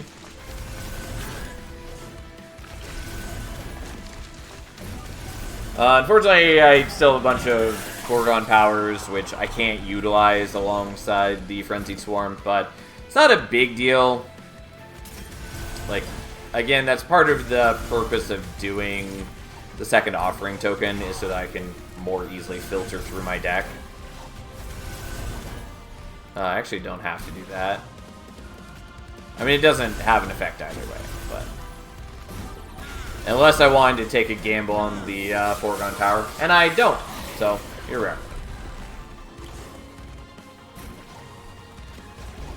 I will say I don't totally have a good option for dealing with the corruption during the Titan fight. I could just daze, what's his face? The minion, and that's probably what we're gonna do. I don't know. Like, Wilden 10 can also just kind of survive it for a while, which is probably just good enough. I don't know. We'll see how it goes.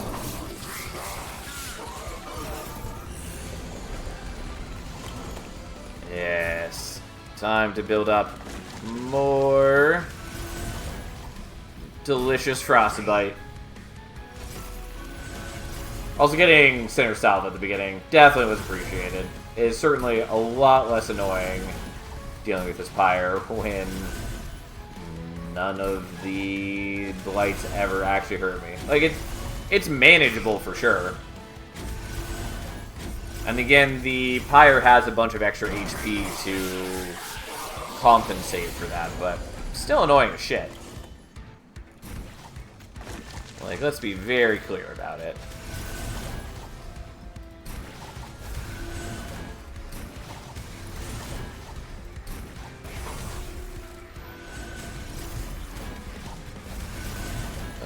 Okay.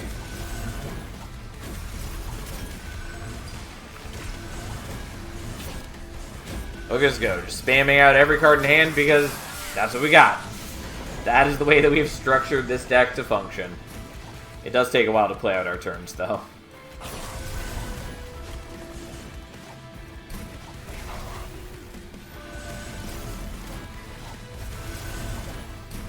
At least we're not playing on the lower game speeds. Like, it would just be so miserably slow.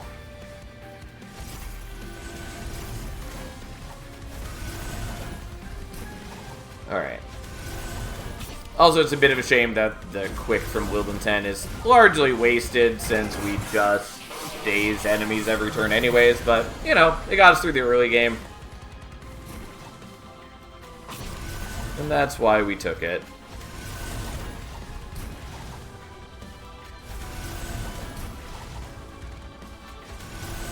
Kind of want to play out the consume foregone power just to see if we can get rid of it, but I don't really want to not be able to play out the Frenzied Swarm, and that is definitely a risk.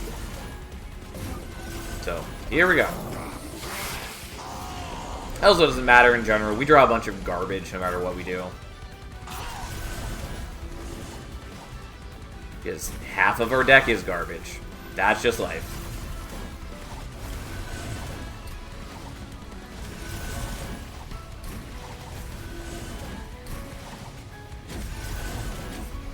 Point in case. Right. Alright, look at us go. We do a lot of damage. We even have a decent amount of frostbite on him. And then we just beat him to death. As one does. Okay, and now the Titan fight should be pretty okay. The only, like, major stumbling block is the corruption buildup, but that should be fine. Especially since we can daze Dominion if we really want to, I guess. It will make the fight take way longer, which is why I try to avoid it, but fine. I could also maybe put one of the Sirens up front, because they do have uncapped HP scaling. But the problem is that they start much lower, and I'm not sure that I can keep up. Which is part of the benefit of having Incant Armor on them. Not to mention, you know, just the fact that we're using Siren of the Sea instead of Nameless Siren, but still.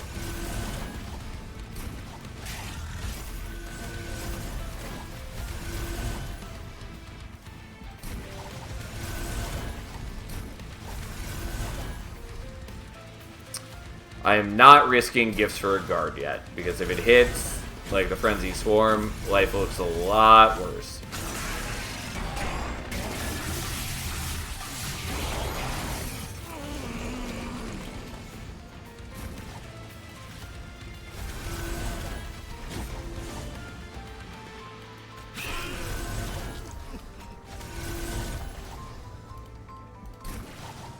Okay, so let's kill you, and then we can kill the higher health dude. And then Wilden 10 is still very low on HP, which I don't love, but is manageable. Though again, the problem is we can never daze you. But we hopefully are drawing into the Unleash the Wildwood.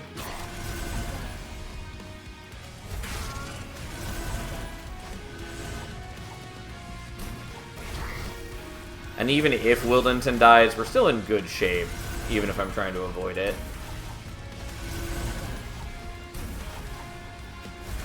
There it is. I was at least 40% confident we were going to hit it.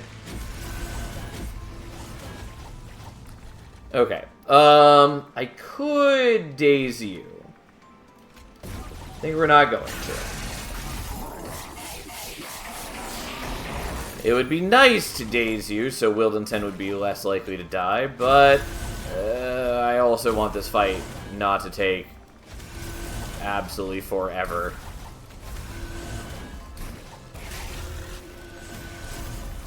I could also maybe start throwing the stings her way, or not her way, its way.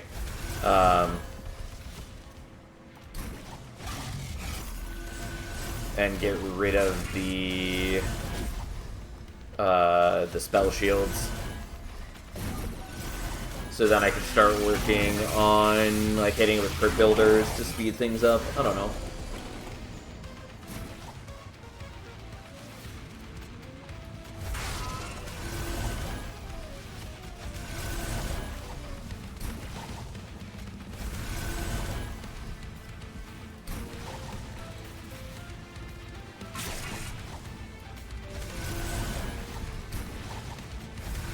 Well, Wildenton definitely dies here.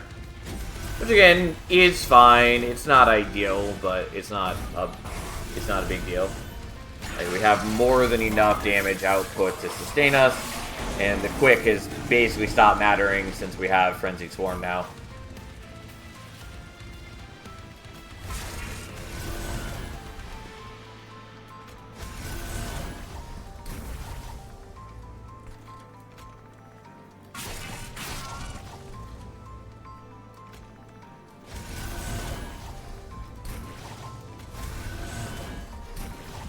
what is even in here?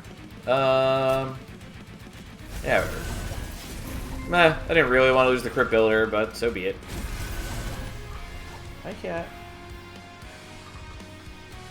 So we can get rid of your Spell Shield, and then we can do that and just take off 280, which is not bad.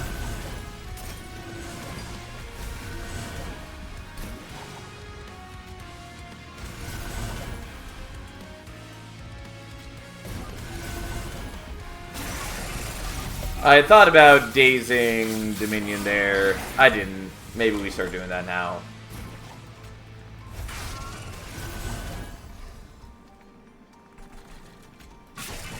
Sure.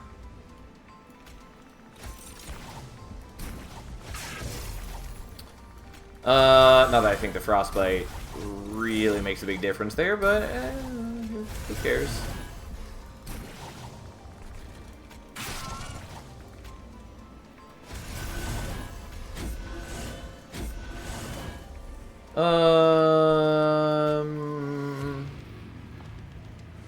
Fine, whatever. And then we go back to dazing Savagery next turn, probably. Yeah, we're killing these guys, no problem. Okay.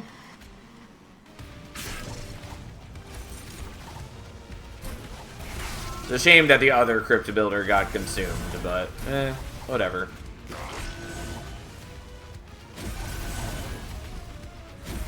That is so much armor. I mean, like, Dualism and Cant Armor will do that, so. Alright. My dudes down here are taking a beating, but we want to daze him so he doesn't hurt the pyre. And that's what it takes. Since we no longer have Quick, since Wildem 10's dead.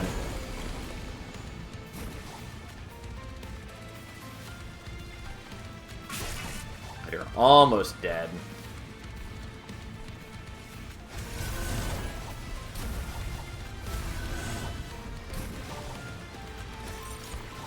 Oops, wrong spot. I meant to do that here. Although I can just hard cast that as well. Either way, we have the victory already. Also, I forgot that I could razor sharp edge them. Not that I like doing that, because it's very clearly a bug. But I could have. And there we go. Anyways, took 18 damage, that's fine. It was like the only fight where we took damage. Turns out it was a pretty strong run. And we finally mastered some other cards. God, what are the last four that I need to master? I know Urchin Spines is one of them. I have a lot of Remnant ones. And I know what most of them are because they're cards I just don't care about. Alright, unmastered, what we got? Reforming Ooze we just haven't seen in a while. Battering Ram is awkward. Edge Prior sucks. Shard Chandler is situationally interesting. Spreading Spores needs better numbers. Vine Mother's bad. Also rare. Also ugly. I've always hated Vine Mother's visual design. Urchin Spines is something. Is that really the only Stygian one that I need? Yeah. Cannibalize I would like to use, but it keeps not lining up. And then Overgorger's rare. Shadow Siege is bad and rare and wholly uninteresting. Foremost Child is bad. Legion of Wax is good, but less good and less interesting than Monster Train 1. Memento Mori is bad. Apex Imp we just haven't seen. And Memories of the Melted is...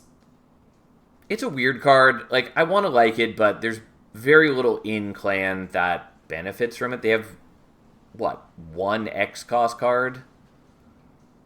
Obviously, you can use it with your allied clans, but there's not that many, like, X-Cost cards in the game. Or other things where you situationally want higher Ember on a single turn. I talked about this before, but I had kind of hoped that they were... If they were going to implement activated abilities, I'd kind of hoped that they would cost Ember, so that something like this would have a greater effect. so that you'd have like an activate ability that has no cooldown but takes 2 Ember to use each time. So something like this, you could actually just like sink it into activate abilities like that or other things. Anyways, didn't happen. And point is, it ends up being just kind of an out of place card. And then Sacrificial Resurrection, I get very angry about. And then Fatal Melting. It's good that it's sweeping damage, though I think that is overall less useful in Monster Train 2. And the damage scaling on it is just fairly slow. Which Vine Mother was just like an ephemeral sting or something, so it was giving you +2 draw and incant instead of just playing your deck with stings. I sort of agree. I think there's a lot of other things that can be done with Vine Mother as well. Part of the issue is that it's on Resolve, and so if you have a sting-heavy deck, you're often not actually getting the benefit of this anyways, since if you have 10 cards... If you're drawing 10 cards, the Resolve Create a Sting prevents you from drawing one of those cards, and so it has diminishing returns after a point. And you're sort of punished for having multiple Vine Mothers in your deck as well. There's also just not a lot of Sting support, and it's in a clan that doesn't have, like, magic power. Like, if this were a Luna card, it would sort of have a better purpose, since they do have, like, a lot of ways to get Conduit, and they have a couple, like, incant things. And so, like, making a bunch of, like, low damage attack cards that are powered by the clan's other mechanics, like, could be good. I mostly want this turn into, like, an ability, so you can use it mid-turn and have some, like, extra scaling for stings. Or just general extra magic power. But I think stings specifically getting a bonus would be on theme and would be more appealing. But we'll see. See what they end up doing with it, if anything. Anyways, rambling side, here we go. That was the last run of the night, because it's late, as this cat is trying to make it very clear to me that she wants to be fed. Anyways, thanks for hanging out. That's where we stopped for the night. I also don't remember if I updated the tracker. I don't think I did. Regardless, have a nice night, everyone. I'll be back tomorrow. We'll play more Monster Train. We will get more crowns, and we will someday have all 180. Anyways, have a nice night, everyone. Thanks for being here.